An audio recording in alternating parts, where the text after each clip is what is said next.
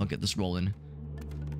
Yeah, usually it's like, oh, pick a difficulty, pick a save file. It's like, nope, we're just going right in. It's like, oh, geez, oh, God. We're flying on in, man.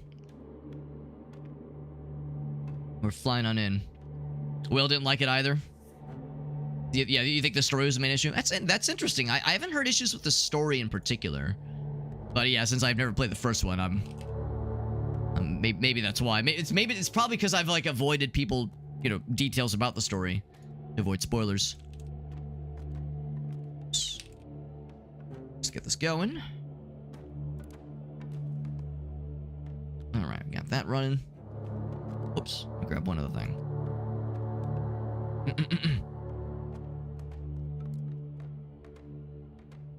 Dude Dad says, liked them both. Yeah, for you, they were about the same. But you feel like you got the zombie fatigue? Yeah. Yeah. Yeah, I feel like just about nearly any zombie IP, if I would have played it when I was at the height of my, zombie fatigue, then it would have been a hard sell for me. People talk about Marvel fatigue or superhero movie fatigue. I definitely had zombie fatigue back in those days, so I get it. I get that. Boop, boop. He says part 2 is pure garbage. It's fascinating, man. Yeah. What an indictment. What a judgment being passed down. Yeah, still, yeah, like the story for one, variety and pace of the gameplay, yeah. It's an acquired taste. So the pacing. The pacing. Interesting. Only recently got out of it, yeah. Yeah, I think that's probably how it is for a lot of people, where yeah, when some kind of thing enters like the, I don't know what you call it, but just when you go to like an anime convention or a video game convention or a comic book convention and you see a lot of like a certain kind of thing. Because yeah, there was that period in time where like the mid to late 2000s, you were seeing a lot of zombie things. And then around the late 2000s, early 2010s, you were seeing a lot of superhero movies like really pop off. I mean, superhero movies were still popular and still like a thing in those days, but they like really popped off around like 2008, 2009, like into the 2010s. So yeah, it's like something happens where there's like this not singularity, but this, I guess just trends really is what it is. Just a trend happens, and because like there's like I guess it's one thing when one cool thing does a thing well, but when a few cool things do a thing well and there's a lot of overlap, I think it kind of causes this oversaturation, like Aaron is saying. I think that's probably what happens, and I think that's what happened with zombies, that and to a degree happened with Marvel movies and superhero movies, that kind of thing.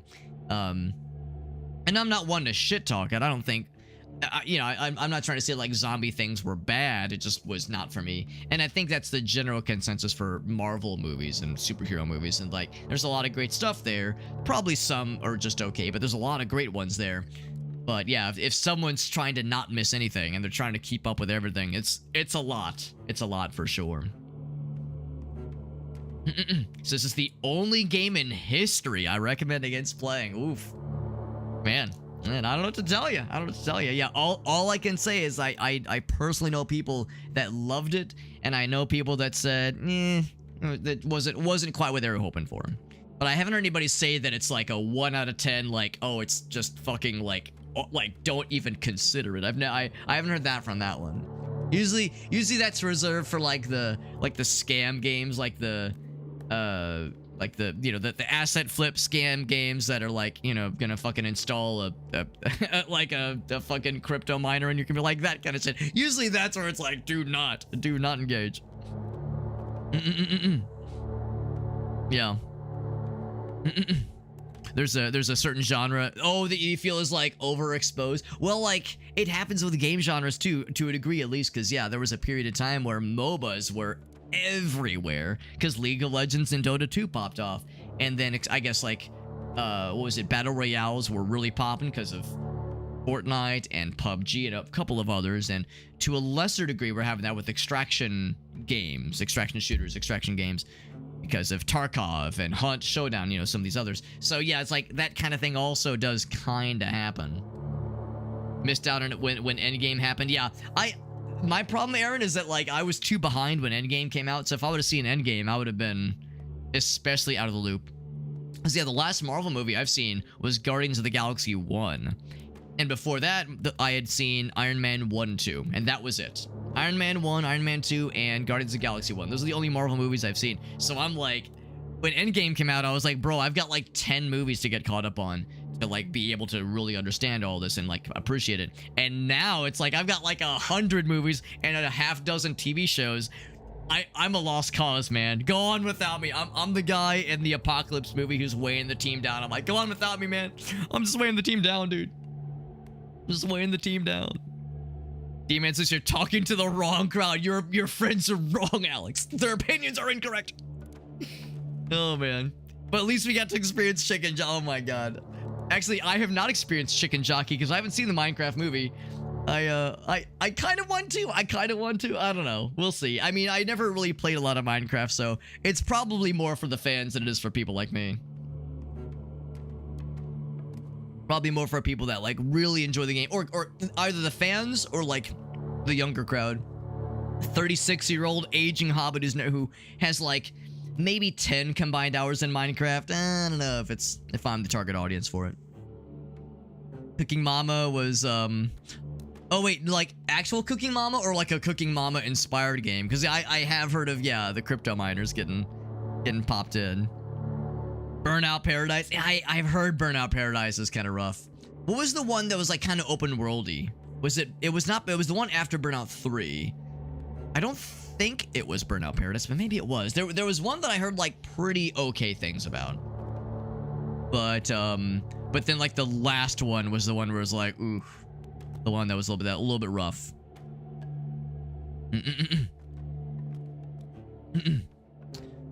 Made by the Hello Games guy. Really? I didn't realize that they had like that Burnout had some kind of involvement with the I'm guessing, yeah, the Hello Games, the No Man's Sky developers. Sean Murray, is that the guy's name? Yeah, Sean Murray. He made 3. I had no idea because I love Burnout 3. Driving back and forth across the map. Oh, okay, yeah. That's a shame. I liked it when it was the navigation, rather, when it was just menus. Yeah, the open world craze. Man, we were talking earlier about like trends in media, movies, TV shows, and video games. That's another one too. Making everything open world, because GTA 3 and GTA Vice City kind of rewrote the rules for like how to make a successful game. So every game was being like, let's open world. Let's make it open world. That sounds great. And like Aaron said, a lot of games are trying to be like, let's make Skyrim, but yeah, it's just like an Elder Scrolls game, but like it's make an open world role-playing game, but it's different because we gave them guns. We gave the dinosaur or the dragons huge penises, you know, whatever it is they try to do to mix it up. But it's always like an inferior product if you're just trying to bandwagon, so there you go. It was just kind of buggy. The Steam port, oh, the Steam port's kind of rough too. That's a shame. Elgasus says, well, I have correct tastes. Correct taste. But okay, so he could, yeah, maybe not made the game, but was a contributor to it, added development or whatever you, was a person on the team. That's pretty good. That's good to know. A lot of games would benefit. Yeah, that's the thing. I think there's something to be said about like an engaging world to interact with. I think a good example of that is Diddy Kong Racing. I think the overworld in Diddy Kong Racing is engaging and charming and fun. And then some games not so much. Yeah. Yeah, I know Aaron didn't like Tears of the Kingdom. I remember you saying, yeah, Tears of the Kingdom was not your bag. And I mean, and I remember we talked about it at one point in person, and I since I haven't played the game, obviously I can't really weigh in on it, but I mean, your reasoning didn't really seem improper. I was like, yeah, if I was like hoping for something that was like, I don't know, if I felt like the building mechanics kind of got in the way of other parts of the game, then yeah, I would probably be kind of bummed about it too. I still want to try it out for myself, but and it's kind of similar to like the whole Last of Us 2 thing. I've heard more good things than bad things about Tears of the Kingdom, but I do know that there's plenty of people that, yeah, didn't love Tears of the Kingdom but love Breath of the Wild. Of course, there's tons of people out there that didn't love Breath of the Wild but loved previous Zelda games. I think I've encountered maybe one or two people that didn't like Breath of the Wild but loved Tears of the Kingdom, which is a little bit weird. That's a little bit odd to me. But yeah, there's definitely people that definitely didn't love Breath of the Wild. But I mean, that game, talk about a game that absolutely has had a net positive reaction. I mean, not everybody loved it either, obviously, but a lot of people did, obviously. The game wouldn't have sold as well as it did if people didn't enjoy it. So, you know, there will always be outliers. You know, there will always be people that are just kind of like, like, I see why people liked it, but not for me. Just how it goes. We got Reinhard Klops. What's up, buddy? Reinhard Klops says, Alex is gonna beat this thing real easy. Real easy. Of course. You know me too well, Reinhard Klops. Card-carrying pro gamer right here.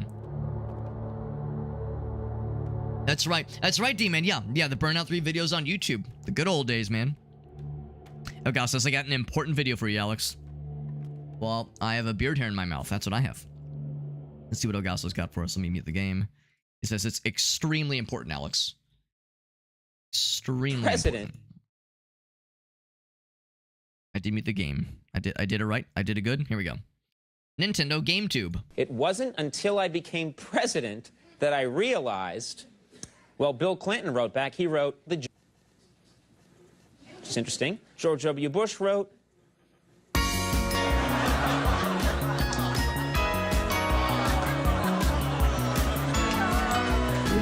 the slab.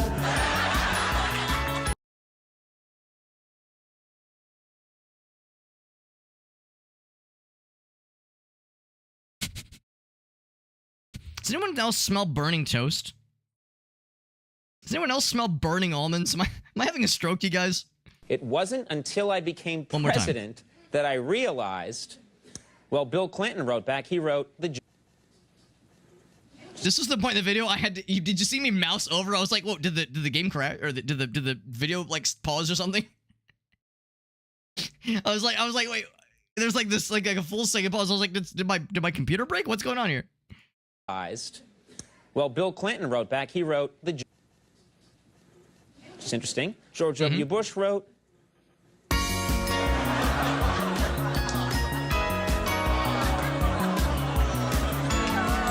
Return the slab. Return the slab. Or suffer my curse. Oh, Galsi, you weren't wrong. That was a pretty important video. Hold up. That's the wrong scene. I'm such a good streamer. Oh wow, I'm a really good streamer. That's really helpful. That was just incomprehensible nonsense. Here we go. Gotta check the comments, bro. We gotta check the comments. There's something familiar about all this. I'm looking up George Bush the J. Actually, no, it would have been Bill Clinton. Bill Clinton the J for years now, he says. Yeah, it wasn't. Yeah, that's his problem. He was looking for George Bush the J. Should have been looking for Bill Clinton the J. No fucking wonder. No fucking wonder, man. Yeah, the overall was charming. Exactly. Yeah, some games do it well. Others, it's shoehorned in and it's just silly. Yeah, D-Man liked Tears more than Breath of the Wild. Yeah, you like the older ones, yeah. Which is, I think, how it is for a lot of people. For Zelda games, like the more traditional 3D Zelda games. Yeah, I love Breath of the Wild, and I like the traditional Zelda games, but they're quite different. So that's pretty reasonable, honestly. Anybody dislike Ski Free? Well, I didn't dislike it, but I was too stupid to ever figure out how to, like, outrun the Yeti. One-legged duck. So I'm not gonna say that I dislike Ski Free, but I think Ski Free dislikes me. Yeah, I was too stupid as a kid to realize there was like a go forward like dash button. One of the videos of our time. Humor from an alternate dimension. Yeah, hold on. This is from 10 years ago. 10 years ago, my god. So this was ahead of its time, needless to say, humor-wise, because absurdism humor, the way it is right now, or I guess like starting like 5 or 6 years ago, you know, we're there now, but yeah, 2014, we weren't ready. That's good. Like that's when Tim and Eric was, you know, really starting to establish themselves, and the general populace was not ready for it. Yeah, this makes sense in multiple, or it's based in multiple dimensions. Yes, completely absurdist in here. Videos that are impossible to search for in relevant terms. Yep, they still haven't returned the slabs, by the way. Your kids are gonna love it. Posted 9 years ago instead of 2 weeks ago. Honestly, yeah. Age like the jip. Amazing. Thank you, Ogaso. I feel so cultured now. I feel enlightened. It's in the Discord. If they wanted to watch it 20 or 30 more times, I wouldn't blame them. I wouldn't blame them. You'd always burn the toast. It's like, listen, I'm not trying to screw you. I'm not trying to screw with you. They're still making stuff. That's awesome, man. Nostradamus. 2015 was the tip. I think you're right. I think it probably was. Because thinking about like when Tim and Eric Andre were starting to like, well, I guess Tim and Eric Awesome Show had been around for a while, but Eric Andre was, I think, starting to make his show around that time, probably. The pioneers, man. I know, dude. Death, taxes, and that Yeti catching you. Apparently there's a dash. Apparently there's a dash button. I had no idea. I had no idea. I just thought you had to like go be smart about like taking a correct path. I could never figure that shit out. Couldn't fucking do it, man. Couldn't fucking do it. You want to post a video? You know, you can post it out, D-Man. We won't watch it like on stream necessarily, but if anybody else wants to watch it, they could. Yeah, if you wanted to, you could post it here, or you could post it in the Discord server. So that's perfectly acceptable. Yeah, Tim and Eric. Yeah, that would have been. Yeah, I was gonna say I was in high school for that one. So Tim and Eric were real early in that shit. Real early in that shit. Then Eric Andre was. Yeah, would have been later. 2013 sounds about right. So anyway, friends, thank you for being here, and we are jumping into Nordhold. This is a cool little city builder, tower defense, roguelite game of sorts, and I don't really know what to expect with this one. I had mentioned earlier that I don't really play a lot of tower defense games, but I received a review key for this one. It seemed outside my usual wheelhouse, but the reviews are really good. So I was like, you know what? Let's try it. If I don't like it, no problem. Let's play something else. We can always jump into more Promise Mascot Agency. That game last night was a fucking trip, but we can at least try this out and see what we think about it, because it does seem it seems like the general consensus is that it's good. That's good. We got Corky, by the way, who resubbed for 37 years, 37 months, 37 years. That's amazing. Also, she says she likes this game, so this is a Corky teacher recommended experience. That's how you know it's gonna be good. We're jumping in the tutorial. Build your first tower on one of the hex platforms. You got it. Height is crucial, by the way. Towers on high hex fields have more range. All right. In that case, I will build an arrow tower, and I see the numbers. Oh, the number means more range, probably. Yeah. Yeah, 1.5. All right, so I'll build one there. Because the bad guys are going to spawn right there. Bloop. But we don't have an economy. We need to be able to afford these new things. These towers won't just build themselves. But what if they did? What if they did just build themselves? That'd be kind of cool. So your workers must gather resources. So the lumberjack icon, you got it. So there's a lot of systems here, and that was part of what made me be a little bit not so sure about this game. If there's like, you know, the tower defense part, the roguelite aspect, the city management and city building aspect, it's a lot to juggle, but we'll give the old college try here. Each worker produces 10 wood. How many workers do we have? We have apparently 2 workers. So I'll do 1. I'll do 2. Assign all your workers. All right, there you go. The first resource building, good shit. You're gathering wood. Very good. Press explore.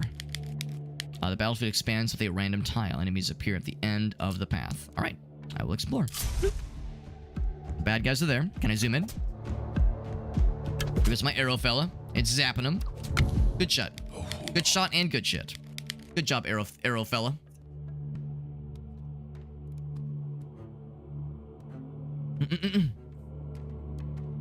Similar art styles for the king, but yeah, it might be. Well, if nothing else, for the art style, what I will say is this kind of like, this like style of polygonal characters is used in a lot of, I think, Unity games. Is it Unity or Unreal Engine? I want to say it's Unity.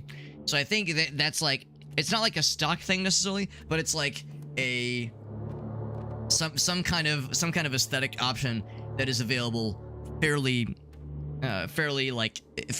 It's like a readily available aesthetic choice for a lot of games of that particular engine. Again, I can't remember if it's Unity or Unreal, but one of them has like, because we saw this with fuck, I can't remember the name of the game, but we've seen this with a couple of games we've played though, and I think D-Man's right. I think For the King uses something similar. So for housing, by the way, we need more houses, 4 more workers. Makes sense. Right now, at least at first, the space is efficient, but we'll need more. To hire more workers, we're gonna need more of them. So hire another one right away. I will say, wait, hire one or build a house? I think I need to build a house though, don't I? Hire a worker. So we have, how many things do we have? We have 45 wheat. Okay, so we'll hire a worker. We'll build a house. Okay. We'll do a little bit of both. Okay. I see the tutorial. Uh-oh. Wait, I probably clicked something wrong, didn't I? Help, I need more, feed me more knowledge, please. I need more tutorials. Shit, maybe I fucked up. There, yeah, tutorial, yes. Do I want to restart? Can I just reopen the tutorial? Maybe I shouldn't have clicked that button. Alright, sure, we'll just restart the tutorial. We'll just go faster. Yeah, I think I clicked something that I shouldn't have. Let's go real fast. That there. Yep. Those two. Boop. Speed run the tutorial. Explore. Game is saving. Good. We see this happen once again. Right, this is familiar. A lot of routes, but it's easy to lose. Sure. Yeah, that makes sense. Let's look in the house. Alright, so I said done earlier. I think when I said done, I think it also skipped something. So hire another one. Hire worker. Bam. Okay. Well, maybe I'm wrong. Maybe that is where the tutorial ends then. I feel like there's still a lot I don't know. But maybe that's just like enough to kind of get you started. Hire another one right away. Build a house. Maybe I need to build like all the houses. That's as many as I can build. I say done. Game is saving. Yeah, okay, so I guess that's the end of the tutorial then. So I guess from there, we're kind of on our own. So we could explore more. Let's see, can I build another thingy? I need more. Okay, I'm out of wood, so I can't build another tower. What else do we got here? So we have castle. There's also gold as another material. Makes sense. What's up, Johnson? Good to see you. Good to see you, Johnson. It's pretty trial and error, which makes sense. That does make sense. So level... So 0 out of 2. Each worker generates gold per wave. From various upgrades. Gold and reducing... Collecting gold and reducing resource consumption.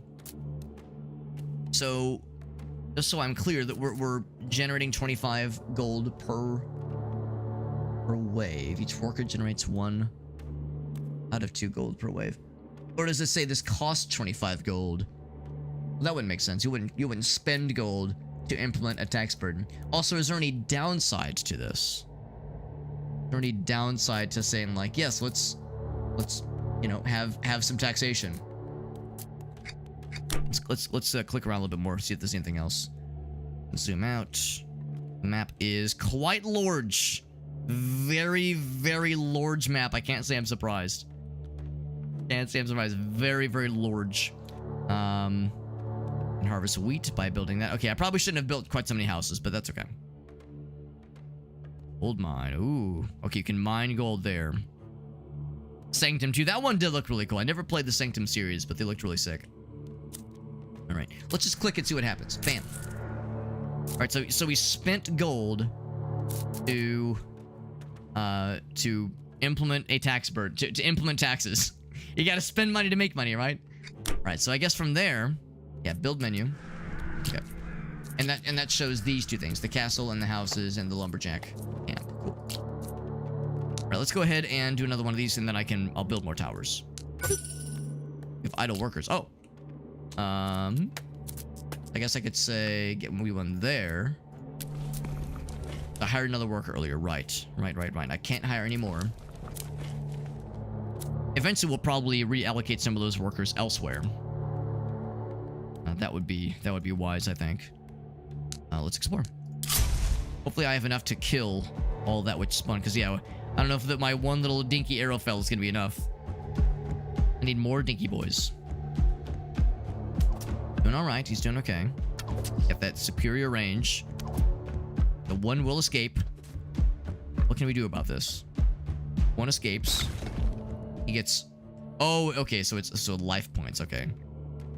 He does get nuked, but we only can do that so many times. We now have some stuff. I don't know what that material is. It's like two. Oh, okay. So it's this honor. Unlock meta progression. Oh, interesting. Permanent progress across multiple game sessions. Ars Magma. Acting AoE. Sounds dope. Hell yeah. Let's do it. Okay, let's make another one of these guys. Looks like that's the only kind of thing we can build right now that is not meta progression locked. So sure. Let's do... If I want to like maximize my range. Do I want overlap? I guess it probably doesn't make too much difference. Of course, the downside there is that a lot of that overlap extends to the north area. And I mean, it could wrap around there. I guess that's possible. But maybe if I wanted to maximize kind of what we have right now. Can't see that one's range. Maybe I'd be better off making like this 3 here. It probably doesn't matter too much. I think as long as we have more firepower, I think it'd be worth. And it costs stone to throw a mortar at them, to throw a big old volcano fella at them. What can I do to heal the life points? Maybe that's just something we have to roll with for the time being. Maybe there'll be opportunities to heal up later on. Don't have hardly any wood right now. Don't have any more workers right now. I would say... What are things we need the most right now? Wheat would let us hire more people. So actually, I could build the mill now. I could build the mill now. The tavern would increase their productivity, which is cool. I don't know how like necessary it is at this exact moment. More gold wouldn't hurt. More stones wouldn't hurt. I'm gonna say the mill is more immediate. And I'm gonna say let's have 1 fewer worker here and 1 worker here. We'll have some wood and some wheat being distributed, being collected. That is.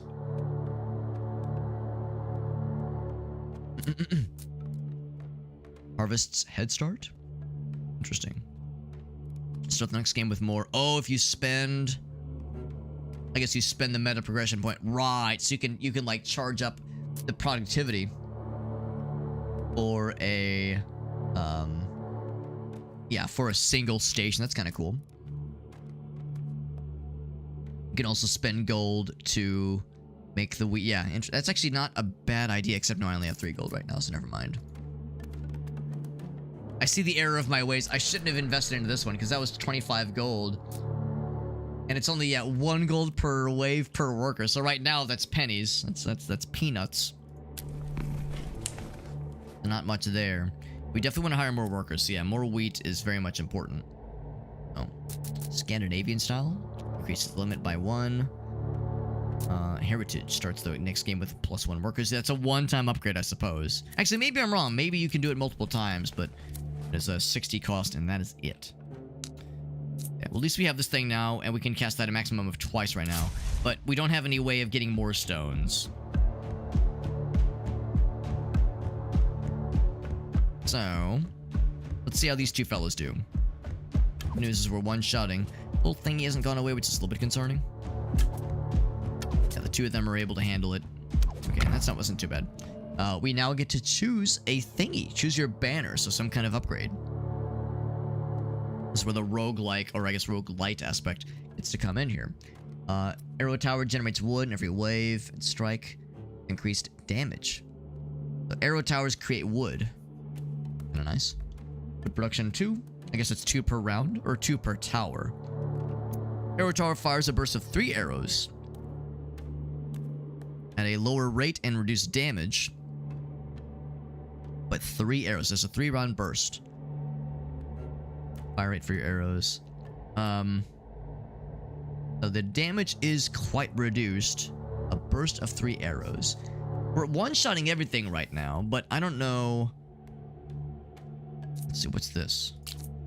Oh, if you wanted to like look back at your stuff, that's actually kind of nice. Banish, I guess, would be to say... Actually, I guess I don't know what banish is, but I can guess what reroll is. I mean, of course, this one's rare, so I'm tempted to just grab this one. Yeah.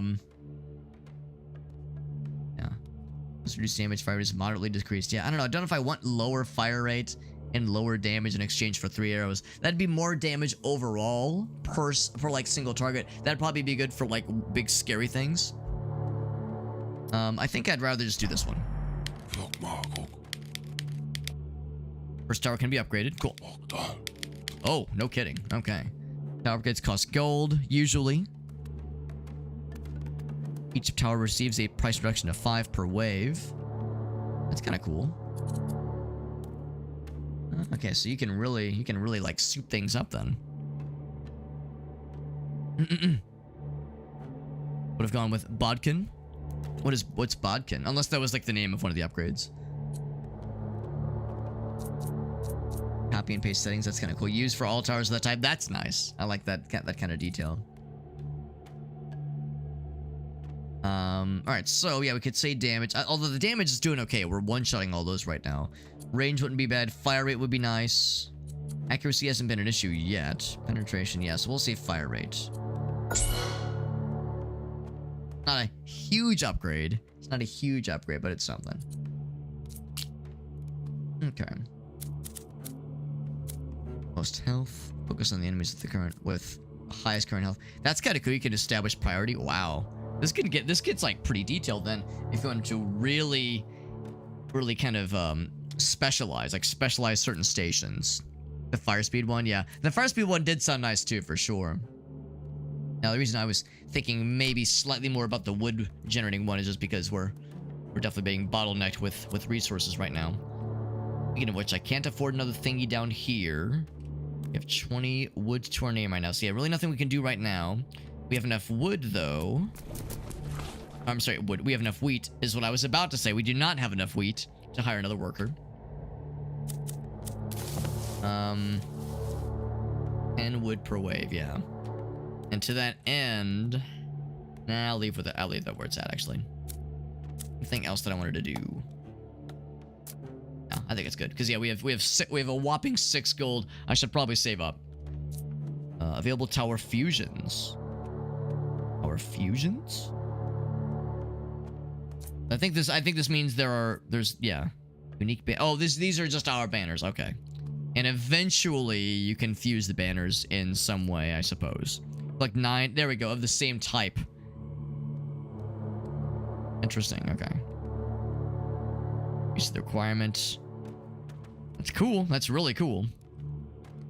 Right. So sure enough, yeah, the direction is randomly decided. They're pretty fast.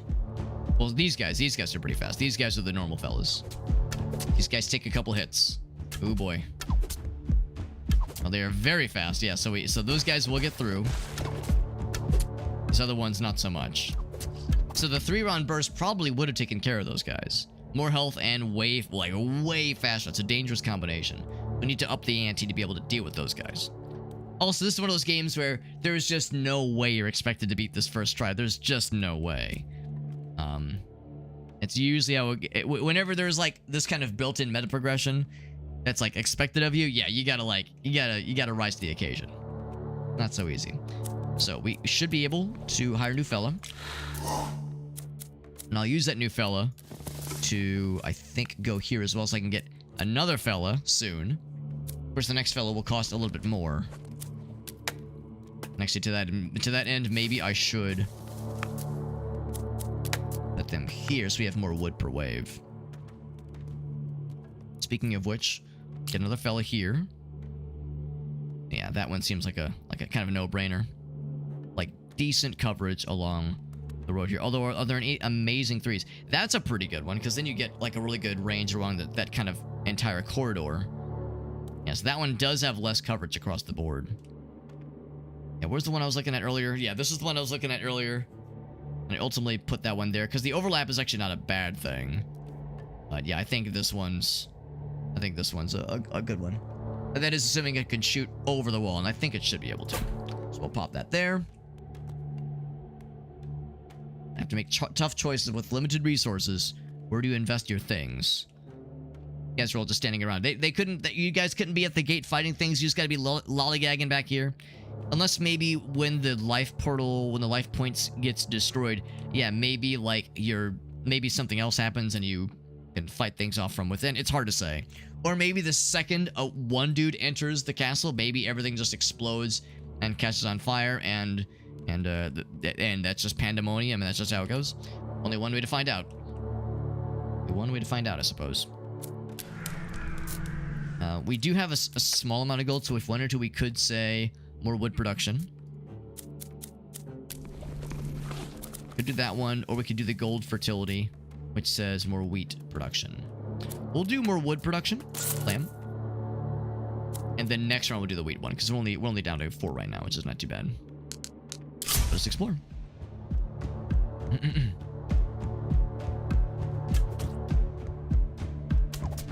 A lot of the fast boys. Whole lot of the fast boys. Yep, they're too fast. We're also not killing these guys in one hit anymore. So we're able to take those guys out, which is good. Yeah, we're not one-shotting anymore. Well, I mean, kind of makes sense. Kind of makes sense that, yeah, we're not... Oh, they're getting some kind of like... Oh, it's because I'm mousing over them, that's why. Okay, those guys are one-shotting them. Okay. Because the one I just built is younger and fresher. It doesn't have the juice. Look at all these lads. Look at these lads with their I don't know, mixture of smug and like judgmental facial expressions they're hitting us with. So elite enemy chance. Wait, why do I want an elite enemy? Why do I want more elite enemies? Unless, of course, you get better rewards, probably. You probably get better rewards for elite enemies. Brings 1 random common banner. And has a couple cool spells. That's pretty sick. I do love me some chain lightning in games like this. What about Max? He just brings gold. He's just wealthy. What's your superpower? Money. And 1 chest, probably with money. 50 damage. Inflicts slow sounds nice. Fireball sounds cool. This guy. Building upgrades. Just cheaper building. That doesn't sound too bad. 1 path tiles. Minus 50% chance of branches. 1 path tiles. There's just 1 gigantic lightning strike. Shadow rain. Pretty cool. Elite enemies drop the chest. So yeah, so that's like a... So that's kind of a risk reward. Elite enemies, they give the goods, and we got a common banner. The spells are also kind of nice. I like the idea of something that allows AOE. Spell damage counts twice within the radius. Yeah. I like this guy's spells. Slowing sounds nice, and of course fire is always great. Of course, this thing like just nukes a single enemy, I suppose, and then inflicts weakness to 8 enemies. That's pretty good too. Yeah, the elite enemy thing sounds like it could be useful. Let's go for the elite enemy thing. It sounds kind of nice. So if it means like really sick drops. And choose your reward. Well, I guess I'll choose one. And it looks like it's the Rapid Archer one, but it's less good. It's a less good version of the Rapid Archer one. Oddly enough, could I choose to not take this if I didn't want it? If I didn't want shitty arrows that fire slower. I don't know if I can. So I think we have to take it. Although, like I said, it would do more damage to single targets, I think. I think it does. But no, that is helpful. That is helpful, Quirky Teacher, knowing, like, why would I want elite fellas? And that is why. He has spells. What is there, like, a resource for casting spells? A spell. Jump to 3 more targets than usual. Spell damage, 0%. Energy, here we go. Each spell costs 1 energy. Energy renews itself. We have life points. Where's my energy? Spell is up here. Oh, energy available. Okay. Oh, each spell costs 1. Okay. Cool. Renews itself every wave. I'm guessing fully renews itself. Yeah. And you can level up the spells. Yeah, I figured that there was like this percentage meter. Or not percentage, but yeah, in the top left it does show little numbers. Level 1. Cool. Good stuff. So now... I think I said I was going to go for this guy. Bam. We have enough for a thing. Build another fella. We could once again... This one would be more immediately helpful, but this one would help for the future, for future runs, because presumably they're going to continue spawning that way. That was a pretty good one. It's like decent. That one's way too far away, obviously. Out of all of them, I'd probably go for this one. Bam. Then, yeah, 10 gold for a single one of these upgrades is a bit... that is a bit, but that's how it goes. Yeah, that one costs 15. This one's ready for a level, though. Nice. What'd I do for the other one? I think I lowered the fire rate. 5-1. That's 0.43. Oh, maybe I lowered this one's fire rate. It's ready for a level up now. Cool. Raise the damage. Because, like, these guys... Well, actually, no. That's not true. That's not true. Because I was going to say, by the time the really fast, heavier armored guys get here, usually they've taken a bit of damage. So I'm going to up the fire rate again. Oh, I'm a dumbass. Okay, yeah, never mind. I misread. I misread the situations. Yeah, we updated this one's fire rate, and now we've also upgraded this one. I got the numbers backwards. Anything else? Banner choice. 6. Oh, next events. Oh, okay, so the next round. So this is wave 5. The next round we'll get a choice of banners. And then a boss wave at round 10. Oh, shnikes. Oh, boy. Oh, boy. We got that to look forward to. All right. Let's see, we still have one available house. We have one available house, so one more worker could get hired before we are in dire need of that.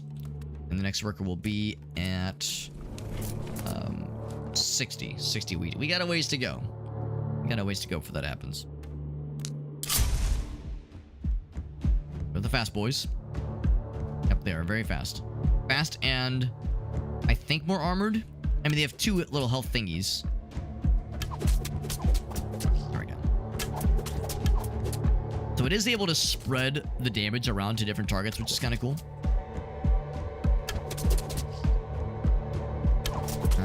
Not feeling great about how many of them are poking through. So let's do this.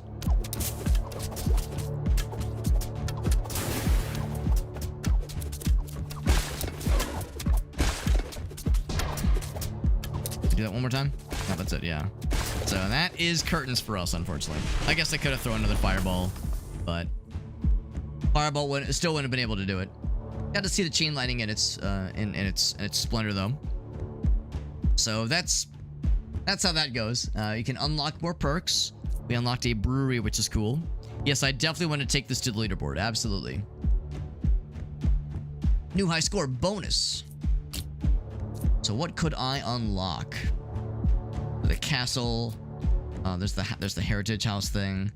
Start the game with more wood, which is kind of cool. Start with stone, start with gold, start with wheat. The bottomless tankard. No pants. No pants at the bottomless tankard. That's how it works. Yeah. Yeah, nice try. I mean, it's... Again, I think that's probably more or less how it goes for someone's first round. The one called Marfusha. I think I recognize that one. Marfusha. That's Mufasa's cousin. So Mufasa's half-brother. Who has no ambition to take on the throne. Productivity for workers goes up, which is nice. Oh, if you build it. Well, maybe if you build it. Increase the tavern's productivity bonus. Oh, we have to build a tavern, though. Okay. Yeah, that makes sense. That makes sense. First beer production consumes 0 wheat. Beer production. At the tavern, I guess. Okay. What are these things? Village shield receives more life points. Choice of legendary relics that a boss drops. So you have to get to the boss first. Small issue getting to the boss first. The honor per wave and boss kill. Yes, that sounds nice. Actually, I'll definitely get that one. Sounds nice. Add more rerolls. I don't know if I necessarily need more rerolls. But the games with more workers. That sounds nice. I'll take that. And starting with more wood. Only 10 wood, though. It's not that exciting. Not that exciting. We only have 68. Oh, I'm 1 honor short. 1 honor short. Yeah, so I'll say we'll do the health thing, I suppose. We'll do 2 of them. There we go. Arrow Towers, shockingly, did a good job. Good job, Arrow Towers. Of course, some spells got to do some stuff too. Let's play again. Start fresh. Funky fresh. We get a starter bonus now. We gain some wheat at the start. All banners and first banner choice are at least rare. That's cool.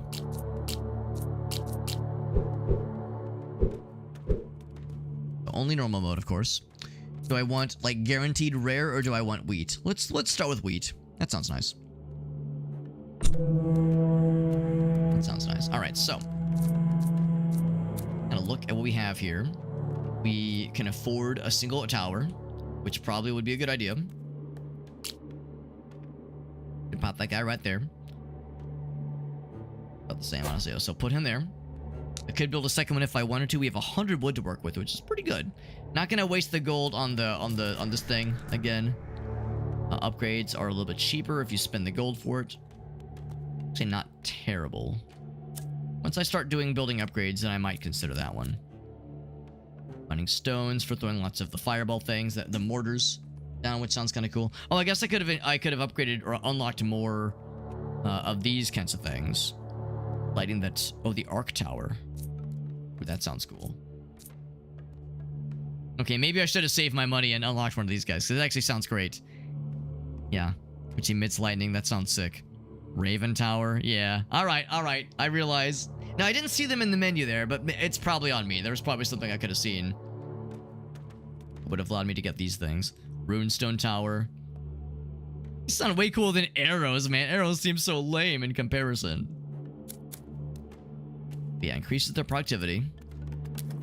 How many workers do I have right now? First and foremost, let's get more workers. Let's say... let's get a 4th worker going. I could build another house, but we can't afford another worker. Yet. Not yet, but soon. And then let's get this thing going. Get the mill going. And then we have... I could just do 2 and 2. Oh! Clicked the wrong thing, but that's okay. It only cost me 2. It was only a little bit of gold, and we have 20 gold left. That's what I click. Yeah. I got that. 40 of those guys left. That's enough to build another arrow tower if we felt so inclined. Felt so inclined. We could build another one. How many honor points do I have? I have 3 honor points. It'll be a bit before I get any of these guys, obviously. There's nothing else there. Anything else I could spend on wood right now? Excuse me.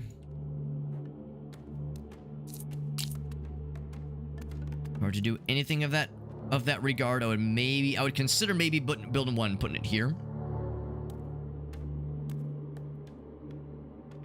Having them back to back seems a little bit weird. Seems a little bit weird, but I mean, honestly, you could probably do a lot worse. I'll put that one there. That'll be nice for future exploration stations. This first round shouldn't be an issue.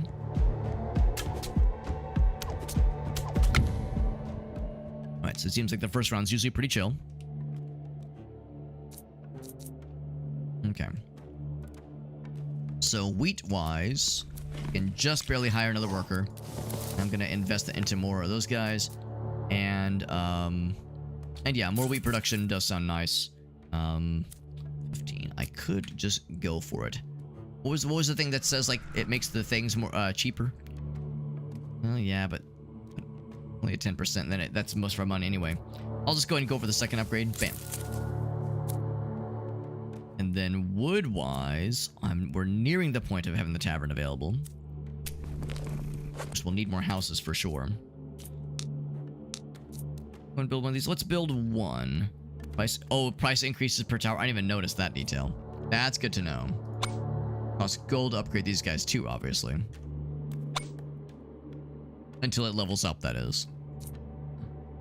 build another one? Where would I build it? I would build it there, maybe. It's a little bit further away. That's still decent coverage, though. That one's okay. Pretty good. I don't know if it's like necessarily a good thing to have them so concentrated. Have them all kind of cluster together like that. Maybe I'll save for a little bit. Let's save for a little bit. So I think this run should be handled with just the two on their own. The Kingdom games, yes, I have seen those. Yeah, I've never played them, but I've seen them. That was nice and easy. Nice and chill. So, nearing the point where another worker will be available. Nearly. Go ahead and build the tavern, which means more productivity. You know what? Let's go for it. Let's just see what that's all about. Now, that means I, of course, can't get another arrow tower. Hopefully those 2 arrow towers will be enough. If nothing else, we do have the mortars. Current worker productivity receives a 20% bonus, which is good. But we don't have beer. So if we buy... Oh, I don't have any gold income right now. Not being supplied with beer. How do you give them beer? So I guess that is where... Oh, here we go, the brewery. Okay, that answers my question. Supply beer. All right, cool. And that presumably costs wheat for upkeep. The lack of gold is an issue, and of course we can't implement any of these. Well, certainly not the tax burden. See, if I were to do any sort of gold project, it would have to be the gold mine, which wouldn't be a bad investment, honestly. Not a bad investment. So, this next round, yeah, we're in a bit of we're kind of behind the 8 ball already here because we don't have. Actually, what I think I might even do, realizing that I'm behind the 8 ball, maybe take that down a little bit and build this one up a bit. I'm realizing that, yeah, next round we're going to be behind the 8 ball. We won't be able to make any more arrow towers. And I'm not sure... I think we'll still be okay for the 2 we have right now, but I don't think we'll be able to survive this round and also the next round unscathed with just those 2.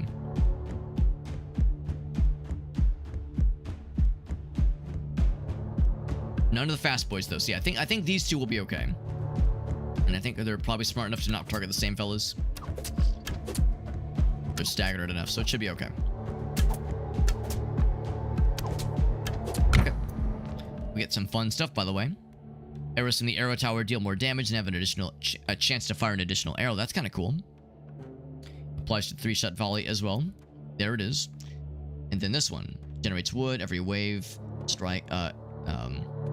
Wait. Wood every wave and strike with increased damage. So 12% damage and wood production per tower, or a chance of... I still like this one more. You guys are both ready for a level. Earlier, I upped the fire rate. I think this time I will do... And maybe fire rate or... accuracy. Oh, so when the bad guys can block them, I guess. Okay. Penetration means getting through the armor. There's also barriers, I suppose.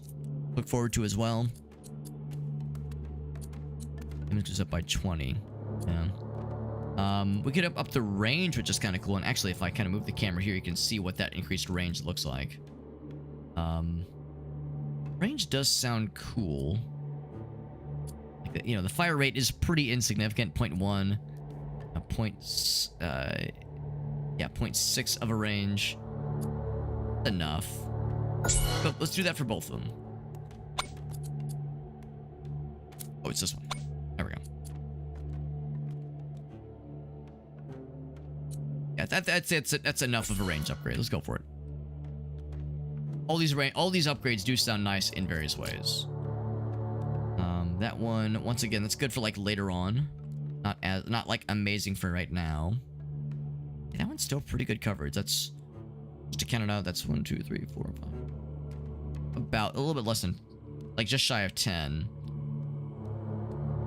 Yeah, that one's not quite as good for the immediate future. So I guess I will go ahead and put this one here. I was unsure about putting that one there earlier, but I guess you might as well. Good there. Wheat-wise, yeah, we're still a little bit shy in hiring another fella, which is just as well because we would have to build a house for them first. We're getting a lot of wood next round anyway. Ruby will cost 120, so we got a ways to go. And with building the gold mine. I guess the gold mine isn't like a huge priority, but it would be... I'm realizing that, yeah, it probably would be a fairly nice to have sooner than later. If we wanted to, we could speed this up, by the way, which is kind of nice. So we have all three of them in kind of close together, for better or for worse. Those guys still get one tapped. I think we'll be okay. Eventually we'll get the scary guys that have like shields that can block things. That sounds like there's dudes that like put up barriers. So there's plenty more where this is all going. Let's go ahead. Yeah, I'm thinking about it more. I'm gonna go ahead and do the gold mine. Let's see, that gives us 50. How much does this cost? 40. We would have just enough for the gold mine and another arrow tower. That one's pretty good. That one's good. That one's good. Yeah, like overall, this one still gives you a little bit more range. This one's pretty good too, though. Honestly, 1, 2, 3. I think I might maybe go for that one there. I like how that kind of curls around to include that little curve that kind of swings around the bend there. And trying to be maximally efficient whenever possible. That's a pretty darn good one. That one's cool. That one's cool. Yeah, plenty of them are nice. That one makes me extra excited. So get that one going. I'm guessing you have to assign a worker for the gold mine. Yes, and it is 6 per wave per worker. We do have enough to afford a new guy there. So yeah, I'll take just a little bit. One guy down. I'm gonna put that one up. Vein tracing. Is that like ray tracing? So it's only a slight increase. Okay. Anything else to consider? Yeah, nothing else to spend the wheat on. I think you can spend the wheat at the brewery. Since we saw something earlier about like the first batch of beer not costing as much wheat to create. Oh, I can still hire somebody. I thought I was still down on housing, but I guess not then. Okay. Well, never mind. That makes me feel a little better. So in that case, let's keep up with wood production then. Keep up with wood production, 64 per wave. We're definitely powering through a lot of it for sure. Definitely powering through a whole bunch. Let's see what this looks like. This is kind of wrapping back around. This is kind of sneaking around. So something right there would be great if that was an option. Short-ranged radial attacks.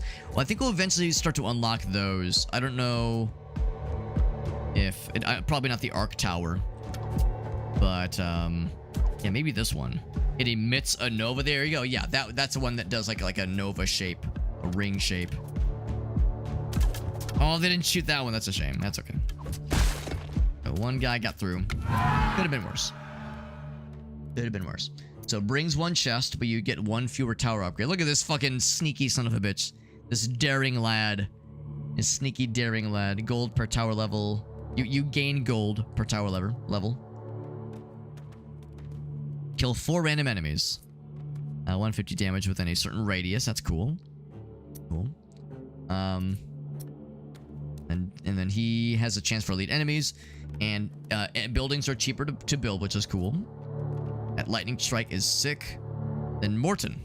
He brings gold, he brings a random banner, and he's got the chain lightning that I like a lot. Let's go for this guy. Like those spells. Like those spells. Good. Good on you, Daimo. Good on you. So I suppose, yeah, so I was thinking if we could build something like... That one's pretty cool. That one's pretty cool. Like, oh, it's not what I would give for like something that could like kind of reach across to both ends. That'd be really nice. But yeah, no obvious, no just amazing opportunities just yet. This one's pretty good. Once again, I like when I can see it kind of sneaking around. So it starts right at the spawn.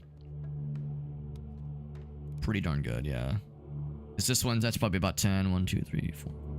Yeah, that's about 10 of them.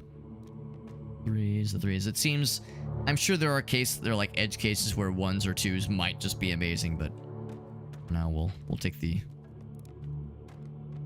presumed recommended options. Yeah. That guy there. Nothing's available for an upgrade right now. We have piddly amounts of gold right now. Already done a bunch of standard upgrades. Can't do this one. Can't do this one. Yeah, we've already raised that one up pretty high, I guess. Wait, that's quite a bunch. Procreative power. Procreative. I mean, sure, if you want to talk about procreation, I mean, I don't really think of like cheap workers. I mean, I guess they're plentiful. Maybe that's why they're cheaper. Reminds me how there's a I think it's an Apple product. It's an Apple product that it's an app on the App Store called Procreate.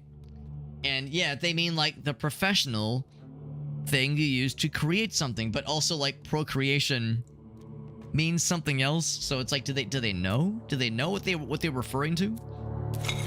Were they aware? This one seems like a pretty obvious one.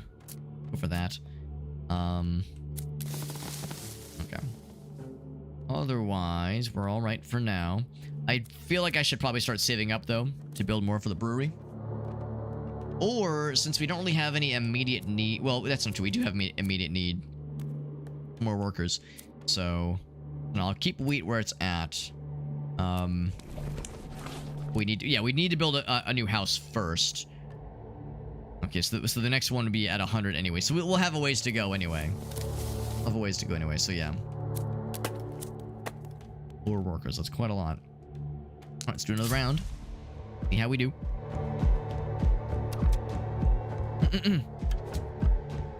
Right. People that are good at finding veins. There you go. It's a different kind of vein tracing. I remember that bit. Golly gee willikers, this is a lot harder than working a flash fryer.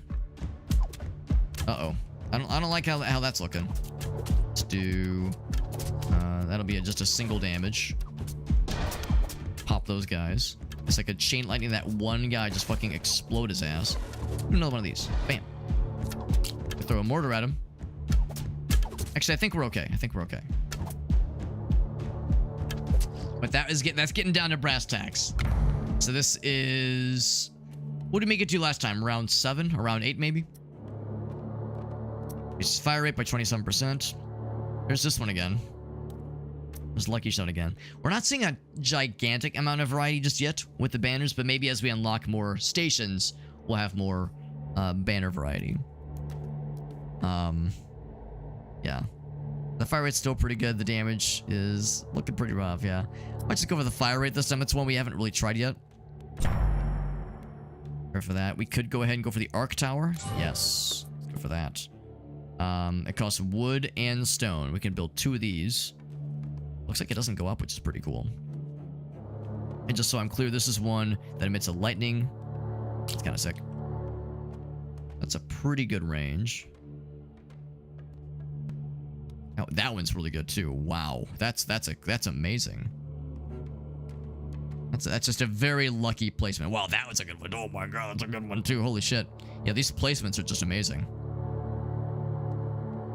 Put that one there, and I could build it. Oh, I cannot build a second one.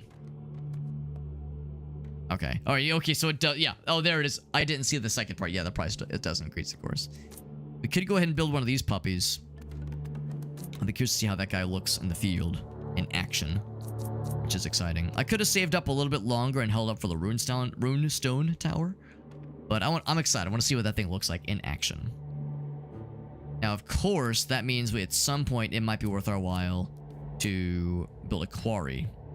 And you know what? I'm gonna say now is the time. We can do it. We have the workers for it. Not quite. Can I build a house? Maybe I could have if I wouldn't have built the quarry. Yeah, we just have the 1 gold mine worker right now. We'll go and upgrade that grip. And I will take just the 1 person here. We're spreading ourselves a little bit thin here, right? Definitely need to get more peeps. And 1 person working here. That means next round we'll be able to guarantee... I am pretty sure... Well, no, hold on. It was 5 or was it 10? Okay. Oh, no, it's... Okay, yeah, so it's 15. It's 15 each round. Okay. So we would not be able to afford the next round. little bit unfortunate. And that's after I did the upgrade. It is after I did the upgrade, yeah. We'd have to do another. We'd have to do an 18 gold upgrader. Well, in that case, what I might do is, for just a little bit here, take the gold guy down and do that. So that way we're guaranteed to have enough. Yeah, guaranteed to have enough next round. Because I want more of those lightning boys. Those lightning boys seem pretty cool. Pretty cool. 46. So we actually cannot afford more arrow towers. Yeah, the arrow towers are like pricing us out of affordability. So yeah, the only thing really left is the brewery, which I don't know what that will. I don't know what the difference is when you have the brewery supplying something for a tavern. Maybe with these maybe like these things, maybe like some other part of the menu unlocks in some way. Hard to say. All I know is we are gonna roll again. I want to see how this guy pops. Oh, there's 2 portals. Of course there are. That chain lightning is sick. That is good.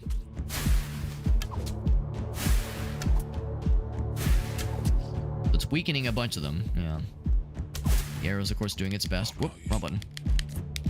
Oh, no, that's the right button. Color-coded. Green health bars are 1 to a... Oh, boy, that guy is spicy. That's something we use the lightning strike on. Oh. Well, I say that. There's a lot of them. I was like, oh, it's a boss or something scary. And now I'm like, no, that's just something real spicy. I'll level up, but I can't level him up right... Oh, I could level him up right now. Damage. Good to know. That's how that works. That guy's gonna get got. He didn't get got. That's a problem then. So that guy did get exploded. So we had a few. We had a few get got. So yeah, we have 2 portals spewing out, which I guess mean... Oh, well, which is to say, yeah, we could explore different directions, which is kind of cool. We have a diverting path, which is cool. So you upped the damage for that one earlier. This one could upgrade the range. Also, let's just do the fire rate. That's always such a banger. Fire rate's always such a solid choice. Got these guys too. Of course, this guy didn't level up because he just got birthed. Still fresh from the womb. Speaking of which, we can build another one. Another one. I like how the wood cost for these is quite affordable. Quite affordable. We could go for this one right next to him. It's a very good placement, I think. But to quickly kind of 1, 2... I'm not gonna do this every time. It's just like a quick summary. 1, 2, 3. That's about 15 or so. This one I suspect would be more. Yeah, I think that is a little bit more. Any sort of opportunity where it kind of wraps to follow, like kind of wraps around to follow a path like that, that's especially at multiple points, is pretty darn valuable. Pretty darn valuable. That one's pretty good too, though, honestly. That's the one. That's the one. Can't make another one of those because stone is the limiting factor here. Nothing on gold right now. Still a little bit shy on that guy, and I could build another arrow tower if I really felt frisky. I think I'd rather build more housing. So, in a little bit, we'll be able to hire another worker. Of course, it'll also be a bit before we can afford another one of these guys. Actually, yeah, we'll be just shy. We'll be just shy of being able to afford another arc tower next round, but the following round we would be able to. Would that be enough? Would that be enough? Or would we be better? Let's roll with it for now. Roll with it for now. I go in this direction. If I go this direction, there's a chance these could be able to reach at least a little bit into the death zone, into the danger zone. Oh, that's scary. Not sure what that is, but it looks scary. Well, we got another 2 of these boys. With the zappity zaps. I don't know if the big fellas, when they reach the end, if they do more damage. I'm not exactly sure what that entails. We might need to power on some of our shit.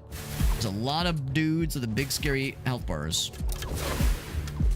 I got the spell thingy ready to roll.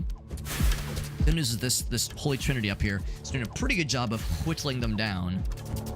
But is it enough? There's a lot of dudes that are popping through that have a pretty good amount of health, unfortunately. And zappity zap zap a few of them. I can't afford any mortars. Is this curtains? That is curtains. Okay. Yep. Them's the breaks. We made it a little bit further. Made it a little bit further. What's up, Jet? It says Heroescape. Does this look like, is it like, this resemble another game you've played before? Heroescape. Wave 7. Yeah, I think what did we do? I think we made it to wave 6 last time. So yeah, actually wave 5 last time. So I'm pretty much a god gamer at this point. So, trading stuffs. Gold mine. Yeah, the trade post. I wonder if, like, how you unlock them. How you unlock more things. I guess it's just as you make it to the various waves. The board game. Oh, okay, with modular terrain. And does it kind of look like this game then? Because yeah, the hexagonal approach is quite noteworthy. Yeah, so last time I unlocked a bunch of stuff for like the castle, you know, for like building and that kind of stuff, which was cool. But I really liked being able to unlock more shooty pooty absolutely stations. And I don't see a place for that here where I can say, yeah, let me unlock scary shit. Scary shit, like badass, like the lightning, like the arc station, the arc launcher. Earnings from trading ships. Sounds nice. You start with more stuff. It's hard to get excited about starting with a small amount of resources like that, although it is fairly cheap, which is nice. Starting with more workers. Definitely starting with workers sounds good. More health with those. 2 to 4% better chance for rares. Legendary even. Banishes. I wonder if banish means that, like, it never shows up ever for the rest of that round if you banish a type of banner. Eternal Glory. Price of legendary relics. Pretty cool. That one's a little bit expensive. The first beer production costs nothing, yeah. I guess we could just save is the thing. I guess we could just save and just hold off for unlocking the combat stations. Because, yeah, I don't see them on here. So there's like a thing I have to click somewhere. Leaderboard. Of course, you can also unlock them within the game. It doesn't have to be within this menu, at least. So I can just say play again. Let's do that. You were probably meant to lose there. I mean, I think you could make the argument that, like, if I would have spent maybe less resources on wheat production and more on wood production, then I would have had more wood to build more arrow towers. Like, you could make the argument that there was other things I could have done. But of course, you know, when you're new to the game, though, there's you know, you're trying to find the balance. There's like a rhythm. There's kind of like a balance to expect, especially about, like, oh, I know that, like, the high level, maybe not high level, but higher HP enemies will be spawning soon after wave 6, I think. The 2 portal spawners definitely don't help either. And of course, knowing that, yeah, now it is more worthwhile, after a certain point at least, to invest into stone production. Because the gold production one was nice, but it was hard to get excited about it, so, like, maybe less attention on gold. So there were things that could have done differently. I don't know about better, but certainly differently. You want to start with wood or have an easier first boss? I like to think that I don't need that easier first boss. Also, I need guarantee I'm gonna even reach the first boss. There is no guarantee I'm gonna reach the first boss. Let's be real here. So let's instead take the wood one. The wood one, because, like, bro, you need to be able to reach the first boss to reap that benefit. So let's not get too excited here. The Arc Tower one we could just pop in right now if we wanted to. It's a really good one. It's a really good one. I don't know if it's better to build them sooner than later. Seems like they're always great. Of course, if they're further down the line, that part does sound kind of nice. So yeah, I guess for now, we just play it safe and just go this one. I do appreciate how different, even though the additions to the range are the same, so +2 to range, is uniform between the two types because of this, because the cell we're looking at, the hexagon we're looking at, they have like a different inherent range, which is kind of neat. Like that one would probably be enough. Yeah, this one would absolutely decimate. So I think that's like the obvious choice there. I could build both. I also could build one of these guys there, but I don't know if that's necessary right now. There's the tavern for increased productivity. Here's the trade post thing. Trade your resources at changing prices. So if you have too much of one thing, I guess you could, or maybe I don't know if it's to generate gold specifically. Yeah, maybe that's what it is. I don't know if that's a huge priority for me right now, but I want to see what it's like. I want to experiment with it. How much wheat do I have right now? It's probably the first thing to look at. Right now we have 3 workers, which is pretty good. I'll build a house, hire 1 worker. We have 2 more that we could hire with enough wheat. And speaking of which, here's the mill. I'm gonna say probably 2 for the mill. And then what do we have left? We have 2 for the wood. I think that's probably pretty good. We have 25 gold. Might as well do these once. Could upgrade this one. In a little bit we'll have access to the runestone tower. Immense burst damage with a concentrated beam. Which is good to know. Good to know. Like that one sounds cool. That one sounds cool. Tornado tower. Oh shit. Starting with wood. Starting with wheat. That kind of thing. Yeah. Procreative power. The cost of hiring workers reduced.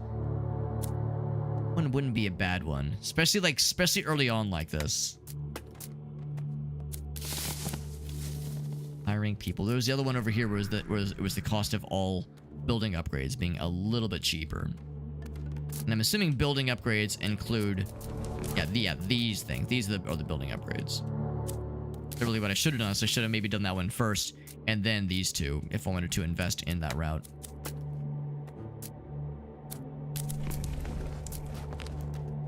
So I think I will go. Maybe I should hold off. Nothing stopping us from building these right now. But yeah, we definitely want more wheat, more workers, no question. We could just hold off on additional purchases. We don't need a fuck ton of arrow towers built right here, obviously, because this is plenty for the first round. In fact, let's see what that first round is gonna look like. I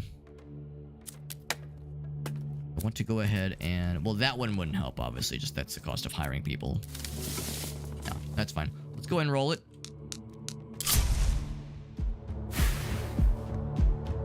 Say that's a quick one. That's a quick one just because those things are so strong. And now I do have access to the runestone tower. I think I gotta see. I think I gotta see what it looks like. They take gold to build and quite a bit of stone. All right, well, good to know. Good to know. It increases a pretty hefty amount too. Increases a pretty hefty amount. 109 gold. So we're just a little bit shy for the brewery. Let's go ahead and do the tavern. That seems like a slam dunk. Could spend on the Swift services, but now that we know that gold is needed for a certain tower type, I am inclined to kind of maybe hold off on that one. Next round will be a little bit closer. If I said, excuse me, if I said maybe, let's see, what do I have? Oh, I just have the 4 workers. Okay. So if I said, this might be sacrilegious, but if I really wanted a worker next round, I'm sorry, if I wanted a new worker next round, because the cost is going to be 60. Yeah, the cost is going to be 60. That would be enough to take us over for the next round, which would be nice. We still have enough to buy an arrow launcher if we wanted to. I think I'm going to hold off. We don't need them right now. I go ahead and build the quarry. It makes no difference right now because I don't have any workers available for it, but next round I should. Sure. Go ahead and build it. Well, you might as well build it now. So yeah, the brewery is once again getting the short end for the time being. Pretty sure this guy will be able to handle it. Again, that very generous range. Pretty good fire rate, too. Things are great. Look at that. Guy's soloing so much. Good job, guy. That's just hacking away. It's like his little footsies are sinking to the floor.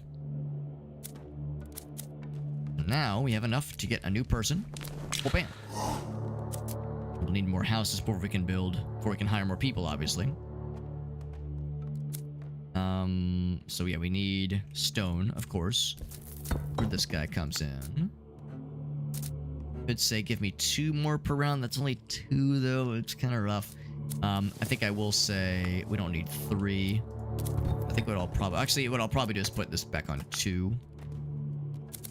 2, 2, and 3. 2, 2, and 1 rather.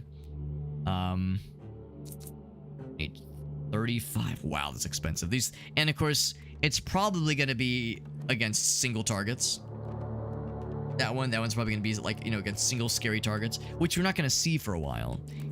So yeah, maybe what I should go ahead and do is build. I can't do another one of these guys, obviously, but maybe it's time to do a little bit more for towers. Regular old towers. As always, I'm kind of more concerned about just overall exposure. That's a pretty good one. That's about 10, which is kind of the standard, honestly, at this point. I think if there's any downside of having them be this close, because the lightning doesn't always kill. Well, the lightning when it first strikes kills like a standard guy in 1 hit, but when it arcs to the next target, it loses a little bit of juice. So the second or third target might not fully die.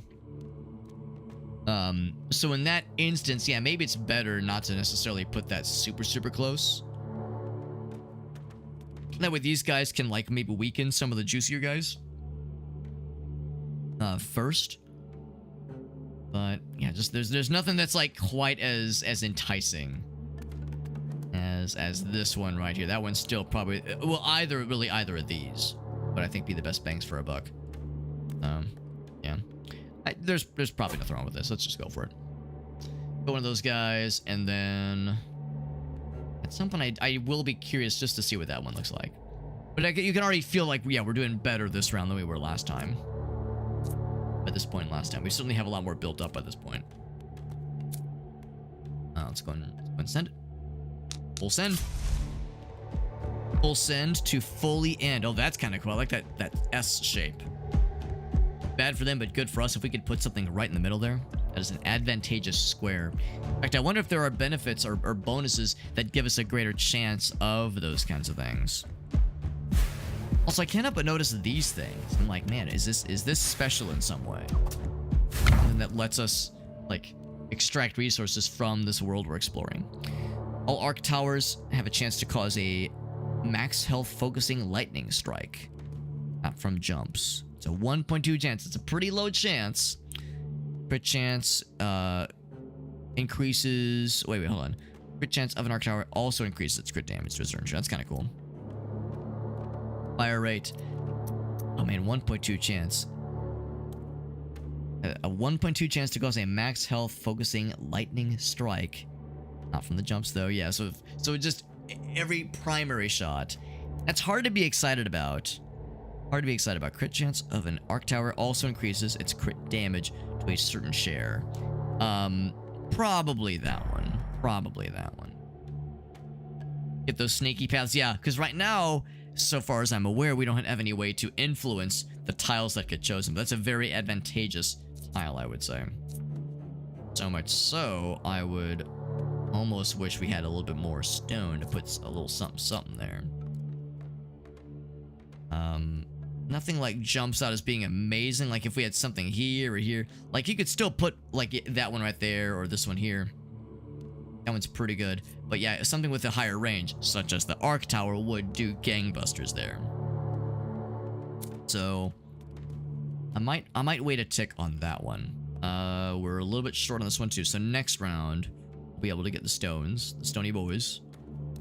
But not much more, not much more than that one. So yeah, it will be a bit before we get our next arc tower proper. And again, that's going to be more for direct shots. for like single targets. That is for single targets. So to that end, yeah, maybe I should just go ahead and build one of these, honestly. Yeah, that one's not very exciting. This one's pretty good. It's only a 2. That one's pretty good. Pretty good, yeah. Of course, that banner, the banner we chose was an upgrade specifically for the lightning boy.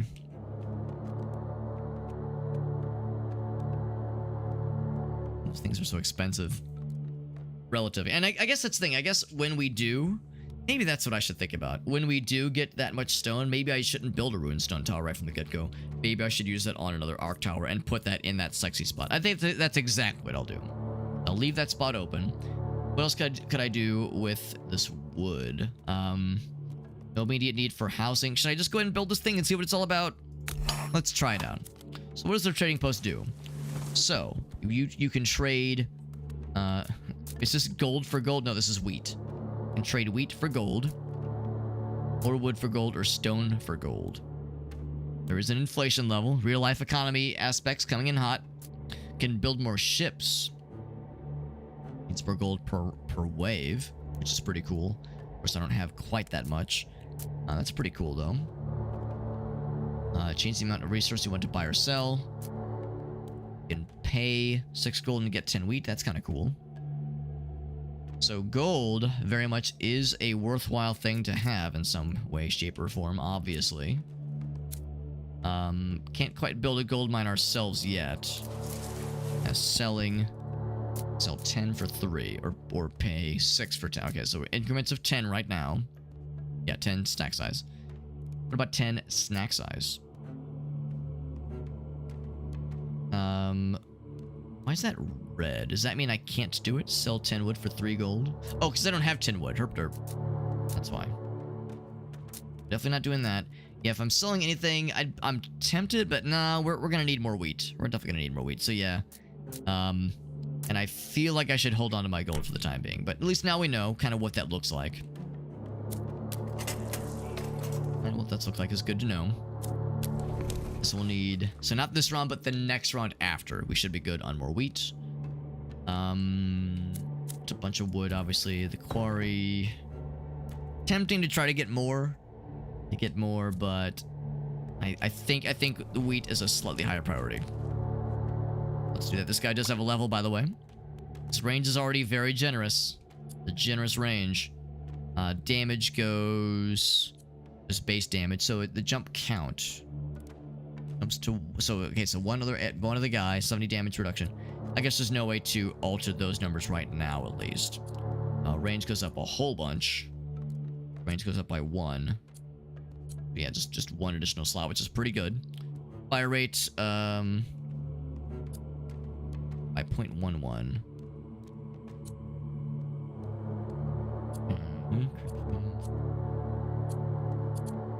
It already ignores block, which is nice. Fire rate's always just such a great choice. Yeah, let's just go for fire rate. I'm sure that number goes down. Like the per bonus, the per level bonus probably goes down after a while. But I want to specify, yeah, the highest health, least health, like proximity maybe, immunity, bosses. Yeah, when we build one of these things, when we build one of the runestone towers, we will want to tell it, yes, focus on things with lots of health. Yeah, really just, yeah, most health or like boss things. Or elite things. I'm not sure if the dudes with blue health bars count as an elite enemy. They're, you know, elevated for sure, but I wouldn't call them an elite thing necessarily. There's bleed you can apply. Health regeneration, of course. Things that spawns other minions. Of course, there are shoots around wildly. Interesting. Shoot, focus on barrier carriers. Furthest, closest. Yeah. Okay. That's good for right now. Good for right now, I think. Let's roll it.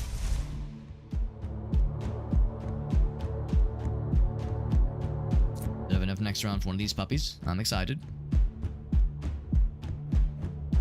These two be able to handle it. I think they should be able to. Yeah, that's gonna get him real good. Yeah, I think we'll be okay. That slightly increased fire rate's really helping. There we go. It really is that simple. All right, good. So we have a number of options. We can build one of these puppies. We can do one of these for the first time. I think I'm going to hold off. Get on one of these guys. And what was the station I was kind of looking at that gave me such great coverage? It might be this one, yeah. That one's cool. That's great. Plenty of this is great. That's a good one too, in all fairness. But man, that one covers so much of that S. Kind of hard to ignore. Yeah, to me, it's kind of no question. Kind of not a fair comparison. I'll put that one right there. Yeah, for sure, that's a good one. Good placement. Good placement. We could upgrade it if we wanted to, but we're trying to hold off. Because I think I do want to save for one of these big guys. Also, like if I wanted to adjust worker assignments, I could do stuff from this menu versus having to go into the individual menus, which is kind of nice. So that's convenience. That's convenience. Let's see. So I think, yeah, the plus sign being grayed out means... Well, actually, no, I guess it would be here. Well, yeah, still I can't afford it. 80s for the next person to hire. So pretty soon we can do it. And then after that, we'll have to build another house. That is a pretty big priority for sure, is getting more workers for sure. More workers do cause stagnation, or lack of workers cause stagnation. Anything else? I'm just hoping that other station will, or that other electric arc weapon station will be enough to really make the difference here. And then this is going to be wave 5. I think after wave 5 is when the higher order, the higher health bar lads spawn, the blue health bar lads, the skeleton boys. You can see this guy pop off on its new sick ass placement. Lots of good exposure. Of course, he is going to prioritize healthier enemies to weaken them down for these guys. Like the two fast fellas. Couldn't quite make it. Couldn't quite cut the mustard. I don't know why they're trying to cut the mustard. Who's like chopping up mustard? Not sure why they're trying to do that, but that's kind of fucked up. I'm gonna grab my water, by the way. Grab my water. What's up, Meerkat? Good to see you, buddy. These invaders are doing what I did to your mom last night. Dying before they can reach the entrance? I'm sure it's something to brag about, bro.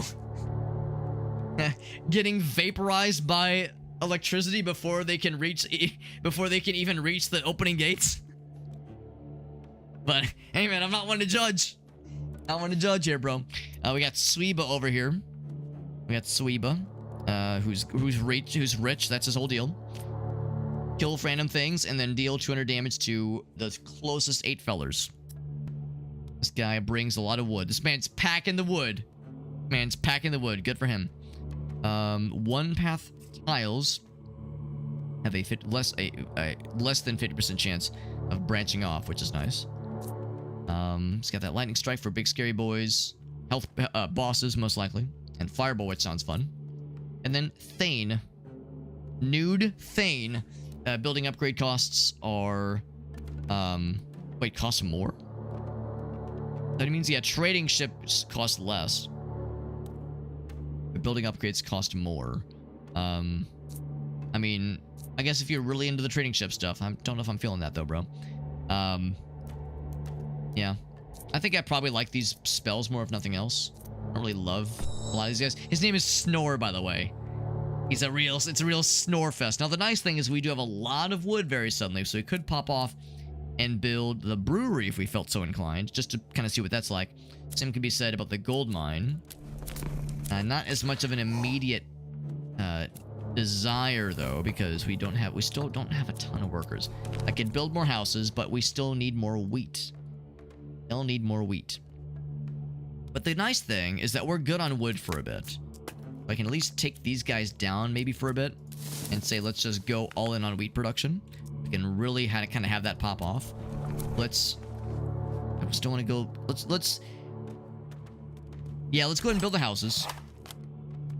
Build the houses. And And then I guess the implication is that after the next and I guess final house upgrade, it seems like that's the last bit you can build. I guess you can't build any more houses after that. I mean, I see space along this road, but yeah, I guess there might be a finite amount. Because yeah, that kind of gives a longer forecast. Yeah, that'll help us get more workers, which would be nice. And hold off on lumberjack camp for a bit. And yeah, so I still can't build a brewery. I could sell a bunch of this extra wood and just get a bunch of extra gold if I felt so inclined. I'd go and build the gold mine. Got 2 people in the quarry. Yeah, I would say once we get more workers, I will pop them into the gold mine for sure. Could build another arrowfell. This guy's ready for a level up, by the way. Oh, not him. You. Not you. You is ready for a level up. What would the increased range do? Boop. That's nice, but not huge. Man, fire rate is just such a solid choice, man. You really can't go wrong with more fire rate. Another arc tower costs a pretty small amount of stone, or of wood, but quite a bit of stone. We'll have exactly enough for one of those next round. Exactly enough. Or a runestone tower. And you know what? I might focus on the runestone tower so we can get something to help zap those big boys. Immense burst damage via a concentrated beam. It's entirely possible I'm mistaken about these, by the way. Maybe they don't work the way I think they are. But I'm assuming they work by, like, focusing a single attack that is maybe slow but does a lot of damage on a single fella. Let's see, what are our options here? That one's a not bad placement. Are there any just amazing ones down here? That one's not half bad. That one's not half bad. We're right in the middle. That one's a pretty darn good one too, in all fairness. A pretty good one, yeah. The one I was looking at that's like right here.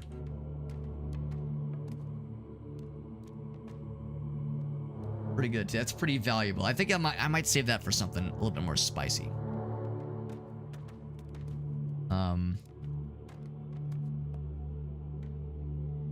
Wondering if I should put something like this maybe closer to back here. Help get those last little stragglers that kind of break through. I'm trying to be smart about my placements for these things. The arrow fellas, especially like after the first couple rounds, after the first 7 rounds, start to lose their luster a little bit. They start to lose their, they kind of get lost in the noise of just the throngs of bad guys that are coming at you. So, like, they're still helping, obviously, but it feels not quite as worthwhile. But let's still go for it. Let's still go for that one there. But build another one if we felt like super frisky. We have to remember there's no wood coming in next round, though. Keep that in mind. We need some wood to build arc towers, of course. So, I think we might just send it to the next round. I don't want to sell anything right now. Of course, the economy is ever evolving. This is a not bad wood price relative to what we saw earlier. Not bad, but I think I'll hold off. Now let's look at what we're working with here, rather. No blue boys yet, but lots of fast boys. Nice thing is that will help those guys get blasted pretty good by the lightning. That's right, by the lightning guys.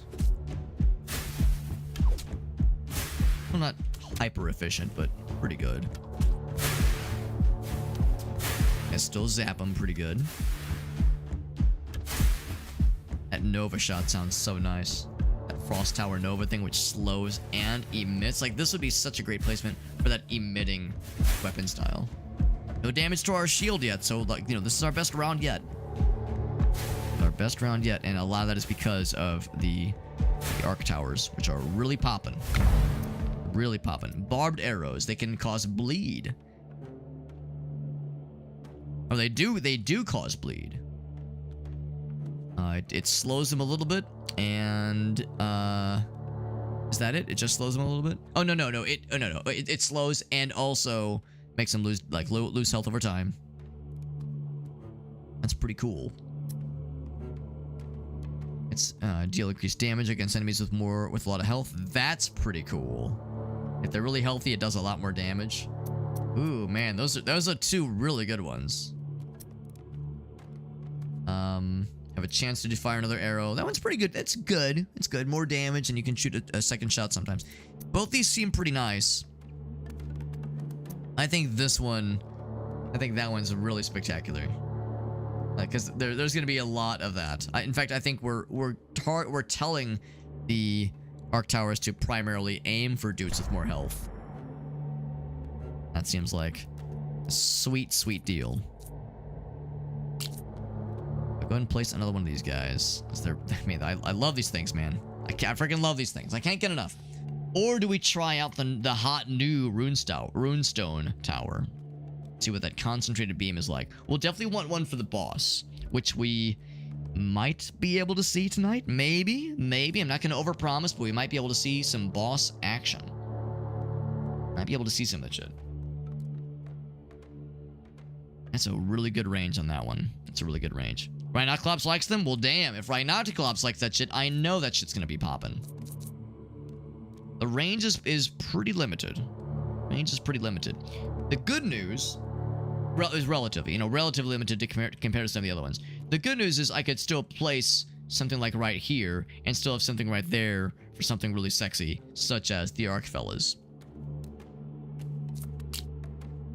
These are, they're both pretty darn good. So that spot would still be open for future use, future utilization if you felt so inclined. Oh, also, I'm the world's biggest dumbass. I actually didn't realize...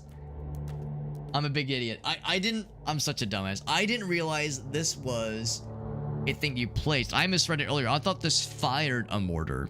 Kind of like the spells. No, this builds a tower that fires the mortars. I could have been experimenting with these guys for like years now. What the fuck is wrong with me? Don't I feel like a big dummy? Alright, so I do still want to try one of these things. But man, don't I feel dumb. I completely misunderstood the assignment. I was like, oh, it costs 15 per launch. Okay, that's fine. I'll save that for if I'm really desperate. Yeah. Alright, so we still will try that. We will still try that. Just to see what they're like, because I'm really excited. We could, like... I found, like, something over here. Yeah, even that's just not great. Yeah. Just seeing the range is so small. Gotta find the best one, and it might be like one of these two. Yeah, it seems like that's about what you get with this one. That one's not too bad. That's a pretty good one. That one might be a good one instead of that little corner piece there.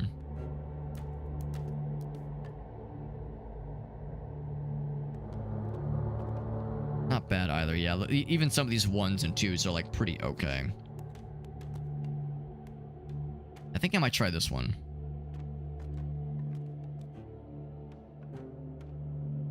Put one there. And deals immense concentrated damage quickly. Okay. That sounds great. Yeah, and still target things with the most health. Closest to the tower, furthest, fastest, slowest. Yeah. Yeah, I think just most health covers that case pretty well. Of course, they got the arrow tower to help them out as well. Alright.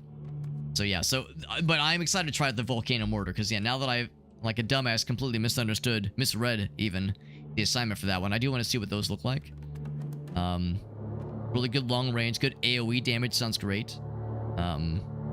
Yeah, at some point more arc towers for sure, but I think I'll probably put a volcano mortar in that sweet spot I was looking at just earlier. Still no immediate need for more wood shenanigans. Can I hire another person? Not yet. Not yet. Whale with the hydrate. You got it, bro. You got it, bro. Amazing. Amazing. Our maximum workers right now. Next round we'll be able to have another worker. We have 2 more spots. 2 more spots for more workers to build, to be assigned. Could go ahead and build the gold mine. I could go ahead and build the gold mine. If we did that, then it would affect our ability to build another arc tower. I guess, which is not the end of the world.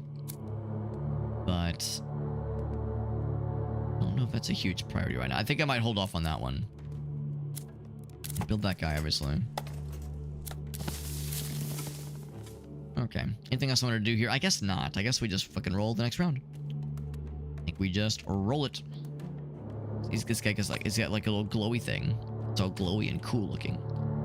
I'm excited to see these guys in action. And in their element. This game's all about learning, though. Yeah. Oh, Meerkat has something for us. Ooh, that's exciting. Okay, so yeah, it just slurps them down. It just kind of does a nice little slurp. It's pretty quick. It's a lot quicker and more rapid fire than I thought it would be. Look at that. It's actually lowering them a lot. Which softens them up really good for this guy to get their asses. Oh yeah, the limited range is a bummer, but it's doing a pretty darn good job. That's really impressive. I see exactly why you like those Rhinox. That's pretty powerful. Pretty strong. Of course, this guy's doing a good job of zappity zap zap. These guys, some of them might get through. I got the fireball ready. I think we're okay. Never mind. No fireball necessary. My hand was on the fireball gun. My hand was on the gun for the fireball. And then I said, you know what? We're good. I think we're good. Got a level up opportunity. I could do more range. I mean, the range does just... It's pretty darn good. It's basically an entire another square. It's never a bad thing. More fire rate, also never a bad thing. Yeah. I'm so predictable. How can I not just go for fire rate every time? I'm guessing it eventually tops out or something. It's the fire rate, dude. It's so good. Fire rate's so good. Yes, yes, yes. But only increase the range by 1 because of its placement, right? Whereas, yeah, again, better fire rate, man. It's such a banger. Such a banger. Okay. Alright, so now go ahead and say, hey, the peeps, Shazam. So we have 2 more ticks of hiring more workers, which would be very nice. I will put a worker on. Let's see. I could afford one of these guys. Oh yeah, I did want to see what that was gonna look like. I guess I'm gonna put that right there. That's delicious, delicious long range. Look at that incredible range. Oh baby, look at that. Look at that beauty. Look at that beauty. So that is pretty cool. Question is, do I put that on the quarry or do I build the gold mine and slap some dudes in there? We're all just slapping some dudes. I definitely don't want to overextend myself. And of course, if we do that, we will absolutely need to start reinvesting into wood. Because right now, lumberjack times have been just really quiet. How long for the next one? 120. Yeah, I'd probably say, let's go ahead and get this guy. Go ahead and say gold, yes. And then what I'd probably do is say get some lumberjack times resuming even. Maybe even 2. Yeah, maybe just do 2 and 2. Well, let's do that. We have some gold incoming. Of course, we could always buy more. Sometimes, at least from the trading post, as need be. End of which, yeah, there's the vein tracing thing. It's per worker, which is just 1 right now. It's kind of hard to get excited about that one. This is get you 2 per, so that's additional 4 per round, or 5 gold. Let's see. The gold cost did go up, of course. This costs stone. I think it's worth. Yeah. Let's go for that. All right. What's up, Aleph? Good to see you, bud. Yeah, it's an interesting one for sure. It's an interesting one. I don't play a lot of tower defense games, but I do enjoy sometimes a nice city builder, and I definitely do play a lot of roguelikes and roguelites. So yeah, it's an interesting kind of combination of a lot of cool genres and things that I do enjoy for sure. By the way, Meerkat had a redemption for us. Let's do that real quick. I meet the game real quick just so I can do this in pristine silence. In absolute silence.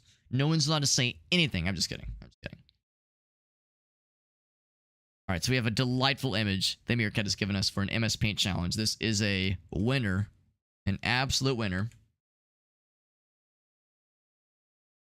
And of course, anything Meerkat gives us is going to be a winner. But this one's for the fans. For the fans of what, you might ask? Fans of anything, really. Fans of existing. Thank you to Meerkat for this image. You will see it momentarily. See it momentarily. Prepare thine butts. Prepare thy butts. Here we go. So, MS Paint challenge. I'm gonna shrink-a-dink this one a little bit. Just a whittle. Just a whittle bit. Get it down to like 70%. I'll move it behind my face a little bit. Because you all just need, you only need like the good shit, right? You only need the money shot. You don't need to see the ground right around here. You want to see this green, proud vehicle, the Shrekmobile. I love the detail of the teeth. The teeth like on both rows. Well, both rows of teeth, rather. I think that's a delightful deal. Smoking hot bottom? Is this person a power bottom? I just assumed if they're driving the Shrekmobile, they've got to be a domineering top. But I mean, if they're a power bottom, good for them. I appreciate their forthcomingness. Appreciate how out and proud they are. If you're a fan of anything, you're a fan. Absolutely. If you're a fan of anything, you're a fan of this. You're goddamn right. All right, friends. MS Paint Challenge. You already know what it is. We have 3 minutes to try to recreate this delightful image. Thank you to Meerkat for redeeming this image. And I'm recreating this image in MS Paint. And we're going fast. We're trying to do it in 3 minutes or less. And as a reminder, I am not an artist. This is going to look like shit. And it's going to be a fun time. We're all going to enjoy ourselves. I know I will. People who are fans of art or fans of looking at nice things might not enjoy it as much, but I'll enjoy, and that's much more important.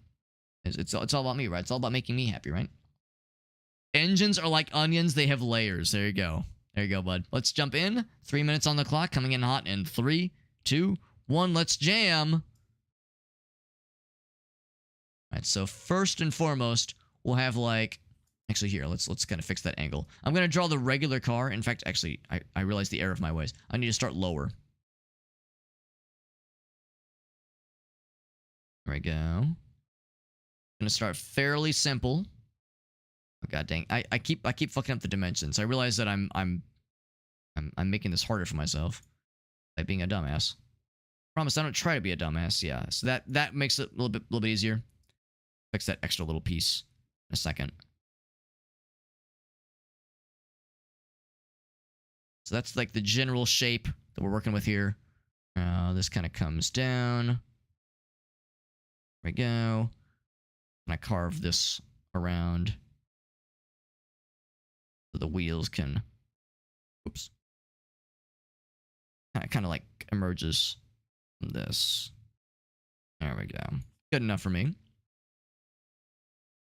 Good enough for me. Actually, looks like that has like a little spot. Also, where it kind of like gets carved out a little bit.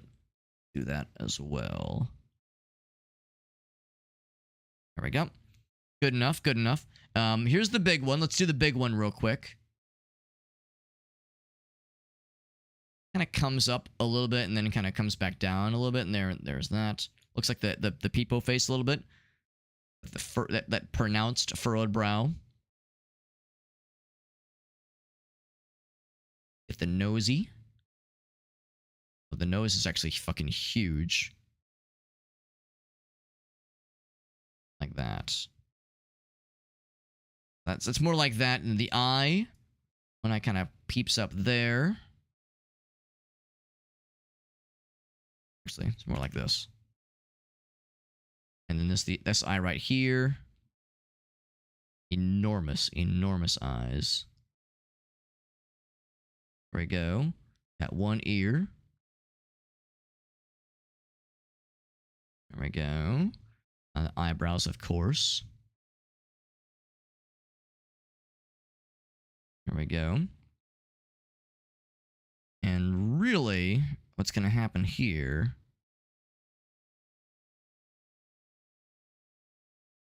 that part, and then this piece kind of comes down. That kind of sets the stage for this guy. So yeah, here's where I need to fix this.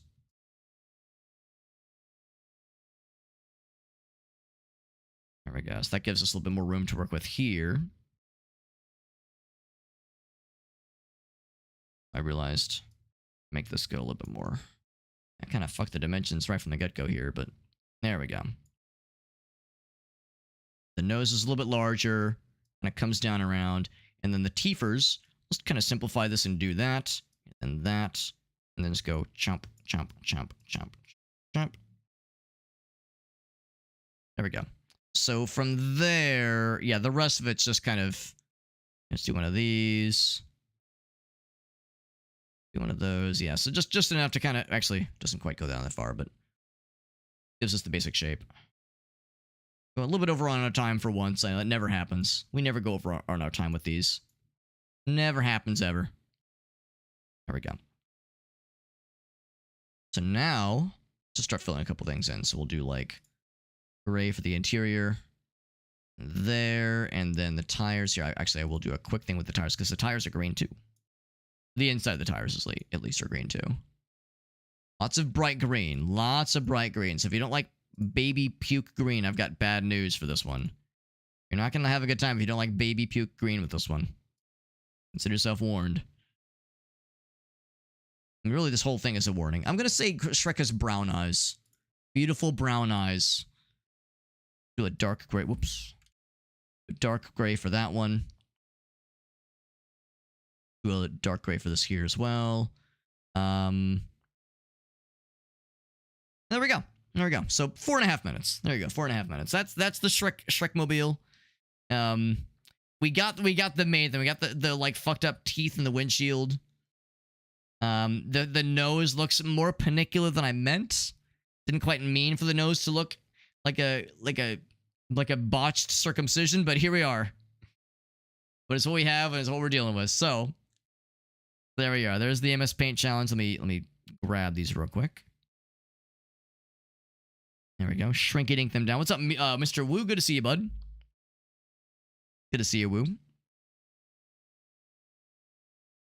Appreciate you, bud. Let's actually, I'm gonna shrink this down a little bit more. Give us a little bit better, a little bit more of an efficient space to work with here. This is number 409. This is Shrek Mobile. There we go. As you can imagine, this is going into the Discord server, as these things always do. These things always do. Went ahead and unmuted the game, so if you're wondering why you're hearing this ominous music, that's why. Ominous background music, that's what we do here.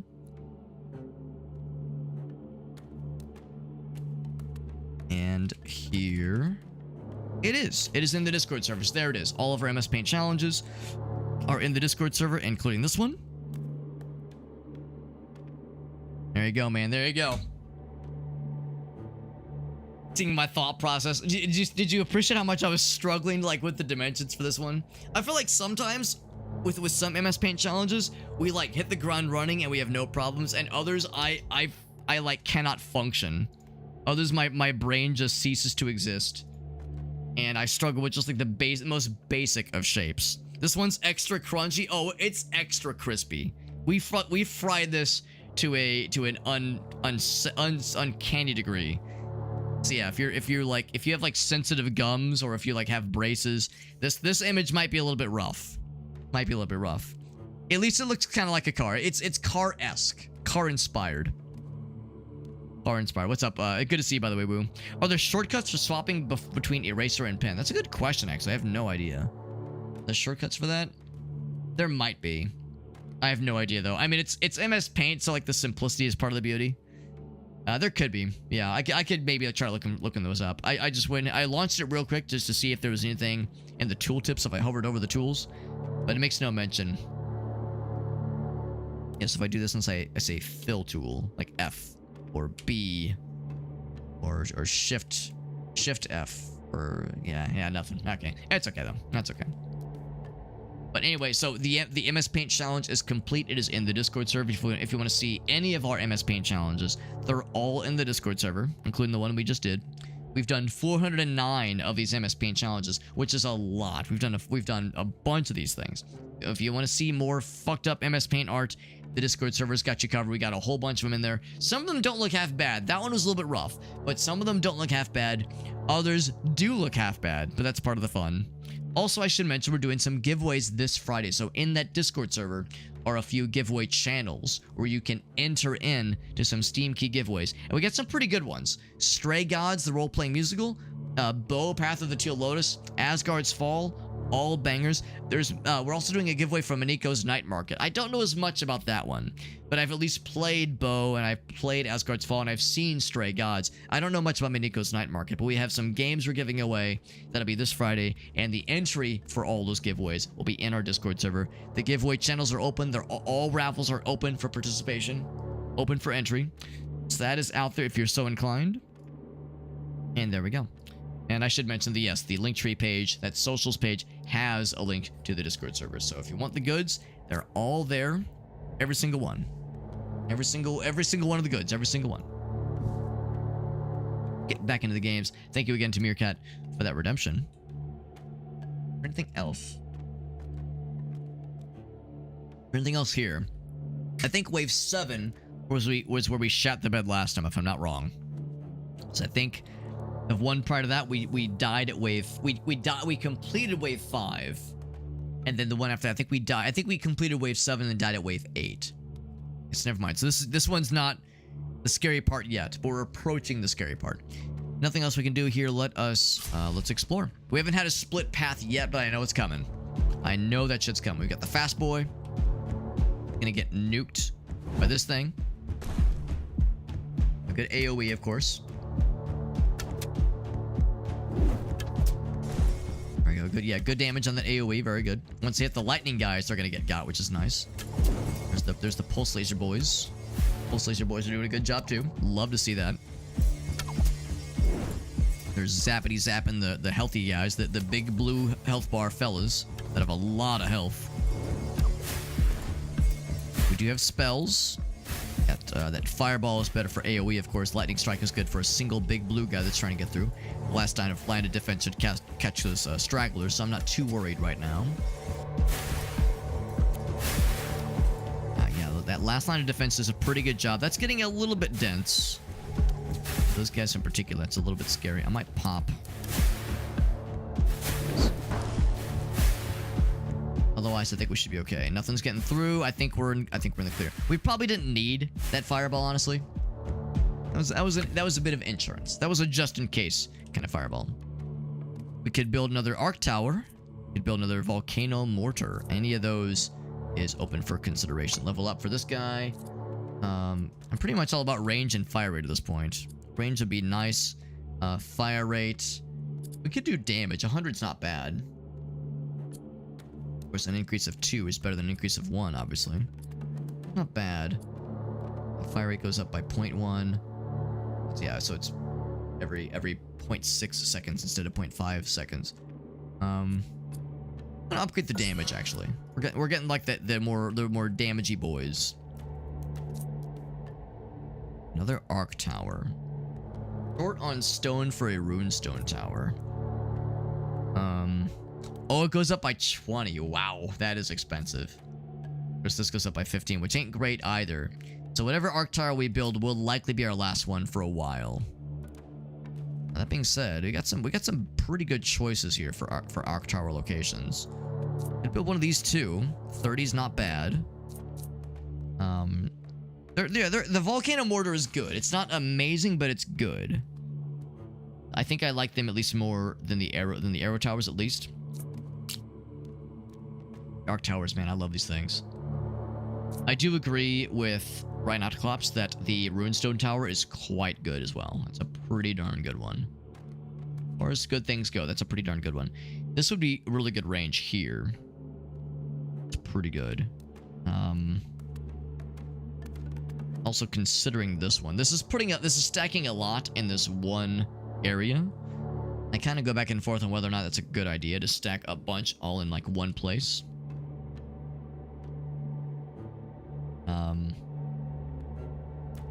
We already have one of those guys there. Yeah, it's like, I don't know if I wanted to necessarily double dip there. Basically trying to like place things around these curves. Like these are great, but that's not as efficient necessarily. These are pretty good too. That's 1, 2, 3, 4, 5. About 15, which is pretty good. That's probably about the same.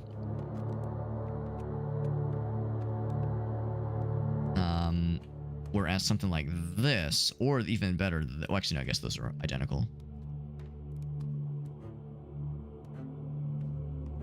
Yeah, that would be a bit more. That would be a bit more. This one's probably about the same. Yeah, they're both really good. They're both really good. But the downside is we're putting a lot into a single spot. I don't know if that's necessarily bad here. I guess I don't play enough tower defense games to know like what the meta usually recommends as far as putting a bunch of stuff all in one spot versus spreading them out. Unless there was like obvious synergies where like, oh, like this buffs nearby units, that kind of thing. Then it's pretty obvious. That's honestly that's about as equally good now that I'm counting that out again. The straightaway paths are just not as exciting as like the ones that kind of wrap around and curve. But that one does give equally pretty good coverage. That one's not quite as good though. Even that one with the 4 bonus. That one's not quite as good. So this is the one, I think these two were the ones I was considering.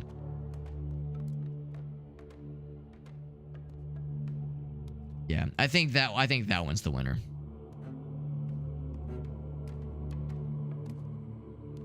They're both pretty good. I'm gonna put it here. Put it there. Put it there, champ. We've started regaining wood again. We have something on all of them, which is good. Gold is the kind of the bottom of the barrel right now. We could spend gold to create more gold per worker. Again, it's only at a 1 worker rate though. It'll be a bit before we can get up to, what is it, 120? 120 for, yeah, 120 for the next worker. That's a bit expensive. It's a bit rich for our blood.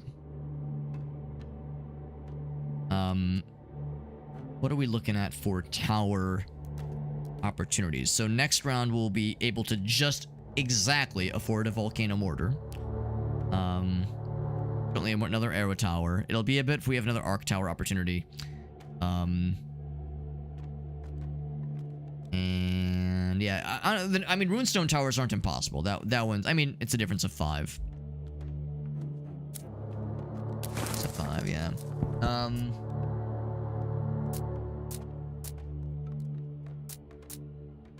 Something else we could like buy some stuff. I wanted 10 of something. Not a ton of gold to go around. I'll probably hold off for now. There's nothing that I like have an excess of that I just have no need for. Let's stick with what we have right now. And hold again. Maybe some more mascot action. I considered it. Yeah. There was no huge rush on playing this one tonight. I was just kind of wanting to try something new, but yeah, that Promise Mascot Agency game was a real delight. And I'm kind of like, I have that sitting in my back pocket as a good like I do have the schedule for this week, but I might shift some things around to make room for more Promise Mascot Agency, just because it was such a wild game. Such a goofy and very enjoyable game. Yeah, that one's on my radar. The schedule that I put together for this week is like, I'm feeling pretty good about it, but it seems like there's usually some deviations. I don't usually stick super hardcore to a given schedule. Whole line of blue boys all together like that makes me a little bit nervous, but we're doing okay. We beat this level. Oh, this is wave 9. This is wave 9. Okay, I was gonna say if we beat this level, then we've got a new PB, but this is already our current PB. Because earlier we died at wave 8. We beat wave 8 earlier. This is wave 9. And all those guys have low health, which makes me feel pretty good. Guy's a little bit fast.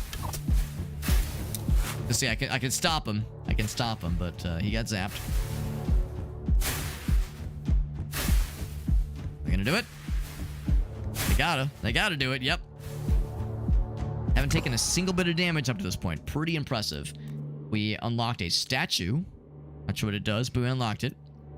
Magical charge. Percentage of the spell damage bonus is added to this runestone tower damage.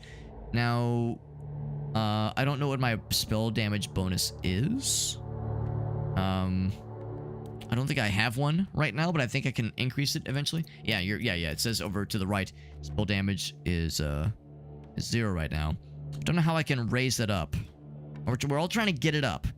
Increases the mortar effect by 15%, or the area of effect of the mortar. Critical hit, slightly. Wait. Each critical hit increases the tower's individual future crit chance. I don't know how often we critically hit, although didn't we take one of the things that says your crit chance? Oh, never mind. It increases crit damage. So we're not increasing the crit chance yet, but maybe I should.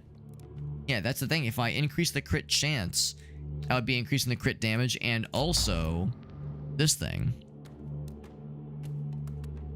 Critical hit increases tower's individual future crit chance. So the crit chance, a crit hit means it's more likely to happen in the future. Sure, that sounds cool. Have any level up opportunity for these guys yet? Not yet. But yeah, crit chance going up. It goes up by 10. That's not bad. I could level up one right now if I wanted to. This one gets a level, of course. Range goes up by a pretty small amount. Damage would be pretty cool. The fire rate's already pretty quick. Oh, wow, that makes it real fast. Wow. That's pretty good. 7 per second would bring it up to 8.4 per second. Increased damage sounds nice, though. I'm gonna say increased damage. One costs 10 to upgrade. One costs 10. One's costs 15. That one will be a while. This one's free. Probably fire rate. Let's do fire rate. Yeah. Do that one. All right. That was a pretty good one. What can I build here? I could do another mortar shot if I wanted to. Tempted to hold off on another runestone tower because those are pretty strong. Be impressed by those things. Let's see. So we're still a little bit of a ways away from the next worker opportunity. Although I think we could probably game the numbers in our favor here. So if I brought that up, need to be 120. I think, yeah, that would just pop us over. And we don't have the wood to build another house though. Oh, that's okay because we have one more spot for a worker. This would guarantee us next round will be good on workers. Well, on getting another worker, that is.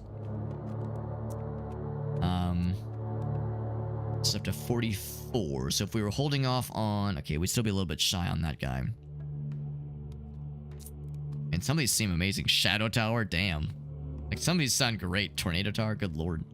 I'm assuming the most expensive is probably the best one. Destructive shots over a massive range. Like that sounds great, but that's gonna be a while to save up for. Of course, the poor brewery continues to get the shaft. Oh, the tower thing. Right, what was the tower thing? Maybe it's not a thing I can build yet. This keeps catching my eye. I wonder if like that's a thing you can maybe that's like a station we build towards. Also, I just noticed the chest there. Yeah, maybe it's something down here. Oh, it's here. Oh, it's a statue. Strengthen a tower type. Ooh, and a build costs a lot of stone. Okay.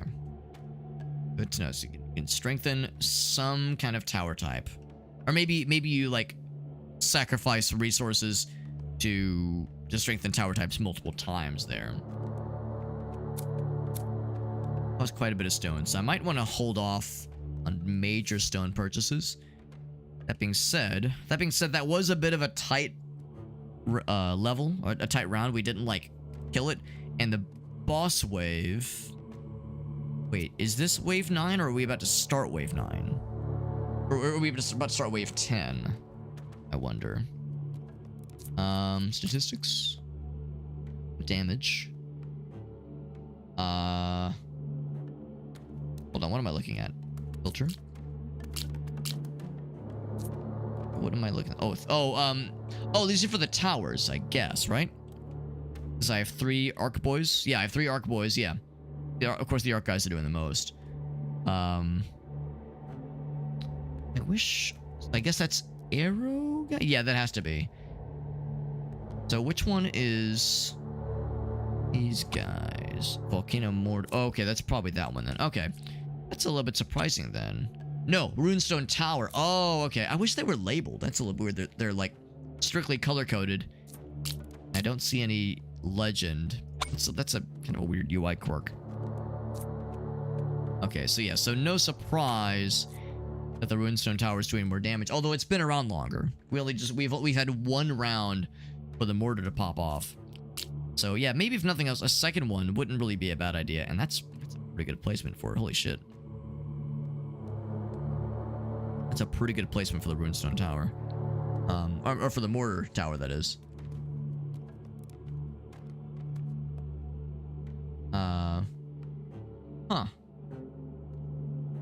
haven't seen one of those before. What's that? 0.9 plus 2, right? 2.1 versus 2. Is the idea that like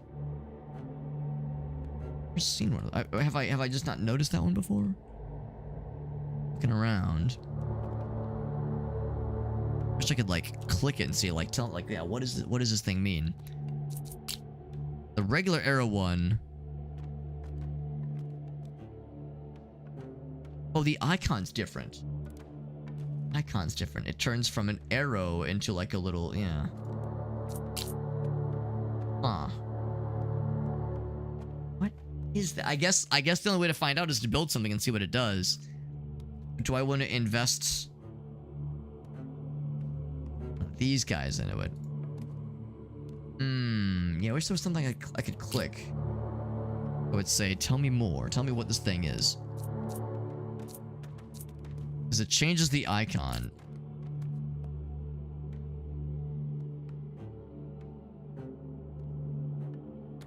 And the cost is still the same. It's about, so it's, yeah, it's a little bit less than, a 2 basically. But for this one, the range is like enormous. 2.1, yeah, so do I play it safe and stick with what we know? Oh, I just noticed 2. Oh, I misunderstood. I thought that was like I thought that icon that says +1 range with a little arrow, I thought that was for the arrow shots. Now I see. That's just for all of these things. Alright, so in that case,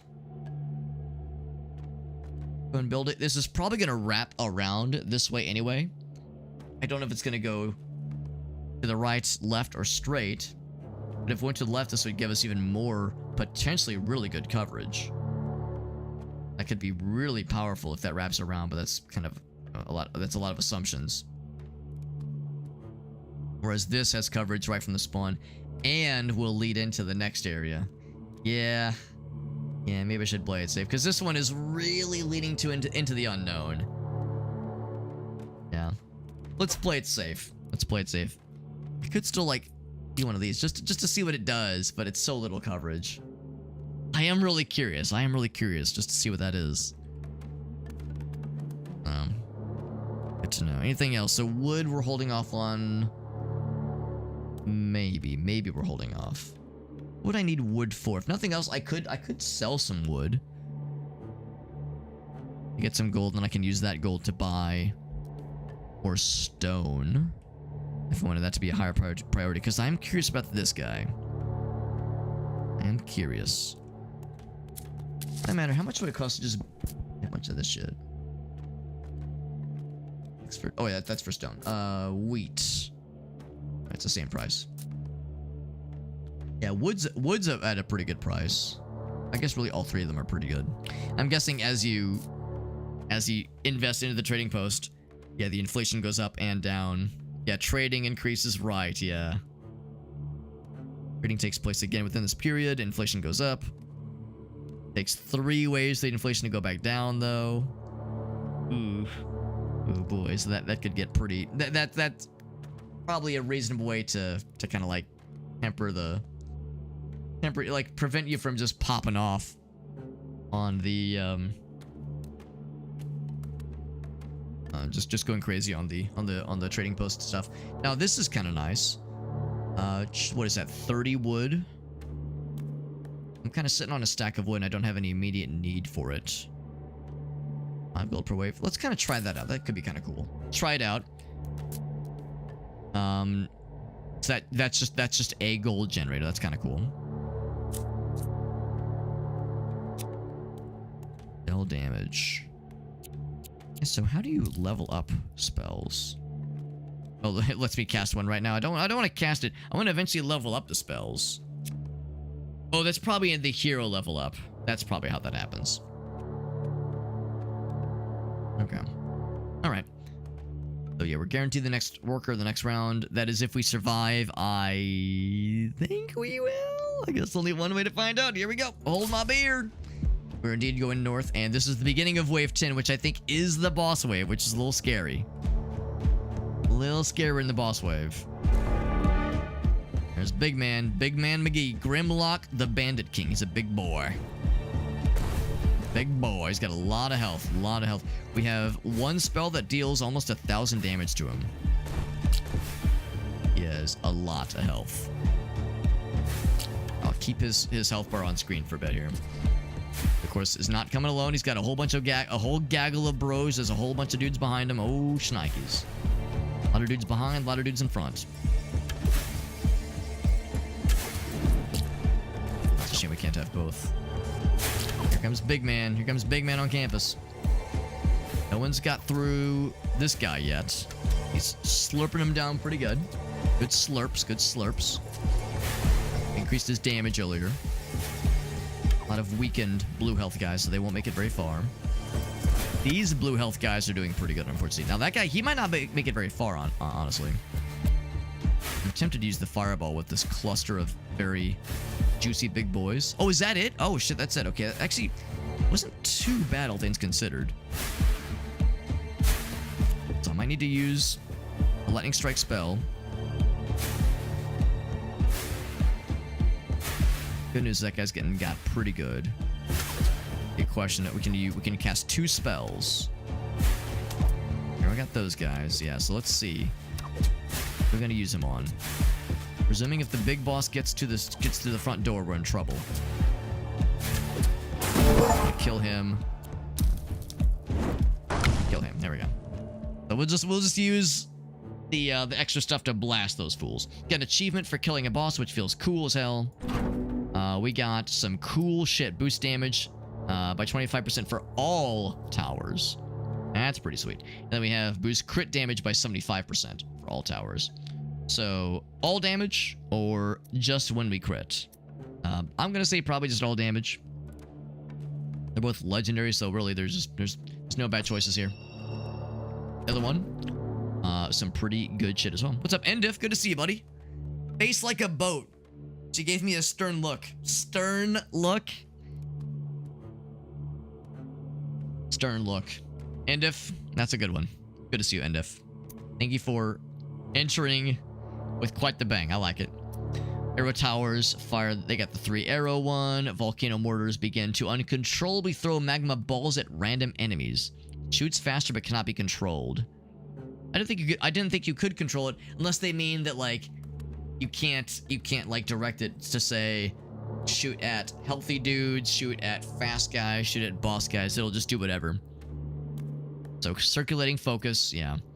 Runestone towers that are inactive can beam to another specified rune tower within their radius and transfer a percentage of their own damage. That's pretty cool. That's pretty cool. I like this one. We have 2 of these puppies. That's going to be potentially quite useful, quite powerful. Then we'll say, yes, let's hire another fella. And that is the maximum number of... Oh, no, I'm wrong. There's one more. You can hire at 160. Or no, that was 120, so at 140. You can hire at 140. I don't know why it says like... Oh, it's because we need more houses, I think. Yeah, we need more houses. And we would need a lot more wood for that. But that'll be a bit anyway. So... as far as these things are concerned, probably more stone. Probably more stone. In fact, I'm going to say also more wood. I'm gonna say, yeah, wheat is not as much of a priority. Wood is a limiting factor right now. That sounds niftily. So I've just the one guy here, so I'm not gonna spend on that guy. I could go ham and say give me a whole lot of extra granite. That's what it costs to get another trade ship. I'm thinking more about that one now. Costs 50 for the next trade ship. What if I just bought some wood? Oh, I would be... Oh my god, I would still be short. Oh, no, we wouldn't. No, we wouldn't. I'm full of shit. It's 7. Yeah, it's... You don't get 7 of them. Okay, never mind. I misunderstood. To get it now. Basically, that's... Alright, that's 7 gold to get 8 gold at the start of the next wave. Okay, maybe it's not worth it. Maybe it's not worth it. Never mind. I thought it'd be like a jump by 5. I was thinking maybe. More wheat production. More... Yeah, I'm thinking about how I can spend... These gold piles I'm slowly, very slowly amassing. I'm gonna say the quarry upgrade. That's because, yeah, there's definitely a potential there. Oh, I didn't even notice this. Tornado tower. Oh, shit. Yeah. Give me that thing. Hell yeah. We need more rocks. We need more rocks. That shit rocks. We will be able to afford it next round for sure. That'll be exciting. Would be exciting. Still holding off on that brewery. The poor brewery is just looking so sad. I haven't built this one yet, hence why I'm trying to invest more into the Stony Boys. And in fact, would be enough. That would give me just enough. Yeah, if I did that. More wood though would mean more workers ultimately. It just cost stone. It just cost stone. We're approaching a point where wood isn't quite as pertinent. Large tornadoes that damage enemies along their path. So you need potentially long straightaway paths. We have a couple of those to work with, which is nice to see. That is pretty good. Pretty good. Yes, yes. That's a pretty good round. Oh, we got a level up opportunity, by the way. And anytime these guys have a level up, it's going to be crit chance. Although it's the wrong guy. It's this guy. He's the one that gets the level up. And these guys, we can't direct anymore to, like, fight a specific thing. We increase their fire rate a bunch. And we can't increase it much more right now. The range goes up a pretty good amount. It's a pretty good range upgrade. I'm thinking more damage. Damage of 30? What about... area of effect range? Can we increase the range? AoE radius? No, we cannot. 3 hex fields. I mean, we can maybe affect it through other means, but right now, here, not necessarily. Yeah, some more damage. Anything else get the level? No, nothing else gets the level. Could build more arrow towers, but I'm not sure they are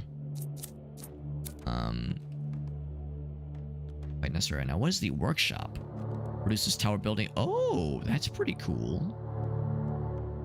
So in that case, I think I will keep that there because the workshop would be very nice. I didn't even know that was there. We must have unlocked that earlier, and during this run, I just didn't notice it. Yeah. Okay, so in that case, I'll hold off on the next arrow tower.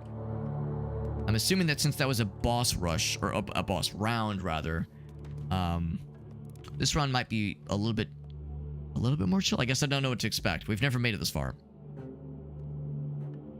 I say let's send it. So we'll have enough wood for the workshop and enough stone, I think, for the statue. All we have to do is survive long enough to reap the benefits. All right, these guys are very fast and very healthy. More of these mysterious green, like crosshair looking spaces, which are very mysterious. Good AoE damage. These guys have a lot more health. Almost just shy of 1,000. We're still chipping through them, but still, they're healthy. There's not as plentiful. This round is a lot shorter, but the dudes are very chonky. You guys got the chonks. Oh, it looks like they have armor too. Some of them have armor. Yeah, they have armor that they use for blocking.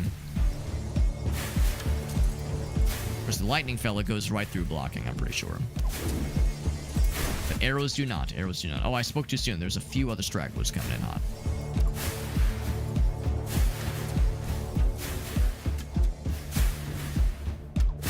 So, a lot of weakened dudes. I think we're probably okay, but once again, I do have the fireball ready to go. I got my fireball itchy trigger finger.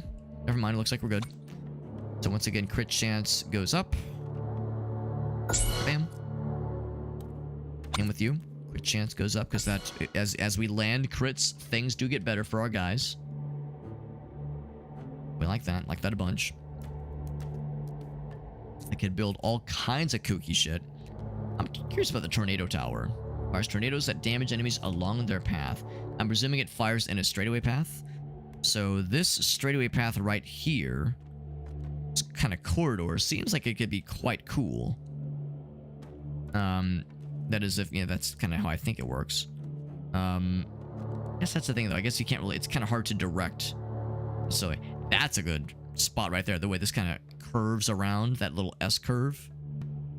I don't know if this is a great place for the tornado fell in particular. Of course, the arc tower would be great there.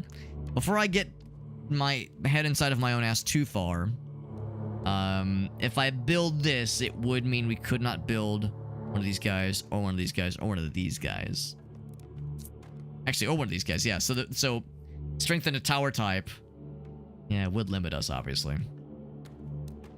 Oh my god, we're one wood shy. Are you kidding me? You know what? I'm going to the trading post. Give me a little bit of wood, bro. Give me a little bit of wood. I just need a little fix. Pull this thing up. Advanced towers. Towers become even cheaper. Inflation rate. What's my current focus point or honor points? 54. Inflation rate is reduced by 10%. Kind of cool. It just says the cost goes down by a little bit. So instead of one, okay, yeah, I see. And the increase also goes down accordingly. That's kind of cool. That's pretty good. It's pretty good. Of course, if I built this and it strengthens a tower type, I'm assuming I get to choose. We get 54 stone next round, so I'd still be able to probably invest into the next one pretty darn well. Let's try it. I'm just curious to see what this looks like. Build a big old statue. Here's Bonnie. Hi, doggy girl. We got Bonnie the dog going under my desk. I mean, I think it might be raining, so she might be a little bit nervous. Might be a little nervous dog. It's okay. Everyone reassure Bonnie. Tell her she's a good girl and that the storms can't get her. But we'll protect her. All of us together, all of us in the chat, we're gonna band together. We're gonna lock arms. We're gonna protect Bonnie from the rain. Select one tower type to strengthen. Upgrades for the statue apply to this strengthened tower type.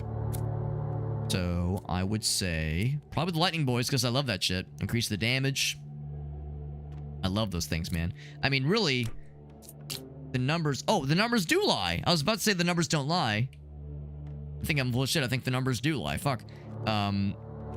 That's this guy, right? Suddenly the volcano mortar pops off. The one that has only existed for like 3 rounds. Good lord. Of course, it's level 2. But still, extraordinary. Of course, that AoE is pretty sick. I guess that's the one to upgrade then. I mean, whatever is the most effective, make it more effective. Always increasing the damage. Yeah. Eventually, you get more upgrades. Statue's bonus goes up by 5. Ooh. I could do it. We do have the points for it. By 5%, 10% is pretty good. And so this tower generates gold on kill. On kill? Oh, baby. That's pretty cool. By the way, a fun fact about myself related to something I've accidentally collected. Accidentally collect. That's an interesting concept. The idea of accidentally collecting something. I mean, there are things I've kind of intentionally collected, like music, and like going to a concert and buying a band, like a souvenir T-shirt, like a band T-shirt with the tour dates on it. So those are things that were, I would say, pretty intentional. Maybe not with the intention of like being a collector necessarily, because obviously, if I was a real collector, they'd be like inside of like glass cases and they'd be held pristine for all to see and appreciate. Yeah, accidentally collected. Interesting one. Yeah, and of course, the unfortunate one is video games that I own that I've yet to play. That's an unfortunate one. And some of them are kind of accidental. Like maybe they were games gifted to me. Maybe they were games that I got in a humble bundle, that kind of thing. I'm gonna hit you with one that's like probably pretty common across the board. Motherfucking coffee mugs. Motherfucking coffee mugs. Between when I first moved out on my own, like when I first graduated college and I moved out on my own, of course I had various family members gift me extra stuff that was just, they just didn't need anymore, you know, extra tablecloths, an extra grungy, maybe not grungy, but a kind of a small table and chairs, some plates, some glasses, you know, just basic stuff, and a whole heap of coffee mugs. Because inevitably, as all of us get older, you know, everyone loves some fun novelty coffee mugs. It's a thing you get in various holidays, Christmas, birthdays, Valentine's Day, what have you. So over the years, I've inherited a number of coffee mugs. Some which are kind of cool and like old and classy. Others are maybe not my style, but hey, they work. They're fine. And for a while there, yeah, I had a lot of coffee mugs that I didn't really use all that often. They just kind of sat around. And then I married Gracie, and she was in the same situation that I was, where she had over the years accrued a bunch of coffee mugs from family members. Some of which were hers, some of which were from her mom, because of course her mom passed away years ago when she was 17. So, you know, some of those were mementos from that bygone era. And then, of course, tragically, her dad passed away in 2020 to COVID. So she got a lot. I mean, she got a lot of his stuff, but in particular, yeah, like kitchen things. So coffee mugs there as well. And then also, maybe not. I mean, still sad. Maybe not tragic, but still sad. Both of her grandparents on her dad's side of the family also pass away a few months after her dad dies. So you get even more kitchen-y household things from that. Of course, that gets dispersed a little bit wider, as you know, there's other people to disperse it to. But Gracie and I were the only ones that were immediately local amongst that side of the family. Everyone else was a little bit more spread out. So yeah, so that's the big one, is just accidentally collecting coffee mugs, kitchen stuff in general. But the answer I would give is coffee mugs, because we already started with so many. The good news, though, is of course we've given so many of them away to, you know, Goodwill and other thrifting opportunities. A couple where like various friend of the family or family member goes like, oh, I like that one. It's like, here, do you want it? You can have it, please. You're doing us a favor by removing this from us so we can have more space to store stuff we actually want to store. So I like to think that's probably a fairly common across the board. I'm going to go for this one, by the way. I like to think it's a fairly common across the board kind of thing. I think like as we get older, and you know, as sad as it is, as family members pass away, or as people move away, you kind of end up with those kinds of things. Extra kitchen-y things, especially coffee mugs are like so frequently have like fun novelty bits in them. Some of us have nostalgia for oh, I like this one because my dad drank out of this one all the time, or my mom liked that coffee brand, and we have a mug with the coffee label on it, that kind of thing. So I like to think that that's not a wholly unique thing, that's probably a thing that other people have experienced as well. But yeah, as far as accidentally collecting, like you know, collecting without intending to, that is the obvious one for me, at least. That's probably the obvious one for me. But that's such a unique concept. It's something I've never thought about before. So all I can think of is the stuff that I mean to collect, the stuff that I'm gunning for specifically. And maybe when I say collect, earlier I was saying like if I was a real collector, I'd have like the, you know, my music CDs in like a pristine vacuum sealed kind of situation, which of course is, you know, maybe a little bit unrealistic.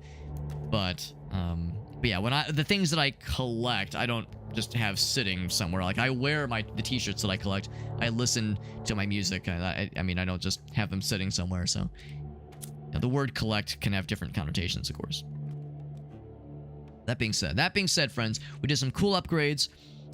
Let's do Yeah, I can't afford anything else, obviously. No wood. No stone right now. We'll get some stone next time, and I think I might use that stone to maybe get another arc tower, fella. Suddenly, everything's a little bit more affordable. I'm excited to see these guys pop off a little bit more. We have 2 of them, I think. Yeah, we have 2 of them. And they're both pretty good damage. That one more so than this one. And they have really good range, and they're really fast, but they cannot be directed. They're wild and untamed. So we shall see how they go with this new enhancement. Is that a boss? Orc Caller. Orc Caller. He's an elite. An elite fella. It'll be a while before we have a boss, hopefully. Banner choice at the end of this level if we can make it. If we can make it. That damage is pretty dope. Oh, that kind of explains it. That kind of explains it because, of course, that damage is being applied to multiple enemies. They're all bundled together. So I guess it kind of it doesn't really cook the books, but it does help explain why the damage numbers were so much more significant. Yo, Galnith, what's up, buddy? Thank you for that raid, my man. We're playing a pretty cool little game. I don't know if you're much of a tower defense guy. Normally, I'm not. Normally, I'm not much of a tower defense guy. This one's pretty cool. It's like a tower defense, city builder, roguelike. It's kind of all over the place. And this is our best run so far, although it's a little bit spooky. It's a little bit spooky. These guys are getting closer to the end than I want them to. Might have to introduce them to Mr. Fireball if you catch my drift. Bam! Get their asses. So some of them are gonna get past. Ooh, it's not good. And so, oh, they fucking shot forward. I can't cast any more spells. Ooh, is that curtains? Is that curtains for us? Oh, I think we're gonna barely live. 1 HP. 1 HP left. Making it to this round, 1 HP left. Ooh, that's a little scary. That's a little scary. Thank you, Eris, for joining, and thank you, Galnith, for that raid. Good to see you, bud. It was a tight one. It was a tight one. I love a good tight one. What can I say? At least we get a banner upgrade. At least we get a nice treasure for our troubles. But now we're behind the 8 ball, man. Now we're behind the 8 ball. Yeah, that was a close one. I knew this one was going to be a little bit rough because we did some upgrades, but we weren't able to, build any new structures. Any new, arrow launchers or projectile launchers. So I was a little bit nervous. But we scraped it enough together. Now I'm grateful that I spent the extra juice a few rounds ago to give me a second health upgrade. A second max health upgrade, that is. So this one, I don't know, only a 1.2 chance. Not super exciting. Might do the change crit chance one. That one might be kind of cool. Or make the volcanic eruption do even more damage. Let's do that one. Galnith, thank you for that raid. We're playing Nordhold. Cool little, like I said, tower defense, roguelike. You just saw the tower defense part. You saw the roguelike part. In a little bit, you're going to see the city building part as well. So it's a pretty cool little game. It's, if you're curious, it's on Lorkit. And I'm liking it so far. And then Eris is going to stab me with a giant green syringe. Is it going to make me taller? Is this mystery green serum gonna make me taller, or maybe cure my receding hairline, or do something cool like make me grow a third arm out of my face or something? Make it do something cool. That's all I ask. Also, Galnith, you know how this works. Whenever somebody raids, I always love to ask if you have any clips to share. You're always such a nice dude. You always help me out whenever you're always raiding me all the damn time anyway. You're always such a cool dude, and I always appreciate you. So if there was anything of yours you wanted to share, any fun moments, I'm super down. Looks like the reward for killing the elite fella is some cool resources. I might hold off on that for a meowment because that will potentially weigh in on certain construction decisions. Wood is not an option. Gold, oddly enough, is. Of course, if we got gold, we can use that to buy wood or stone or what have you. Says I got something for you. Good. Oh, you're talking about Heroes of Valor. That's right. Heroes of Valor. That's right. We got to play with Eris yesterday and Alias and Shake. That was a fun time. Even though I had no nostalgia. I never played Battlefield Heroes. So I had no nostalgia playing it from playing the original game. It was still fun. Firing it up. And it would definitely be down to play again, especially if we were able to join Alias and or other people in his community. Because, yeah, I don't know if I'd ever want to solo queue it necessarily, but I could see myself just jumping in on voice comms and seeing who's down to jump in, because that was a fun time. That was a fun time. By the way, yes, Gallanth has got the goods. Here we go. Spooky alien, get ready. Prepare yourself for spooky alien times. Consider yourself warned.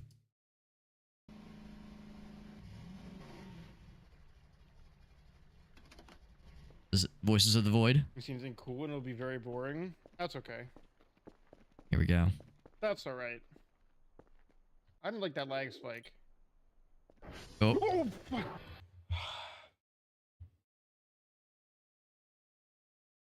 That's how you know it's real.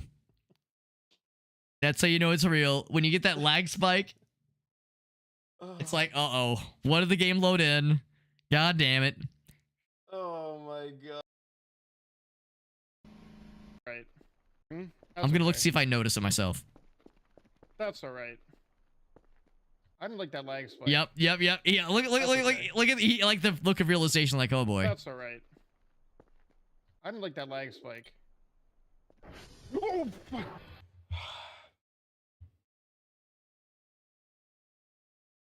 The face palm. Oh boy. Oh boy. That's good, man. That's good.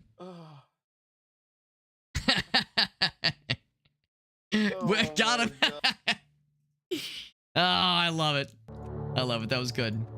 That was good. Thank you, bud. Yeah. Cardboard alien. You didn't know that though. You didn't know that. He's just there, just standing in the doorway, ominously. Trying to establish dominance. Good lord. Good fucking lord, man. Good stuff, man. Good stuff. Thank you for sharing, Gallanth. That was delightful. That was delightful. Let's see what Gallanth was up to on this fine evening. Bam. Been some Enshrouded. Yo, were you playing with Voxivs? We raided him last night when he was playing Enshrouded. And I was thinking about, like, because I've played the game. I have it on Steam. I played it once and I liked it. But I've fell behind. I haven't kept up with it at all. And I know it's gotten several updates since. It had a pretty big one like a month or two ago. So the devs are still supporting it, which is nice. Spawns an alien cut out behind a random door. Oh, there it is. Okay, so maybe the loading, maybe the lag spike was not that. Maybe it was something else. I guess it's hard to say, but yeah, that was delightful. That was delightful. Okay, yeah, 2 separate playthroughs. I gotcha. Because I know, of course, that is a co-op game. That's awesome, man. Thank you for that raid. And I have some choices to make. I have some choices to make here. Because we just finished that round. And as you can tell, we finished that round effortlessly. Effortlessly. Because you know what they say? They always say the only hit point that matters is the last one. Only hit point that matters, or the one that matters the most, is the last one. So those other 14 hit points, they were just weighing me down. You see this glowing red, like it's about to start bleeding, like it's gonna shatter if you sneeze on it too hard? Listen, don't worry about that. What matters is we're alive, and we got nothing to worry about. We got nothing to worry about. So, we have some level up opportunities, which is nice too. Pretty much gonna always level up the crit chance, because we have the thing that's well, you can't see it right now, but if we have the thing that says every time we crit, the crit damage is synergized with the crit chance percentage, and also the crit chance percentage goes up whenever you land a crit, which is pretty dope. Oh, can't do it. Can't do it. Are you sure? Oh, maybe I have to click this one. I can't do it. Is that not allowed? Is that illegal? I've never had it tell me, like, you can't level that thing. Here, maybe I need to do this stuff first. Let's you know, one step at a time here. The good news is we have a lot of... we can build any one thing, which is nice. Arrow tower. I always love to increase the range. Or not the range, the rate of the arrow tower. Okay, yeah, that tells me that I need to do, like, other stuff first. Yeah, I guess I can't do anything until I deal with this first, is probably what that means. There's another one. Oh, even better. So you got 2 of them. Oh, that's good. That's good. Yeah, like Farsight said, so I've never actually played the game, but I've watched people stream it. It looks like a very fun game. Looks like a very fun game. And I know the devs are always adding more stuff to it. I know the devs are like working hard at adding more like weird shit to it. And I think I read somewhere where they're like, trying to like prevent people from like guessing ahead of time what the updates will entail. We're trying to like maybe like, because the game's pretty popular. I know that like their patch notes will indicate some things, but I think there's things they don't want spoiled. There's some surprises that are built in that they don't want to have ruined necessarily. Yeah, this is the make or break run. Yeah, this is a tricky one. This is a tricky one. I guess it would depend on what would I want to build. The numbers don't lie. Actually, okay, the numbers do lie in this case. So now, yeah, the lightning fellas did better that round. So what I probably will do is build another arc tower. I'm thinking probably more rocks, because rocks let us build arc towers and runestone towers. So this is basically another one of those. Yeah. Kind of curious that after we've superbly juiced up the volcano mortar, it doesn't do as much damage. It didn't perform as admirably this time. Maybe the difference, though, is that previous round, we had the big boss man. The big boss man probably was like the big focus there. But whereas this time... Oh, okay, fine, yeah. Whereas this time, the electric fellas did a little bit more of the juice. So we're going to use the arc towers. Oh, you can't deselect? Bro, you can't deselect, so you're committed. Well, don't. I feel like a bit of a dumbass then. That's a shame. I was hoping you could, like, deselect and... What's another one? Well, damn. I guess you have to... I wonder how you get more upgrade points or selection points. Yeah. Clearly there's stuff we don't yet have. We don't yet have for that one. Well, I guess we're locked in with slightly juiced... Well, with decently juiced up mortar boys. Mortar boys to be the moida boys. So let's say crit chance. It lets us do it this time. Good. I was a little bit nervous that something was goofed earlier. For the arrow towers, I'm pretty much always going to do fire rate. It's predictable, but gets the job done. This guy, more damage, as the fire rate's also already quite delicious. Can you clap alien cheeks? I'm with Gallaneth. Only one way to find out, baby. Only one way to find out. I'm curious to check out the new tornado tower. Can I do both? Can I do both tornado tower and arc tower? Yes. Now, it fires tornadoes along a path that damage enemies along their path. I'm guessing it means the tornado's path. So... And still the question of what the heck are these little thingies? What the heck are these little thingies? Still no answer on what those thingies are. All I know is that it does...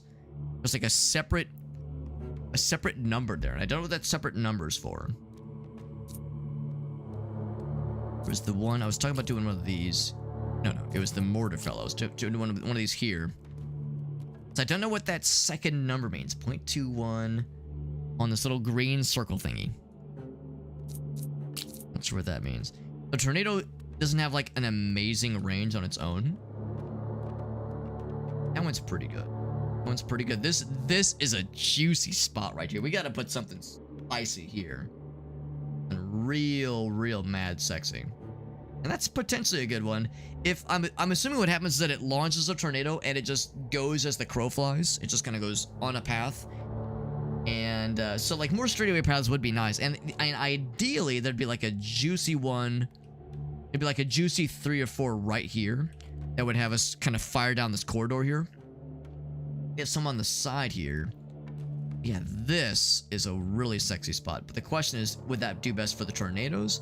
Or maybe another arc boy, another arc tower thing? We know these things are great. Or, to a slightly lesser extent, the runestone tower. The limited range is a bummer. Do another volcano mortar. Those things have amazing range. We have one right next to it. So I don't know if we necessarily want 2 of them. We know that the electric fellas popped off pretty good last time. So maybe I should just lean into that. Say, you know what? Electric fella, you did so well. Gonna give you a chance to shine. It still gives us potentially a chance for these guys to pop. So... the 1, that's a fancy 2, and it's still the question of this mysterious little green fellers. No idea what the green fellers are doing. Actually not bad. I like how it kind of follows it as it wraps around. That's kind of cool. There's so many ways to find out if you can smash aliens. What about smashing through them? Yes, I was gonna say. Yeah, Riker knows a thing or two about such a thing. Intergalactic chat, absolutely. Abso-goddamn-lutely. Let's see, 1, 2, 3. That's about 17 or 18. That's pretty good. Pretty good. This is the one I was also kind of thinking about. There's a 3 right next to that. Oh, no, I'm sorry. Well, yeah, right next to that one, which is pretty good too. Pretty good. Yeah, this is the other one. 1, 2, 3. It's a little bit better. Let's try it here. Let's try it here. I'm curious to see what that looks like. See how they operate in the field. It would cost us just 27 to build an arrow tower. Here's what I think I might do. Just because my curiosity is morbid, and this might be where the run falls apart and catches on fire and explodes. I might just go into the trading post and say, "Hey fam, oh, well, the inflation did go up a little bit. I'll say, "Hey fam, yo, could you hook me up with hook a bro up with some wood, pretty please? 7 gold though to get just one bundle of wood, because I'm okay. That would be enough. Yeah, a bundle of 10 would be enough.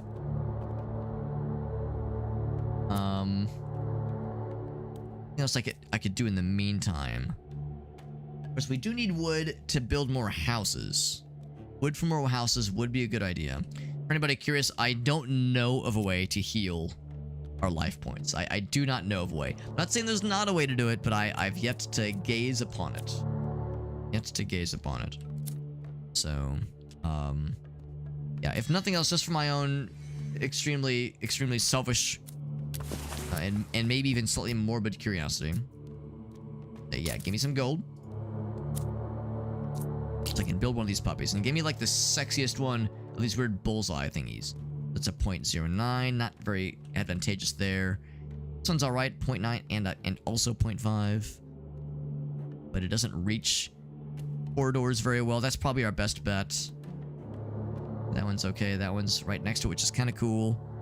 I just want to know what it does. Because there's 2 separate numbers there. There's like, it fires this thing in this range, but it does something else in this range.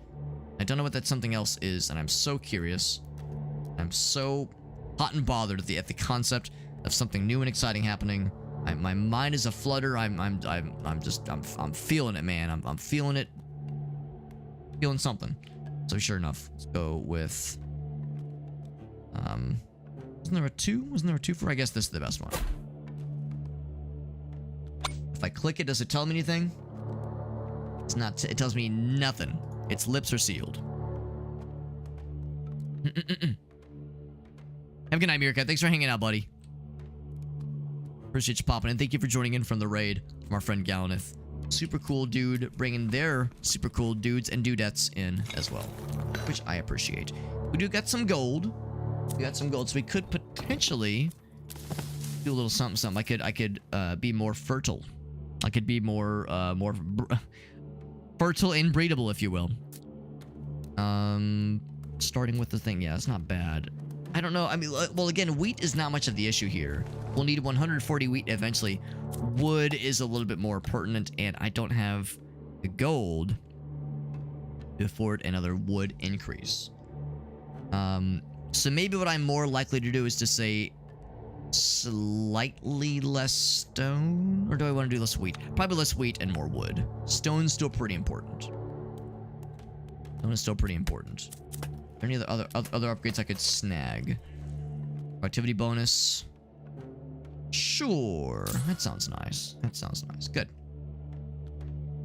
Good. All right. Well, 1 HP. Exploring new regions. Oh yeah. What's the worst that could happen? A new thing has spawned, by the way. Sir, a new glyph has entered the equation. Mr. President, a second glyph, a second unknown glyph has entered the situation. So, as I'm watching him shoot arrows, I can't see anything different happening. Maybe it's bonus damage, I don't know. I can't really tell. Can't really tell. All I know is we're doing good damage. We're doing good. These guys are fast and very healthy. Fast and very healthy. It's a dangerous combination. No elites, I don't think. zappity zapping them really good. Beautiful. Beautiful. Give them the zappity zaps. Beautiful. There's that guy. We got lots of armored boys. More armored than I wanted them to be. That's kind of okay. So it does just follow the path. And that's pretty cool. That was pretty effective earlier. If we check the stats, it did okay, but it does pale in comparison to the big boys. Of course, these are the two big boys. So now we're getting to the final destination. Oh, well, I mean, I can only do this so many times. Oh, that's curtains. Yeah, I can't cast anymore. That's curtains. That's curtains, but that's okay. We got an achievement that said reaching the gold rank in normal mode. So I guess I'm a gold boy. Choose a reward. Because again, the meta progression means you're expected to get got. Just how it goes. A little bit Warhammer-esque, a little bit Darktide-esque. I would not disagree. Purchasing relics. That's cool. Sacrifice workers to obtain powerful relics. Okay, bro, workers are such a limited resource. Why would I do that? I would say buying relics makes way more sense. Look at all the other rewards we got. Like that. We know about the stats, we know about the workshop. Don't know about the Alving feast or the woodworking efficiency. That's pretty cool. That's pretty cool. So the new stations, Blessings of Strength. Oh, we already know about that. Yeah, that would make the strength, the statue bonus go up a little bit further. So start each future game with a common relic. Increase the chance of legendary relics appearing in the marketplace. That's if you have a lot of gold to sit on, obviously. If you have a lot of gold to sit on. Got some Monster Hunter. Nice, man. Good shit. Thanks to the gambling addicts on Steam. Do you mean the, you mean like selling like Counter-Strike skins, that kind of thing? Because there's money in them Dar Hills, for better or for worse. For better or for worse, some folks are into that kind of shit. Not to yuck their yum, just saying it's an observation. Tavern productivity bonus goes up by 10%. 177 is a pretty good amount. In fact, is there anything at the castle level that I couldn't afford earlier? It's a relic set of boss drops. I don't know what the chance goes up. Oh no, increase the choice of relics, not the chance. The choice. Okay, that makes more sense. Yeah, these are a little bit not quite as exciting. Starting with more gold. It's just okay. Earnings from trading ships goes up by 1 gold per level. Inflation rate, repeated construction applications goes down a little bit. It's 150. I'm tempted to hold off and see if we can buy another weapon, another tower station, another tower type. I know at 250 you could buy one. And I'm tempted to maybe just wait on all these things for that guy. Postponed pleasures. Preserve relics, that's kind of cool. I think it's exactly what I'm going to do. I think I'm going to hold off. I'm going to hold off. It is pretty cool. Yeah, I'm liking it so far. We got a third option here, which is kind of cool. More wood, but the first boss is real healthy. Real healthy. Common banner choice in the first tower.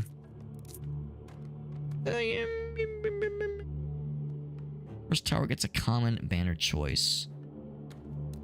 I mean, the first tower is always going to be an arrow guy. I guess not necessarily. It could be an arc guy. I'll go with that one. We could build an arc fell at the very start, at least.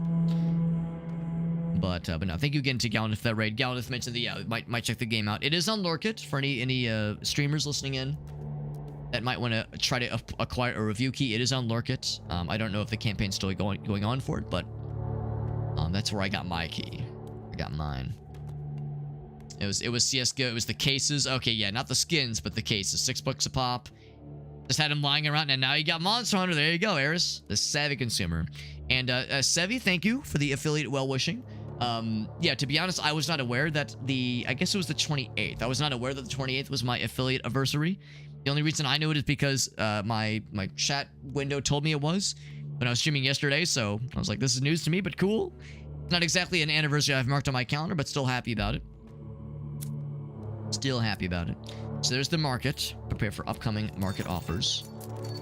So, yeah, so we don't know what the relics how the relics happen. Reduce the prices offered to you. Yeah. Oh, here we go. Every 5 waves. Oh, it happens here somewhere. Somewhere around here. First one on wave 8. Okay.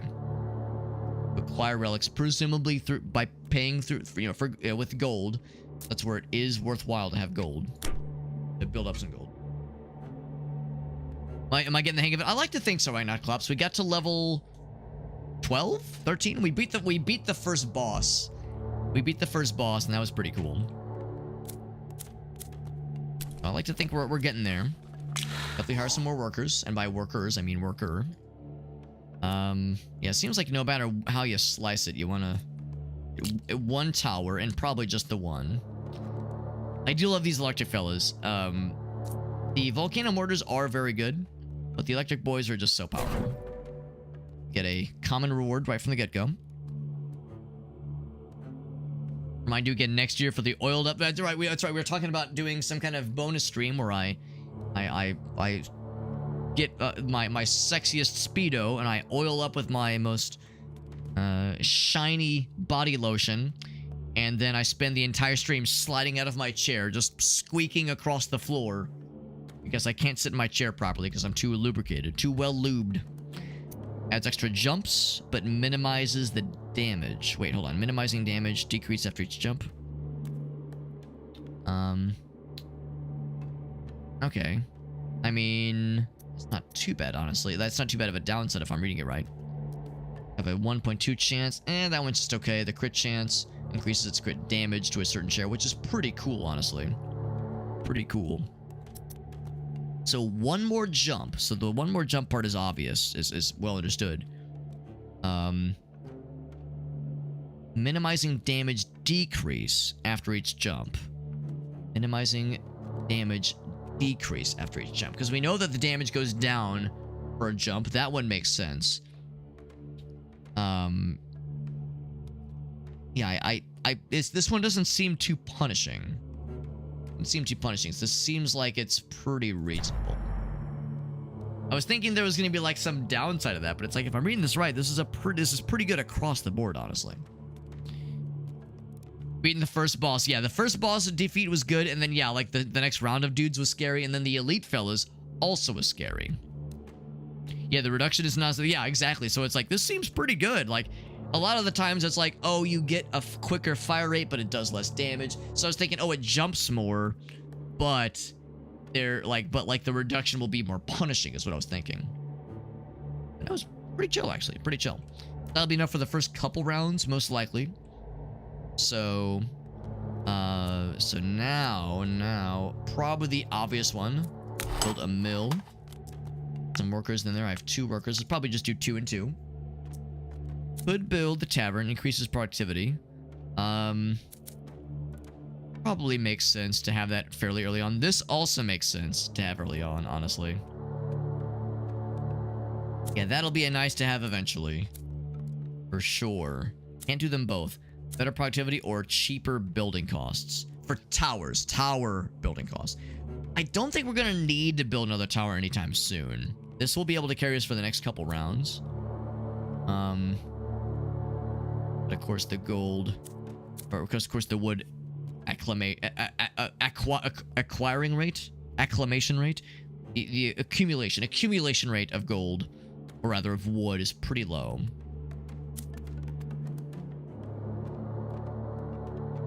Workers' productivity, which would be the stuff, yeah, the stuff inside, yeah. I think that's the one to build for the start, at least. We could go ahead and jump that up a little bit further if we wanted to. It's actually increase it to 30% for our workers, which would be nice. They create a little bit more juice. So you can see next round it'll be, instead of 20, 24 is a little bit better. Or I could just go ahead and say, since I'm a little bit concerned about wood, I could say spend 5.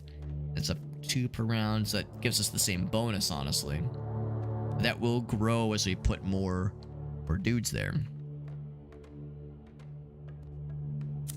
I think I'll just go for this one.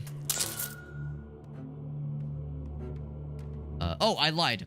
This was, oh, I was looking at the wrong thing. Right. Okay, so with the 15, or with the 15 cost, 30% actually takes that a little bit higher. So that, I think that was the right call. I think that was the right call. I don't know if I want to spend all my gold from the get-go. We'll eventually want to build quarry for sure. Quarry has some real good stuff there. Real good stuff there. If we wanted to, we could build a volcano mortar. I think I want to wait till we're a little bit further out. I think that's good. Okay, we got the workers assigned. In fact, I might even just build the quarry next round. That'd be the key. But once again, oh, houses. Actually, never mind. Houses will be the next priority. Okay, that's the obvious one. Okay. Be a quick 2-tap. Yeah, just real easy. Real easy on that one. All right, so yeah, for sure, build houses. Now, at the beginning of not, I could cook the books a little bit, reassign somebody to be there instead of the lumberjack space to afford a guaranteed worker next round. But to do that, if I went to say, give me more wheat per round, so I would increase to it, yeah, 2 each round. Actually, I guess that would do it too. Would increase it by 4. Yeah, that would do. We wouldn't have to reduce wood production. Yeah, let's do it. Let's do it. Yeah, probably next round we'll build a quarry then. Get the next worker, and we'll be able to put a worker in the quarry. We'll have just enough wood, just barely. Just barely. Should be able to zap them all, especially with that extra jump.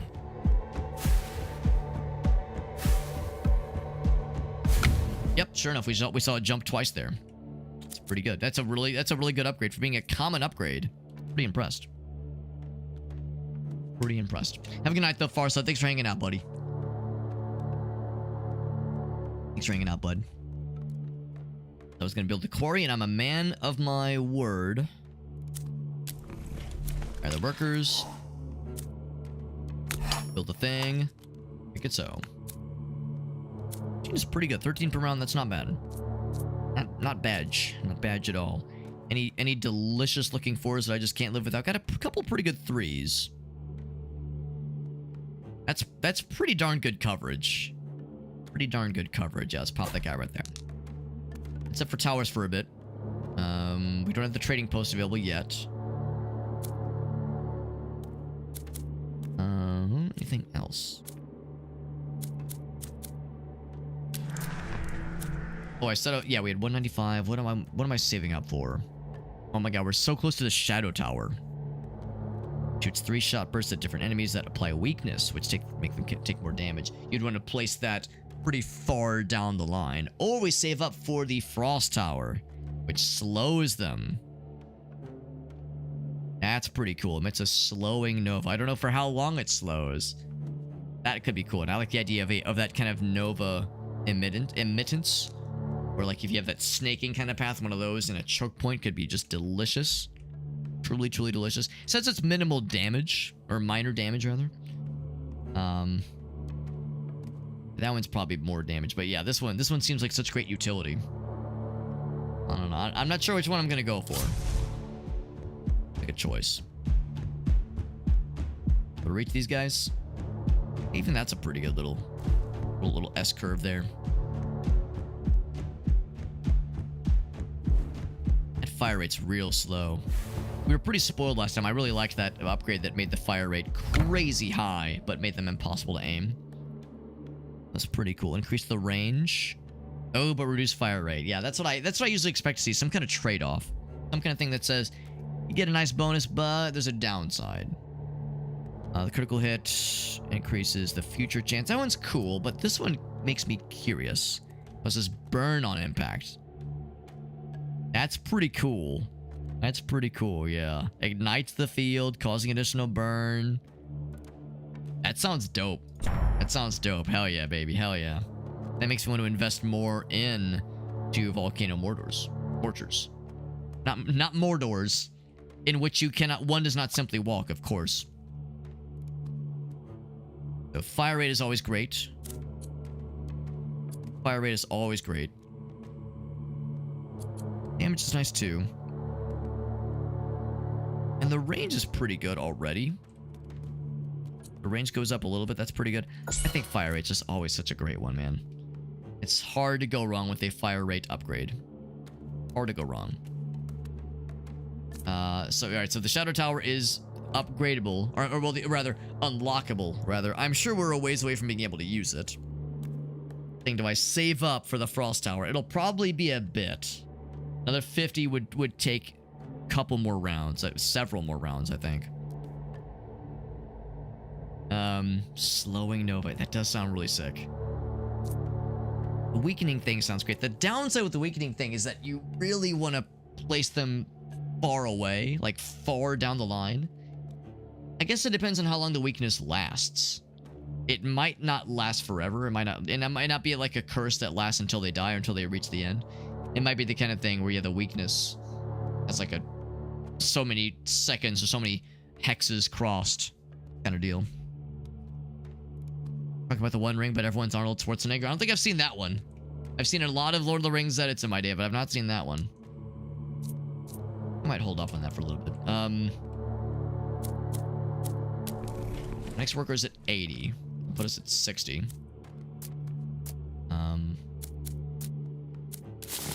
Not up this ante right now, and we're really in no position to do so anytime soon. We could do one of these. That gets us, what is that, 50 plus? That would get us to a guaranteed worker next round. Less wood, though. Less wood. I don't think I need wood for at the immediate future. Gold mine would be nice. Would be nice, but I don't know. I think I'm almost inclined to say a money venture would be the trading post. This would put us a little bit short of the trading post. I think I'm okay with that. Workers are so important early on. More workers. More workers, more better. More gooder. Yeah. I'm good with that. Explore. Pretty sure these two can handle what we're throwing at them right now. Got the fast boys. Got the fast boys. Burn, baby, burn. It's not a ton of damage. Oh, but it is damage over time, which is nice. That's pretty nice. So it causes a DOT. Yeah, that's pretty... Okay, so every little bit counts. Every little bit counts. It does make that be the damage dealer. Of course, it's the one earliest in the line, but still pretty good. Still pretty good. So now we got this guy. Well, bam. We need to build more houses before we can up the ante even further. That is okay with me. Probably another one of these guys. Might go ahead and just say... Maybe. So what I might do is say 2 of those boys. Just 2 and 2 and 2. All across the board. All across the sky. Yeah, next time probably the trading post. The tower thing, or the statue thing rather. I'm definitely tracking. I'll be tracking the statue boy. Nice appeal for that one. I wish it would tell you how much it cost, like what resources it costs to build. I'm gonna guess probably gold and stone. The stone is like a fairly high level, you know, a later in the round thing, and gold obviously absolutely is later on. I have a ton of gold to my name right now, so yeah. The gold mine, how much is it? It's like 2 by default. It's like 2 per person. It's pretty meager. Whereas this guy, if you have a lot of wood, you can build ships, which return a little bit more. Return a little bit more. Am I wrong? Is it? I don't remember what it was.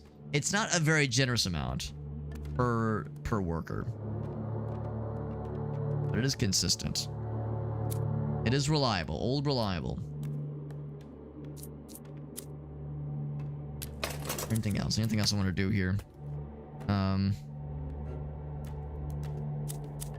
We don't really have any immediate need for more stone. We also don't have an immediate need for a fuck ton more wheat. I'm tempted to pump more into wood. I think wood might be more immediately beneficial.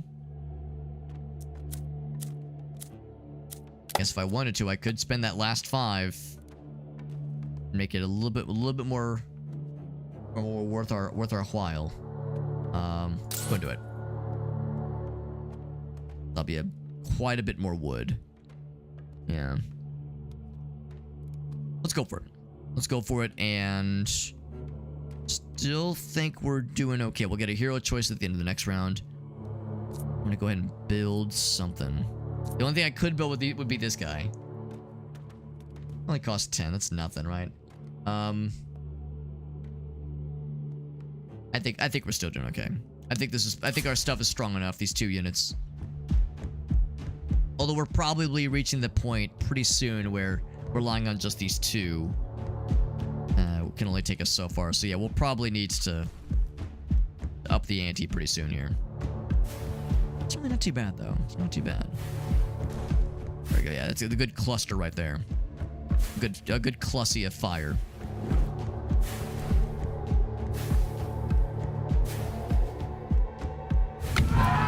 Very good. Very good. So now, brings wood and brings gold. Just brings some resources. Has a couple cool spells. Less chance of branching. Power upgrades. Cost less gold per level. But I'm not really spending. I'm not really buying upgrades. Usually I wait for the levels to just happen organically. Ring chip costs. And elite enemy chance. You know what? That sounds pretty good. I don't love that devastation one, but lightning strike could be pretty good. That could be pretty good. I was actually thinking about that. Knowing that we're now placing an AoE on the ground, which could be really useful. Maybe want to encourage things that are like further up the further up the line, basically.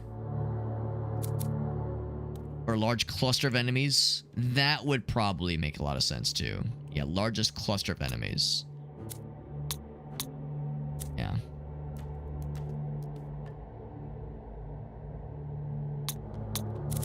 I think that says 1. Oh, that's probably for the lightning fella, probably.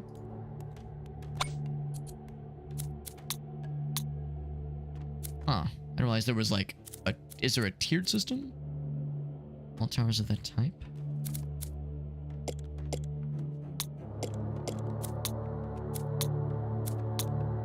Oh, I guess you can establish... I see. You can establish like a priority. I see. So if there are equal clusters, yeah, then you would say, okay, I see what they mean. So first is these guys, and then whoever has the most health. The one that says who's closest, I guess, yeah, closest to the tower, really. Oh, well, not the tower, from the base, rather.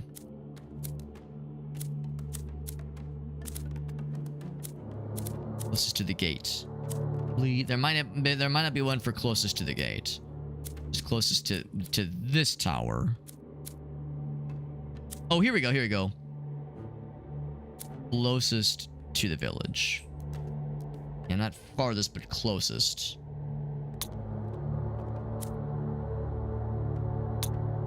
And then everything. Okay, cool. By the way, he has a level, by the way. Probably that fire rate. Oof. That does not increase the fire rate very much. Shame, yeah, we can't increase the radius. Range wouldn't be bad. But range is pretty good. That range it's already very good. It takes its existing strength and makes it more strengthified. Probably just more damage. More damage. Reawakened your curiosity. Yeah, it's a genre. Yeah, I'm with you. It's a genre I've really never delved into, and it makes me wonder if I'm doing myself a disservice.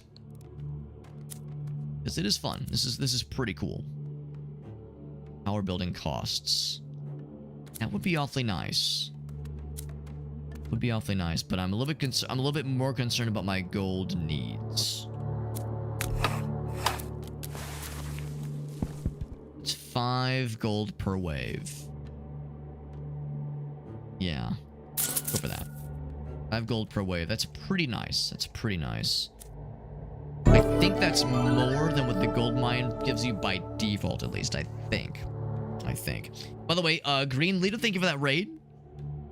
Thank you for that raid, bud. We're playing a cool little game This is Nordhold, and this is my first time playing it, but I'm pretty impressed. I was just saying earlier that I don't really play a lot of tower defense games, but I do enjoy me a good roguelike, and I do sometimes do city builders, sometimes. So this one is, it does a lot of things pretty well. It's a little bit outside my wheelhouse, but I'm enjoying it a lot. Enjoying it a whole bunch, so it's a good time. Let's do a quick shout out for Green Leader. See what they've been up to. Oh, hold on. Helps if I get your full screen name. Helps if I get the full screen name. Doing some Crusader Kings. Very nice, man. Very nice. That's a series that intimidates the shit out of me, but I think I ought to play it at some point. I love RimWorld for like the stories you inevitably kind of generate when you play that game, and Crusader Kings seems like it goes especially hard in that same vein as well.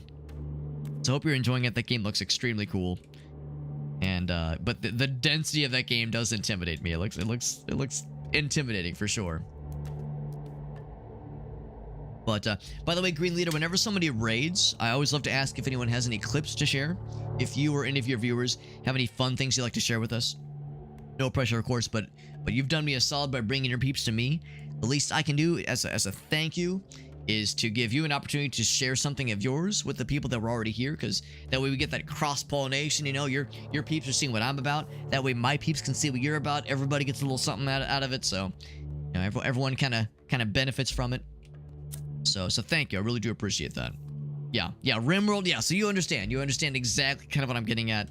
The sort of like narratives we invent as we play, or that evolve as we play. Certainly RimWorld, and absolutely for Crusader Kings. Because I remember 2 was the big one for a good while there, but I know 3 came out a while ago, and that one, it seems so dense, but it seems so cool. I could make another mortar, by the way. And we have the cool AoE, that burnification, the burnination they place on the ground. Pretty cool. We're also a little bit away from unlocking that frost tower. But I don't know. I'm kind of feeling the shadow tower. Let's get the shadow tower. Sure enough, it takes gold. I'm not surprised. Not surprised there. Yeah. We had some mixed reviews. I think you're right. I think when it first came out, it was being compared to 2, which is kind of unfortunate because 2 had years of patches and additional content upgrades. So yeah, 3, you know, might be a little paling in comparison when it first came out. But I haven't checked on it since then, so I don't know what its current state is necessarily. But I'm glad you're liking it so far. Yeah. Like I said, the ball's in your court. If you had any clips, if you want to share anything hilarious, anything silly, anything tragic, anything cringe, I'm down for all of it. And Lord knows I am not a stranger to cringe myself. I embrace it. Unfortunately, I have no choice but to embrace it. What else can I do? I can't fight it. Might as well embrace it. Got to build more houses before we can get more workers. We will get to that point next round. Next round we will get to that point. We're popping off on the wood for sure. Holding off on the gold mine. We have a lot of stone. Relative to how much we typically have in this kind of case. So yeah, another Arky Boy, which costs a little bit of wood. Another Arc fella or another Volcano fella. Tornado towers are cool. They are cool. I didn't see what their damage was. I don't know if it was the bestest though. I'm looking at like kind of what we have here. So we got one right there. Yeah, we already have a fire fella right there. This kind of snaking corridor has some pretty cool potential for sure. +4 range is pretty nice. Pretty good. Yeah, it's like any kind of case like this where the enemies kind of meander like that. That's a good opportunity. Bannerlord, that game looks cool too, although I didn't think it was... Well, maybe it is similar in some ways to Crusader Kings. I guess I've never really seen too much gameplay from it. I assumed it was more narrative-based, like more story-based. Well, I mean, Crusader Kings is story-based too, but it's more dynamic, more procedurally generated. Whereas I assume Bannerlord was a little bit more predetermined, but since I've never played either one, I don't know shit. I can't pretend to know shit. Well, I could pretend, but I wouldn't be very convincing. Would not be a convincing pretend. Cool in there. I'm liking that fire spewing. It's pretty cool. Actually, it's the opposite of cool. It's actually quite warm. It's actually quite hot. But I like that a lot. We still have a decent bit of wood, or stone rather. If we wanted to, we could build an arrow tower. I think I'd rather save the wood. So we can build the houses next round. Of course, building the houses next round, what does that really get us? It doesn't do much for us unless we have the wheat to make it worth our while. So there's really no rush, honestly. It'd be one thing if I could immediately gain the benefit of both, but I think there's no rush. I think that's good. And let's do the next one. So there's a teensy bit of overlap between these two. That's not a bad thing necessarily. Oh, elite fella, by the way. Kind of rare to see an elite guy this early on. I think we'll probably be okay. Probably. That stack? I think it does stack. It's pretty good. Might need to lightning his ass. I will lightning his ass. And smack his ass down. I'm noticing a concerning trend here. That AoE is good, but it's not quite as good as I was hoping it would be. Or rather, I mean, no, it is still pretty good. But that was not a commanding victory. That got me a little bit nervous. Of course, we were focusing a lot of energy on the elite boy. Choose your banner. So increases the crit chance. We could give us more burns. We could reduce the AoE. But the fourth shot is huge. Build duration is the same. Kind of a shame that doesn't go up, honestly. It's a little bit of a shame. Stacks at impact. Wait, are we saying the range goes up? That wouldn't make sense. Hex field. Stacks at impact. So I guess it applies. Oh, because this a single stack is only 1 damage. So this is just more damage over time. Okay. Yeah. Let's go for that. Let's go for that. Yeah, it was a little bit close. Now, it's not the end of the world if a bad guy reaches the end. We have 15 HP down here. I don't know if my overlay might be covering part of it. But we have 15 HP. And if an enemy touches the barrier, they deal 1 damage. So and then they get zapped. So it's not the end all be all if they reach it. But would rather not. Would rather not. Oh, here we go. Green leader's got something for us. Yeah, it is predetermined, but the siege and combats are kind of similar. That's good. That's good to know. Let's see what Green leader's been up to in their streams, in their clippies. Oh, sorry. I'm zipping around. Get the game. Grab this from this cool dude. Thank you again, Green leader, for that raid. Let's see what your clip entails. Whoa! Hold on. Before we do that. Before we do that, hold on. Let me scroll down. Let me scroll down. Is that a Kara raid? Yo, we're getting to that time of the night where all the night owls are like, all right, let's see who's left. Let's see who's left. Thank you, Kara, for that raid. Green leader just raided us, and we're getting to see one of his clips. Kara, you're always so damn kind. You raid me all the damn time. You know how this works too. Whenever someone raids, I always love to ask if there's anything of yours you would like to share with us. Thank you for that raid. We're playing Nordhold. Really cool roguelike, or not, well, yeah, kind of roguelike tower defense. Roguelike tower defense kind of sort of game. It's really interesting, and I'm liking it a lot. But first, let's check out Green leader's clips. Doing some Dark Souls action. Of course, we all recognize. I'm very glad that the it's okay. It's okay. It's okay. It's not okay. Not okay. That we all recognize what's exactly happening here. If you play Dark Souls, everyone remembers Ornstein and Smo. Everyone knows that shit. That's shield doing the Lord's work. Bonk. Yeah, one staggered block. And another one. It's okay. It's okay. It's okay. It's not okay. Not okay. Yep. But you know what? Here's the beauty of that clip is that when that clip ends, he's not dead. He just got knocked down, but we can assume he got up again. They ain't never gonna keep him down, and he probably went on to win that round because Green leader's a gamer. Okay, Green leader's a gamer, and nothing can convince me otherwise. So we'll assume that clip ended just before he stood back up and and absolutely decimated those two guys with no question. No question, man. No question. Kara, thank you for the well wishing as well. Yeah, to be honest, I had no idea it was my affiliate anniversary. To be honest, I don't know when my stream anniversary was. I guess my first ever stream ever probably would have been around early November because it would have been an Extra Life event. But yeah, I never I never thought to like note when that day was, and it was many years ago. It was many years ago because I'm old. I'm an old, crusty, ancient ass hobbit right now. So there's plenty I don't remember. But still, yeah, the affiliate anniversary, to be honest, it's not something I really track, but I saw in my chat window it said happy affiliate anniversary, so I was like, well, damn, I guess it must be. I mean, OBS wouldn't lie to me, would they? By the way, Kara's got something. Oh shit. Yeah. Kara says, listen, I'm prepared, Alex. I'm prepared. That's what we like to see. That's what we love to see. The Kara clips are always a wild time. Cry me a basin of your tears so that I may wash my face with them and cleanse the oils of my pores with the sadness of your heart. And then spit in my mouth a little bit. That's not related to the first part. It's just something I'm into.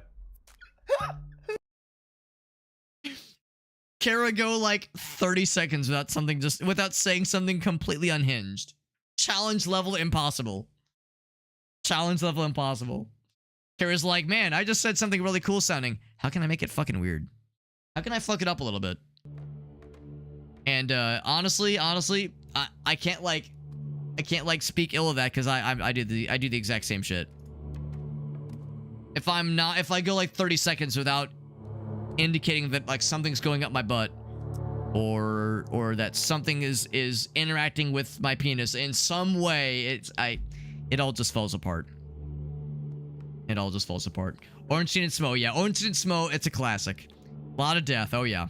Yeah, a lot of death for sure. Eric said the Zweihander. That's good. That's good. Even I don't know. Even the Zweihander alone can only do so much against that boss. That's a tough boss. Yeah, the classic. It's okay. Followed by it's not okay. We all know. We all know too well. Yeah, ONS is usually a pretty hard one. Usually a pretty hard one. I have a weird thing with Dark Souls 1 where for me the hardest wall by a pretty good margin was the gargoyles. Oddly enough, and it was not because the gargoyles are a harder boss. They are objectively an easier boss than Ornstein and Smo, no question. The thing about Ornstein and Smo is that by the time you get to them, you're pretty far into the game. Whereas gargoyles, that's the second mainline boss in the game. And that's I think that's a pretty like a genuinely tough boss. And it happens so early, you're not as familiar with the mechanics of the game, with the timing mechanisms. I mean, if you've played other Soulsborne games, maybe it's not so bad. But if that's your first Soulsborne experience and you hit the gargoyles, that shit can wall you real bad. Lord knows it did for me. So yeah, for my money, I would say the gargoyles were like a worse wall. But yeah, Ornstein and Smo, no question the harder boss. No question. No question at all. You were in the zone, Kara. I recognize that game. I've never played it, but I recognize it. Kara, and we know that Kara is a wordsmith. We've seen that clip where she freestyles. I love that clip where you freestyle and you fucking kill it. And like, and it's so fun because in that clip, she's spitting the hot fire and she's in the zone. She's in that fucking groove. And you can see the realization in her face when she knows she's gonna land on a fucking suplex of like a final verse. Oh, it was mwah, chef's kiss delicioso. Incredible. Yeah, it's a skill check for sure. Yeah, I guess they both are really. Seath was a big one. Oddly enough, I didn't have too much trouble with Seath, and I didn't have any trouble at all with like Havel and some of the other ones. Although honestly, the build I stumbled into basically was Havel, just big block of metal with all poise and no dodge. Not a very smart boss, and of course it's no wonder I struggle, or not a very smart build rather. And with that kind of build, it's no wonder I struggle with Ornstein and Smo. It's definitely no question I struggled with the gargoyles. So yeah, but that's what's so cool about Dark Souls 1 is that all these different build options exist and everyone's experience is so wildly different, and a game that is pretty, you know, there's not like a lot of procedural generation, so it's pretty static, and yet there's so much diversity in how you experience the game within this game that's now like, yeah, what is it, like 15 years old? Goddamn. So yeah, it's really something special. Yeah, she recognizes that feeling. That's right. Yeah. Go for the Zwei. That's the thing too. I've played through Dark Souls twice, and I've never done a two-handed sword build. I've always done like the first time I did what was it? Halberds, and I don't know, it's been a long time. But anyway, no, I've never tried the Zweihander. I've never done a two-handed sword build. I've heard the Zweihander is cheese central, because of course you can stagger a lot of things, and it's a very big damage. So if you're like fairly nimble and you got the Zweihander, it's I imagine it's pretty overpowered for some things. That magic damage is pretty rough though, yeah. Yeah, maybe I just got lucky. Honestly, maybe I just got lucky. There you go. Run, and then like the strong attack, yeah. That like running and jumping one. I really need to go back and play Dark Souls. I've yet to play the Resurrected edition. I've only played the Prepare to Die edition. At some point I gotta go back and, you know, play the newer one. And I guess like play other games. Because I've only played Dark Souls 1. I've never played 2. Never played 3. Never played Bloodborne. Haven't touched Elden Ring, so I'm pretty far behind. But, you know, maybe someday. Maybe someday. Yeah, remastered, yeah. No. That's a problem, though. There's only a few games to play out there, right? There's only a few good video games out there. There's not hundreds of amazing games that are coming out every goddamn day. I feel like this year in particular has been pretty stacked with really cool indie game releases, and I'm having a hard time keeping up. We played Promised Mascot Agency last night, and oh my fucking god, that game is a trip. And it's all I've thought about since then. I was tempted to just throw my schedule out the window today and just play that instead. And I might do that still later this week. Promised Mascot Agency is such a weird experience, but it's like there's something about it, man. It's just it's alluring. It's like a black hole. It just sucks you in. You can't look away, man. Don't listen to the Dark Souls 2 haters. Dark Souls 2 haters are they're a not small numbered bunch. There are people out there that do not like Dark Souls 2, and I understand their critiques are probably pretty valid from what I've heard, but I've never played it, and I still want to try it. Even if people are screaming in my ear, Alex, don't ever touch it with a 10-foot pole, I still want to try it, so I probably will eventually. It's just a question of when. Question of when, not if. Question of when, not if. And then Dark Souls 3, yeah. Yeah, and of course Bloodborne. Now I don't have a PS4, so I can't play Bloodborne. Maybe someday eventually it'll get ported, but I'm not gonna hold my breath. Not gonna hold my breath. Yeah. Honestly, Kara, it might be your kind of jam, because I know, because Kara has a penchant for goofy shenanigans. That game is Goofy Shenanigans, the game. I think you'll love it. It's so fun. I've actually never played Paradise Killer, and it's the same developer, of course. Heard that's another good one. Yeah, if you love Paradise Killer, oh man, that's a match made in heaven for you, Kara. Holy shnikes.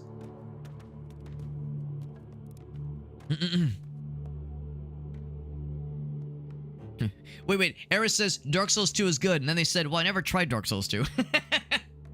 Eris says, trust me, bro, I love that game. Well, I've never actually played it. I mean, I guess like if you watch other people stream it, I think I see what you mean, but yeah.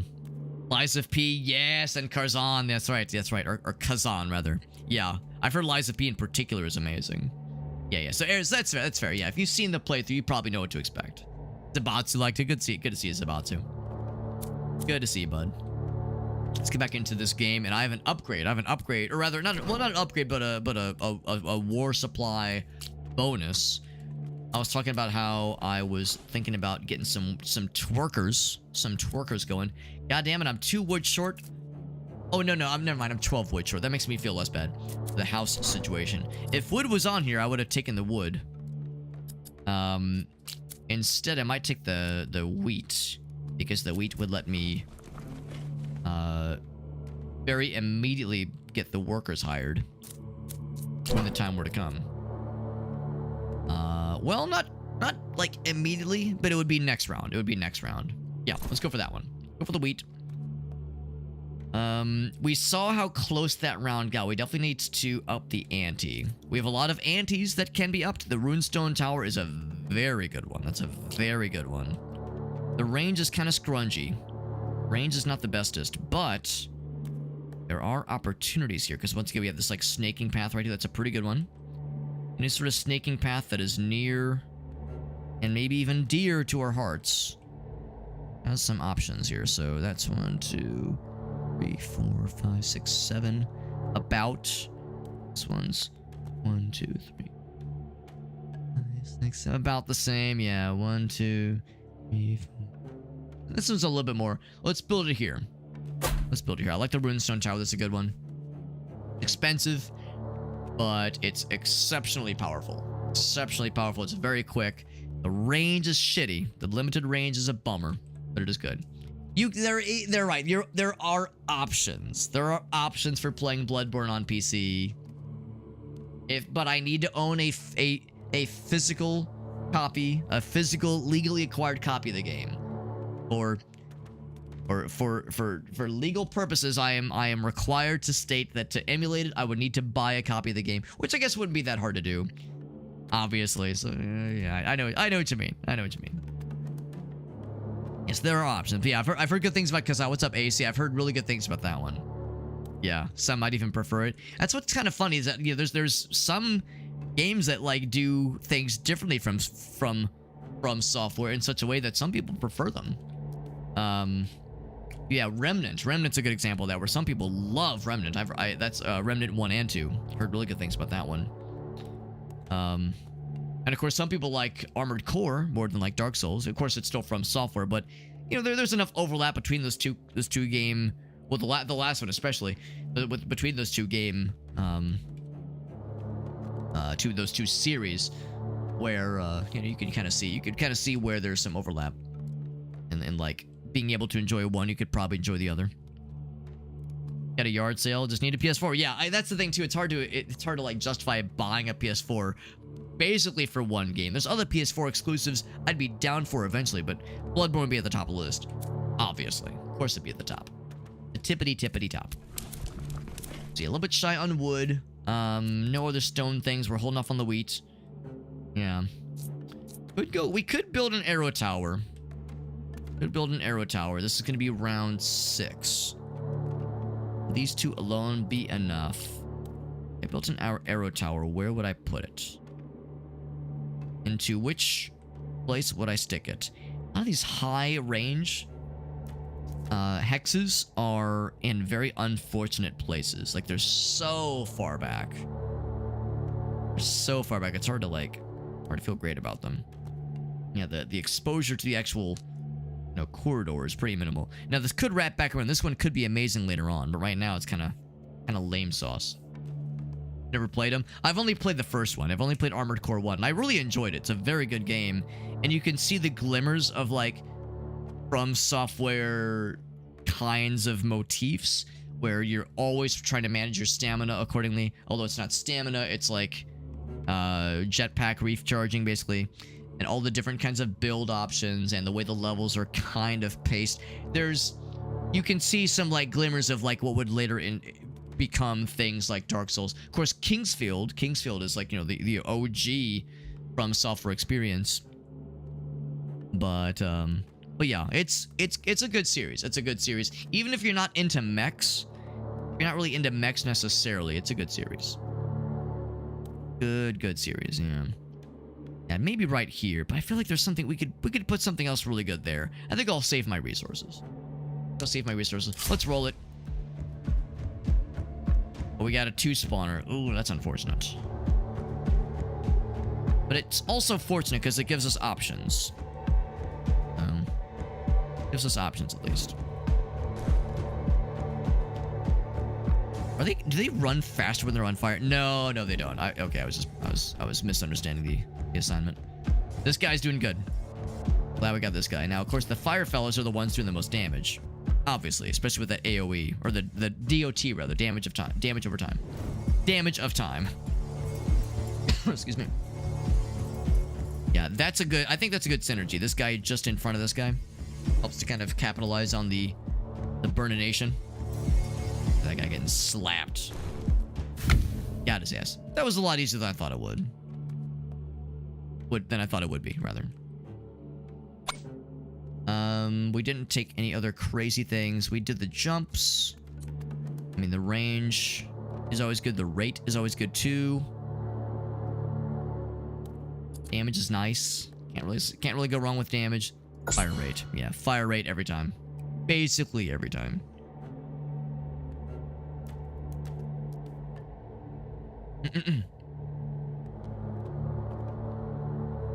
It's still from software, yeah. I think not a lot of things in common. I mean, it's obviously, you know, mechs and sci-fi. Like, the mood is entirely different.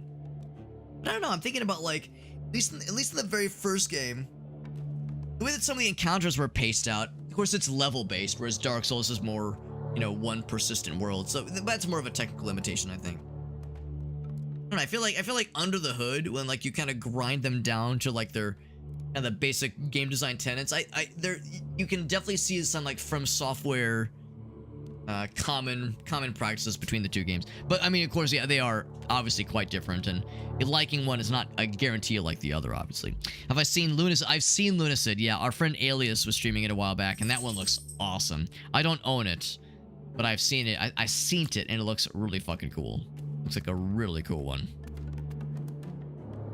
I don't know if it's smart to put so much here. I see such an inviting opportunity here, and it's hard to pass it up. Hard to pass it up. It's just so inviting. Before I get too ahead of myself. And I've been known to do so. Get another worker hired. And we'll put the worker probably also in the court. Well, you already have 2 there.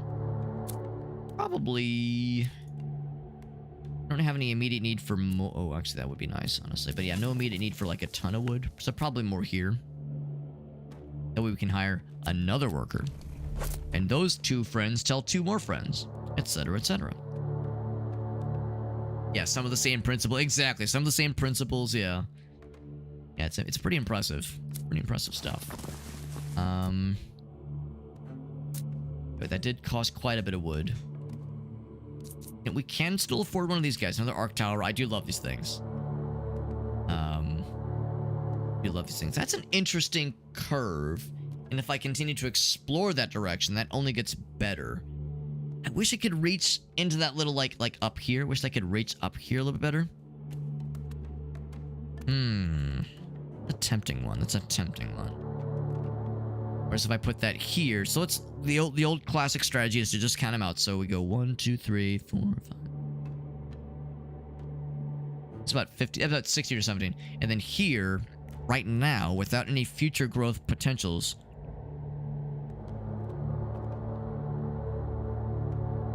yeah, I think I might go for this one. Because if we explore this direction, you know it's guaranteed to provide an opportunity there. That's pretty good. That's pretty good. That would also make the lightning fellas, you know, be able to do some damage this time. Because they didn't get a chance to shine last time. They don't always need to shine, but it's nice when they do. Nice. Saving up gold. Yes, in fact, next time we'll be able to make a shadow tower. And that's exciting to me. That's deeply, deeply exciting. Say we run it. Say we roll it. Yeah, this one. It's very nice. It's very nice, yeah. Big boys. Got some big boys coming in hot. Spawning from 2 places. A little rough. We have 1 elite fella. It's an honorary From Software game. It's got... Oh, the Poison Swamp. Dude, that is the classic. Miyazaki just cannot help himself when it comes to a delicious, delicious Poison Swamp. Who can blame him? Who can blame him? Who doesn't love a good Poison Swamp from time to time?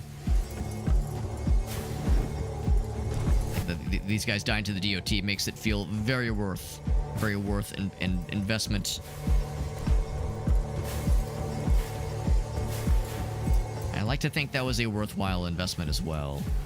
Is the elite still going? He is still going, but not for much longer. I have kill 4 dudes. Oh, it's not even damage 4 dudes. It's kill 4 dudes or lightning strike. Looking like we won't need them. Oh, first relic is free from the tutorial at least. Let's save up some gold. Our first relic. How exciting. How exciting. If the life points of the village shield are below 50, receive 2 more energy. Energy? Oh, spell energy. That's cool. Elite enemies HP reduced. It's nice. Necrotic curse. When you cast a spell, you gain 2 gold. Huh. 2 gold. Elite enemies. Not bosses. Elite enemies. Right. Common, common, common. Common, common, common chameleon. You come and go. I have no gold. Yeah. Remarkable be at wave 13. Cool. Thanks, bud. Cast a spell, gain 2 gold. If I do my job right, this should never happen, right? Receive energy. If it's below, you get plus 2 energy. Does that mean plus 2 maximum energy? It probably does. Bigger and stronger. They spawn randomly. They, of course, drop chests. Yeah. Let's go for that. We could buy another one, but we don't have the monies. We're too poor. I might take the wood this time. Did kill that guy, which is pretty cool. The elite fellers. Elite fellers. So yeah, the wood. Wood is tempting. The wood is tempting. Need a mighty need for lots of wood. Stone, more of that guy. Yeah. Oh, the stone would have potentially let me build a statue, which I probably ought to save up for. Probably ought to save up for that. 20 stone here. It's not too bad. It costs all of our gold, unfortunately.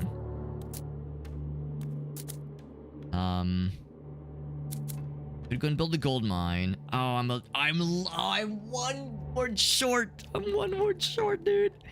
Oh my god, that's tragic. That's hilarious, actually. Tragic and it's hilarious. I mean, I could just buy some, but it would cost all of my gold. Well, not all of my gold, but it would make it so I couldn't build one of these things. And I do want to see what they're like. Ooh, that's not a good cost, or not a good price for the gold. It's kind of not great. More like Nordhold. I made the exact same joke, guys, so I'm too predictable. Too predictable. We could build a gold mine. Let's do this. Let's go ahead and give me more gold per round. It's 30. Next round, we could also get this guy. That's only for tower building costs.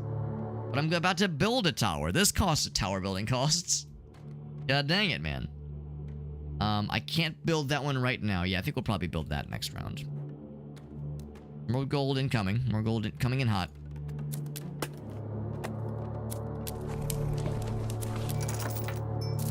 Ancient bargains. Reduces the price. Where's that one glowing? Reduces stone costs.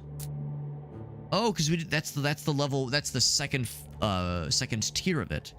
We've never seen that one. That's actually pretty cool. Power construction. That's pretty nice. Pretty nice. Don't have that for that guy. I do have it for the wood one though. Cool. And probably for the hay one as well. Okay, I guess there's no hay. It's me. Hay for the wheat one. There's no equivalent for the wheat one. Probably is an equivalent one for the gold mine though. Let's go ahead and build it. Let's go ahead and build it. I don't know what happens when you like finish a square. It wouldn't affect this guy at all. By the way, we can go ahead and we could increase the range more, which would increase it by quite a bit. That would increase it by quite a bit. Potentially, like, you know, up further into some like sexy zones here. I don't know what happens when you reach a dead end there. I think it still continues to spawn from that location. Where's fire rate is... Well, no, actually, I wouldn't do fire rate. I'd probably do damage. Fire rate goes up so little. So little. It's so pitiful.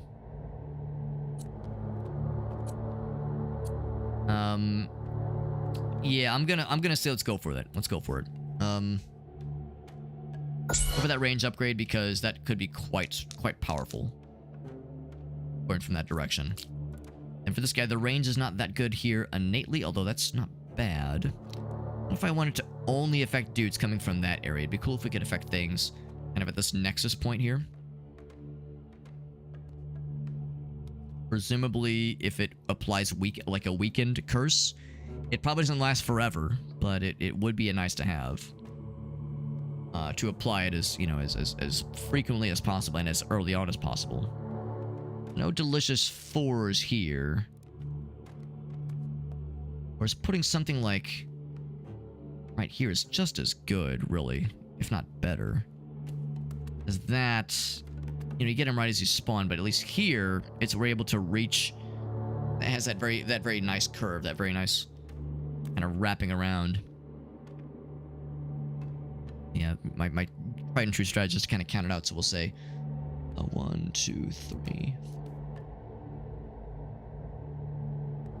It's pretty darn good. Yeah, this one was, I mean, it's a bigger number, but I think it touches fewer cells. 1, 2, 3.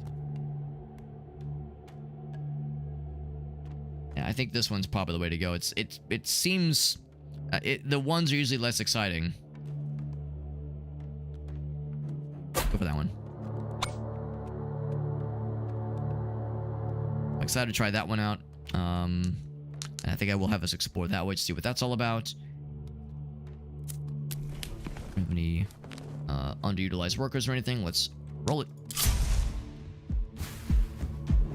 That creates a little hut. Nothing special about the hut so far as I can tell. And sure enough, there's the curse. The weakened state. You know, when it exits its range, good to know. Well, not quite when it exits its range, but yeah, there is a limited amount of time where the curse is applied. It lasts a pretty good long while. To really maximize the effect, we should put something else around here. Or around here even. I mean, this guy is able to reach pretty good. But more stuff to capitalize on that weakened state would be nice. Any elite fellas? Yes, we have one elite fella. He is weakened. Love to see it. Well, things we're getting up to that point. Got those fast boys in particular. Fast fellers, but that damage over time really melts them down. Elite guy's about half health. If nothing else, we can always lightning him. I don't think we're gonna have to though. I think he's gonna be the singular focus. Oh yeah, it's curtains for him. There we go. Shadow towers transfer excess damage to the next enemy. That's cool. That's really good. I like that a lot. Arc tower hits. Ooh, I like that one too. That one too. Are the Runestone towers distributed? Across 3 beams to attack for different enemies. Damage is reduced. Oh, it's reduced a lot. Reduced a lot, yeah. So, I mean, yeah, it's dispersed against 3 beams. So you take that same number and basically divide it by 3. That number is going to be a little bit lower than this number. So, like, this is a little bit of a net gain. Pretty rough. This one's amazing, though. 48% more damage when they have 70% health or more. That's a no-brainer right there. That's just amazing.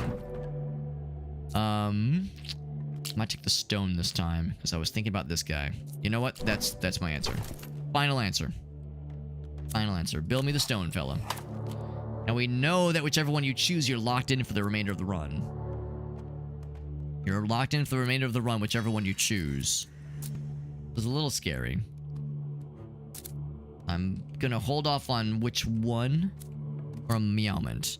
Go and get that guy. Can't do both. I could do one or the other. Yes. How far away am I from doing cool shit? We're gonna get the wheat bonus soon. Which is to say I really don't need that, so I'll pop that into the wood instead. Right, controversial choice. I'm gonna really go ham on wood. Really going in on the wood. So yeah, the wheat is less immediately pressing. Am I liking it? The game, it is pretty cool. It is pretty cool. It was maybe a teensy bit intimidating at first, but it's not quite as complex as I thought it was gonna be from the outset. So yeah, I'm liking it a lot. It's very good. This is coming from a person that doesn't really do tower defense games. For tower defense veterans, I don't know if it would be, you know, boring at all for them necessarily, but I'm having a good time with it. Because I don't know like how it compares like depth-wise or complexity-wise compared to others. But since this is a kind of combined roguelitey, tower defense, city builder, city management, it's kind of a little bit of everything, honestly. But it's good. It good game. And it is in its 1.0 state, by the way. It's not an early access game. I think it was in early access for a while, but I think it ticked over to 1.0 a month or two ago. What am I more concerned about for like the immediate future? Probably more stone. So, well, these, of course, these don't help with that. Although that does reduce the costs. Yeah. Let's do that one. Yeah, the gold one is not as big of a priority. Once we get another worker or two, we'll pop those into the gold mine. We're getting a lot of wood next round. Whole lot of wood next round. Statistics-wise, the Fire Boys were the greatest damage dealers. Not by a ginormous margin, but they were the biggest damage dealers. And that damage over time probably really pops. Probably makes it pop. So I think for the second round in a row, we're going to say Volcano Mortar. Make it spicy. Make it real spicy. Generate gold on kill. It's only a 2% chance. That's pretty minimal. Can't give us more ships. Anything else that I would consider spending my 8 gold on? It would have to be a 5-point investment. 5 gold investment rather, because that's all I'm generating per round. We of course are getting a lot of wood this round. Oh, it looks like I already spent that one. Yeah, the 5er would be kind of a low-hanging fruit, obviously. Building upgrades. Oh, I should have bought that earlier. Let's just save up for that. No other purchases here. I think we have enough to handle it. What is that exactly? An all-thing feast. 5 waves, your workers gain more productivity. That's good to know. I'm glad the game warned me about it, but that's only if you have an overabundance of wheat, and I'm about to spend that wheat next round. Is it every single gen? Yeah, it's weird that we have tower defense and roguelite, and I suppose roguelike as well, and city builder. City builder, city management. I guess city management, city building is about the same. Thereabouts. It's not early access. It's not open world survival craft. Open world survival crafting, that's like half the Steam library right there. That right there just nukes a whole swath of the library. Yeah, of course it is spawning from both, so we still have this fork no matter how you slice it. That's good. Ooh, good levels. Oh, boss! I didn't realize the boss was gonna happen. Oh, war horse. Oh, wait, no, that's not you. There he is. Grimlock. I heard legends about this guy. Can I do the upgrades live? I guess I could do it live. Yeah, fuck it, we ball. But this guy. Can I do more damage? Probably more damage because the range is not the bestest. It's not the bestest. Just damage. I'm gonna spy on him, see how he's getting got. I appreciate that you can level up your if something is available for a level, you can apply the level before the round ends, which is nice. So you can get it live. Do it live. Now, I'm not too worried. Even if he tries to get through, I can lightning his ass. Uh-oh. Oh, I'm in trouble. Oh, I shouldn't have cast that one. He killed the game? He killed it! Oh, no! I shouldn't have cast that one. I thought he was gonna get got. Now we know, of course, that when a boss touches the base, you auto-die. I thought they would do, like, 10 damage or something. Boss touches the base, you do auto die. That's okay, that's okay. Got elevated masonry. We're elevated. Look at that, we're elevated. Cool. Alright, so the perks, yeah. Although I'd probably save up for more tower flavors. More tower flavors. It was unlucky. Well, it was my fault. I shouldn't have cast that other spell. You only get two, by default, 2 energy slots, 2 spell slots. Well, you can cast the same spell twice, but you can only cast 2 spells per round, basically, by default. And I kind of misjudged how things were looking. I was like, oh, that boss is gonna get got. I can kill the smaller dudes easily with that auto kill button. But now I fucked up. I should have saved my charges and just done 2 electric shocks, two electric blasts. So that's on me. That's on me. Lessons were learned. Lessons were learned. That's just how it goes. But this is a cool game. Honestly, though, the timing kind of works out, though, because it is getting pretty late. We're past 2 a.m. We're past 2 a.m. Cool little game, though. I'm glad we tried this out. Sometimes it's nice to go a little bit outside the usual comfort zone. And yeah, I'm glad. I'm glad we played this because it's a good game. I can see why the reviews are so positive for this game. Sometimes that's how it goes sometimes. Sometimes, like, you see a game that a lot of people are clearly enjoying, and you're like, I just don't know, man. Like, not usually the kind of thing I play. But sometimes there are surprises, and this is one such case. One such case where well, maybe it wasn't a surprise. I kind of knew I was gonna have a good time, but yeah, I'm glad we tried it. Glad we tried it. Take a chance on a game I really hadn't heard of before. And shoutouts to Lurkit. Lurkit was very generous. I didn't even request the game. They just sent it to me, and I was like, and that's not like that uncommon necessarily. If you're a streamer of really any consistency, you'll end up in situations where, yeah, review keys just kind of fall in your lap for games you've probably never heard of. And a lot of them, of course, are very, very indie projects. I hate to say this, but there's a lot of simulator slop, a lot of AI simulator slop out there that's a dime a dozen. Like, those are, I don't want to sound dismissive, but I mean, you know, when you bring a game up on Steam and the profile, not profile picture, but like the thumbnail for the game is very clearly AI generated. And at the bottom, they say, yeah, we use AI to generate assets and music and dialogue and blah, blah, blah, blah, blah. It's like, oh my fucking God. So there's a lot of that kind of shit, which I don't have much patience for. But yeah, every once in a while, something like that will kind of land in your lap and you'll go, oh shit, this actually looks kind of sick. And this is one such case where it was a pretty good one. So I enjoyed it a lot. Enjoy a game you didn't expect to. It does happen. It does happen. I'd rather a game surprise me by enjoying it when I don't expect for much, versus the opposite case, where you have high hopes and then the game is just like, not what I was hoping, which does happen. Does happen, yeah. Yeah, good games flooded with yeah, I mean, I'm sure a lot of those games aren't, you know, low effort. I'm sure work still went into them, but I don't have it in me. I don't have it in me to play, much less stream a game that I just don't believe in, you know, and it's something that's just... That is obviously reeking of AI slop and asset flipping, that kind of thing. It's one thing if a game has an AI-generated thumbnail or an AI-generated logo.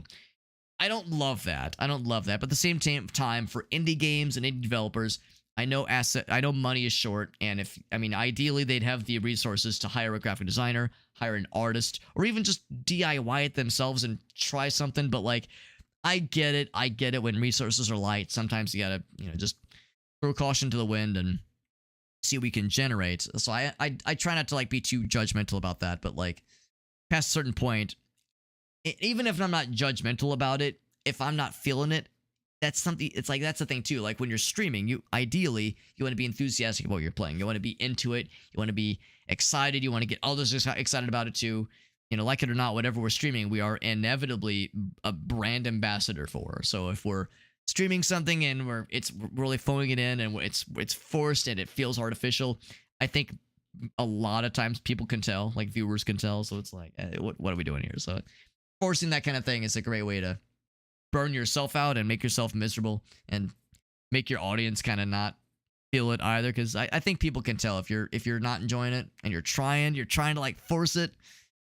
Yeah, I think that's where that kind of human sense comes in. A lot of assets overused, yeah. And I try not to be dismissive. The game we just played, I suspect, was using, I think it was probably made in the Unity engine, and I suspect that game, the game we just played, Nordhold, was using assets that are like fairly readily available in the Unity asset store. I don't want to say that they're like default necessarily, but they're that kind of, for the characters, for the humans, that kind of like very like, what's the word for it? I don't know. Like, it's a certain kind of polygonal, not voxels, but like a certain kind of polygonal aesthetic that are used for a lot of other indie games. There was one in particular we played a couple years ago, and the name escapes me. We got the demo for it and everything. What if I just do a search? Do a search for the demo. Would it show up? Raidborn. Raidborn. That was the one. That was the one. We played Raidborn. And that one, here, I'll show it to you. I'll show it to you. You'll see exactly what I mean. You'll see exactly what I mean. Oh, and wouldn't you fucking know it? That was not their logo when I played the game. Hold on. Again, I don't make it sound like I'm dunking on anybody, because the developers for this game are really nice. Hold on. Can I get this? Here, let's just restart. Start the thing.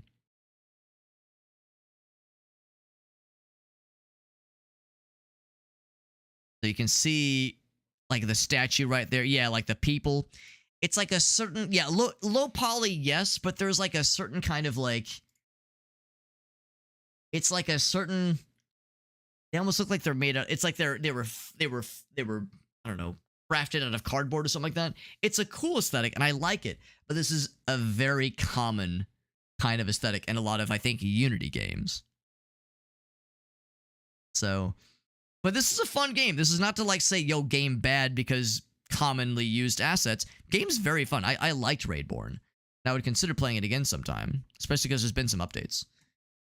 But what I will acknowledge is that was not their logo when I played. That was not their logo. So then, I don't know. My AI logo, my AI asset detection skills are not always the best.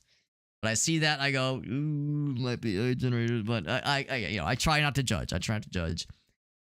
Making games is fucking hard, man. Making games is hard. It's expensive. So I have a hard time being too, assuming the worst when I see a little bit of AI utilization. It's not the end of the world. Not the end of the world. A lot of the asset, yeah, for indie horror games, yeah, I hate to say it, but indie horror is pretty saturated with that for sure. What's up, Skior? They force themselves to play it, yeah. I mean, I of course there are the really popular streamers. There's the top 0.1% of streamers that get 10,000 plus views every time they stream, and some of them, yeah, they've made a name for themselves by streaming their one game or their one game type. And in those cases, yes, sometimes their audience is really centered around that one game type, and if they play something else, their numbers tank. And if that's their livelihood, then yeah, that kind of thing does happen. And like you said, Ace, like, yeah, it's not fun to watch. I'm with you. I'm 100% with you. I'd much rather watch someone play something out of pocket that they're enjoying versus the old fucking grind. But the numbers are, of course, hard to lie or hard to ignore. It's like clearly people like you and me are in the minority because thousands of other people are gung-ho to watch somebody really, really popular play the same old game, even if it's something that they're, if you can tell they're not feeling it. I don't know, somehow the audience does stick around for that. And of course, some of that is a rotating, like a rotating. It's not the same people every time, but it's a dedication, man, for sure.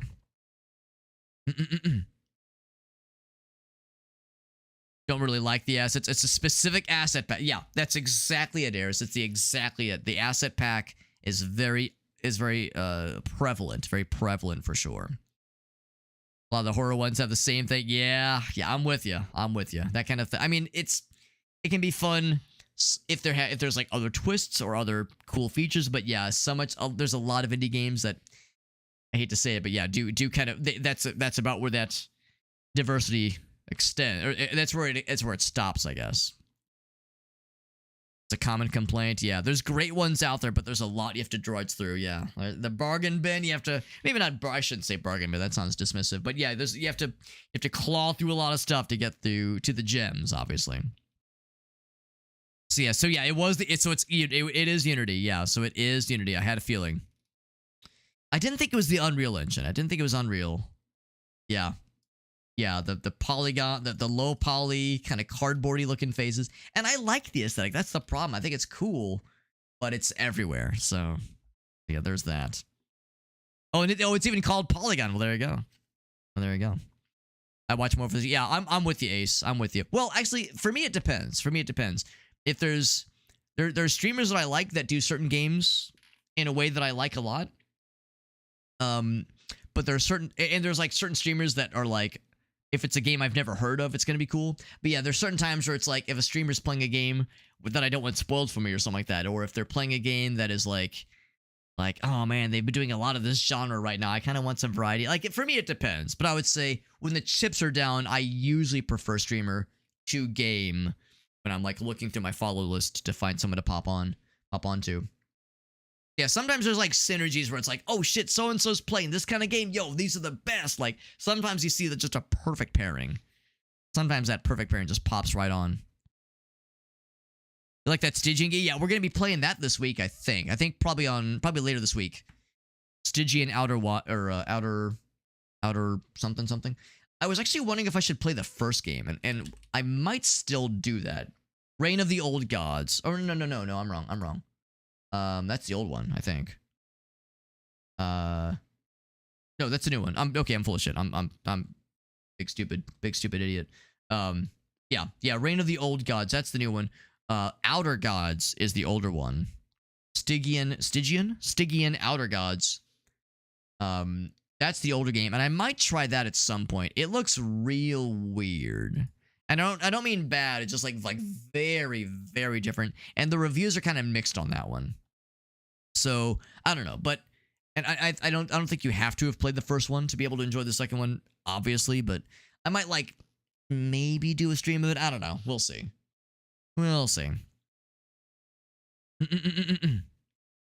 Yeah, game dev is hard. Eris knows, yeah. Respect the craft, do it yourself, pay an artist. Yeah, I'm with you. Yeah, taking shortcuts like that does feel cheap. It does feel cheap. And that's what shortcuts usually entail. Usually a shortcut involves some kind of downside. Yeah, so that's just kind of how it goes. That's all the Cinti Studios, is that what that's called? Yeah, when certain developers are known for that kind of shit, I mean, if nothing else, you know how to avoid them, obviously, but yeah, there are certain devs that have adopted some less than ideal practices along those lines, we'll just say. Less than ideal. Who is live right now, by the way? It's pretty late. Almost 2:30 a.m. on a Monday night, goddamn. These degenerate hours. Who would be up at this hour? What kind of nonsense? What kind of doofus would be up this late? So irresponsible. Nobody I know, that's for sure. Definitely not me. But yeah, Outer Gods, yeah. Yeah, that was when you play, because I think it's in early access right now, I think it's in early access right now. Yeah, surprising number of people are live, though. It's pretty nice. Pretty nice to see. Anybody streaming this game? Right now? I'm going to be really impressed. There is, but he is of a Cyrillic language. So much so I can't even read the labels of the categories. The tags. There we go. The tags. And let's see who else is live. Let's see who else is live. Zyto's popping off. He does have a lot of viewers. It's a birthday stream. He has a lot of viewers. Yeah, we gotta rate Zyto. It's his birthday. I don't usually like to rate people that have like a fuck ton of viewers, because it feels like a drop in the bucket, obviously. But Zyto is the man. He just recently got partner. It's his birthday. He's doing a big ass subathon. He's dressed as Shrek. How can I not raid Zyto? Yeah, you're right. Tonight's a special night. Yeah, we gotta do it, man. Yeah, Reign of the Old Gods. It looks interesting, just so different. So different. I looked into the game a little while ago. Some people were saying it was like unfinished, like the devs were forced to release it before it was like done. I don't know. We'll see. I'll do some digging. I'll look around. Maybe like watch some YouTube videos about it. Like try to get educated a little bit. Yeah. Zyto is a good dude. Big fan of Zyto. He's a funny dude. Very good creator. Very good entertainer. Extremely creative with his channel point redemptions, and very crafty and very tech savvy with the gadgets he has on stream. The ping pong ball that shoots shit at his, the ping pong launcher that shoots shit at his face. Not literal shit, but ping pong balls. The thermal printer that prints off pictures of people and they raid him or sub to him. All the Shrek memes, all the webcam effects, all the scripting. Dude it's a multi-sensory experience when you watch Zytio. Funny noises, goofy visuals, probably funky smells. You can probably taste him a little bit too. Yeah, we love Zytio. He's a great guy. We've done a number of collaborations with him and Alias before. And yeah, he's a great guy. So we're going to raid this man. We're going to raid this man. That is the plan. That is the plan. By the way, our socials page is in the chat. It has all of our links, social media and otherwise. Discord server, YouTube channels. It's all there. It's all there. By the way, Discord server, I should mention. Of course, that's the best place to interact with myself and others outside of the streams. So if that would tickle your pickle, make sure you join the Discord server to sweeten the pot. By the way, we're doing some giveaways on this Friday. We're going to have a Steam key for Asgard's Fall, Viking Survivors, that really cool Survivors-like game we played last week. We'll have a key for that to give away. A key for Stray Gods, the role-playing musical. A key for Bo, Path of the Teal Lotus. Loved that game. That gets a personal recommendation from me. We got some cool stuff we're giving away. Miniko's Night Market. We're giving away a key from Miniko's Night Market. So we'll have some games we're giving away. 4 games we're giving away on Friday. We're doing all of our giveaways in raffle format through our Discord server. So make sure you join the Discord server to participate in raffles if that would tickle your pickle, if that would interest you. And the raffles are open for participation. You just go to the giveaway channels in the Discord server. Super simple. Feel free to ask if you have any questions. But Asgard's Fall, it's a good one. It's a very good one. We'll have 1 key for that to give away. 1 key. Like I said, the raffle will be Friday. You can enter at any point. It is maximum 1 raffle ticket per person. And all you got to do is post into the giveaway channels. That's it. Join the Discord server. Post in the giveaway channels. It's that simple. It's that simple. Anyway, friends. Zytio raid incoming. That socials page, by the way, it has all of my other links. It has the Discord link. But it also has social media, Twitter, Instagram, OnlyFans, Chatterbait. You know, all of my other places where I obviously have a presence, obviously. You know, pictures where you can buy zoomed in pictures of my asshole. You know, normal stuff. Normal stuff. I'm just kidding. I don't actually have those. But yeah. Yeah, Blue Sky, Instagram, it's all out there. George says, what was that, Alex? YouTube videos. That's what I meant. Yes. That's what it is. That's all it is. It's totally normal. Nothing weird. We never do anything weird here. Also normal. So normal. All right, guys. I'll see you guys around. Probably a stream tomorrow. I assume probably a stream most days this week. Probably. We got the schedule in the Discord server, although I might make some slight alterations to the schedule. Because, I mean, for sure, Dead Zone Rogue does come out tomorrow, and Skin Deep comes out Wednesday. So I think I'm pretty much set on those, but I might switch out something else for more Promise Mascot Agency, because, yeah, that game was such a trip, and I definitely want more of it in my fucking veins. Just directly into my veins, please. So, yeah, we got some cool games this week for sure.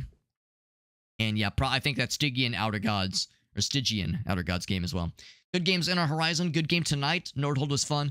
Thank you to Kara and to Green Leader and to Galanith for the raids. So many raids. Oh, Aleph, I'm sorry. I just noticed now the music show and tell. And the Pokemon. Oh, man, I missed a bunch of redemptions. Sorry for the missed redemptions. I'll refund your points for anybody who missed things, so you will not be left wanting.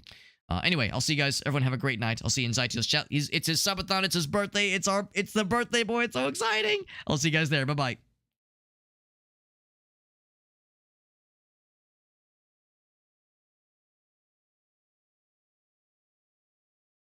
Not very good. Oh, nice women's detected XD. Have sex and like something. Someone donate right now. Sleep. Oh yes. Oh, super Raid hot incoming. bit. Have a couple drinks. Happy Scamathon text 72 master. I mean, now Where's we know the what happens booze? to that color. Where's it your the harem? booze? XD. Yeah. Doesn't have a catalytic converter, so The engine lights on. It has I'm one, sorry it's if I just sound old. annoying, but vaping is full of chemical and bad for your health. You should do like I do, go for a natural option, smoke a real cigarette, all natural ingredients. I don't think that's better. I am so happy for you. Hello, yes, is this the Shrek Addicts Anonymous meeting? Yes, it is. Welcome in. Techmaster, thank you so much. How you doing, Super Hobbit? How was the Guys stream? back there cold. Nordhold? What's Nordhold? I haven't heard of What's Nordhold. poppin'? Or did you wait? Were you playing that before? Dash sleepy. El Goso, what's up, El Goso? Happy birthdays, you big Onanon. Aw, Flappos. Okay, Rollscape for Scamagon. Absolute joke. Rollscape. Oh, that game. Yes, it's a very real I forgot condition. about the game Rollscape. If I see handsome men dressed as Shrek, I'll release no less than 4 different bodily fluids involuntarily for no less than 30 seconds. Oh, that sounds like a very good problem. Happy birthday, and one day at CTO. Welcome, And one day, Raiders, thank for you, our annual Majima. Shrek birthday celebrations. Today we are celebrating Ogre Lord Zidio's birthday with our 3 VIP guests. Yes. I miss Lucky Strikes. I want my cigarettes to have brown sugar in them. Brown sugar? What? Was that real? Lucky Strikes had brown sugar in them? Come. 10 minutes till Scamathon hits 420. God. It's really Time all your EU people get on. Yeah, roughly.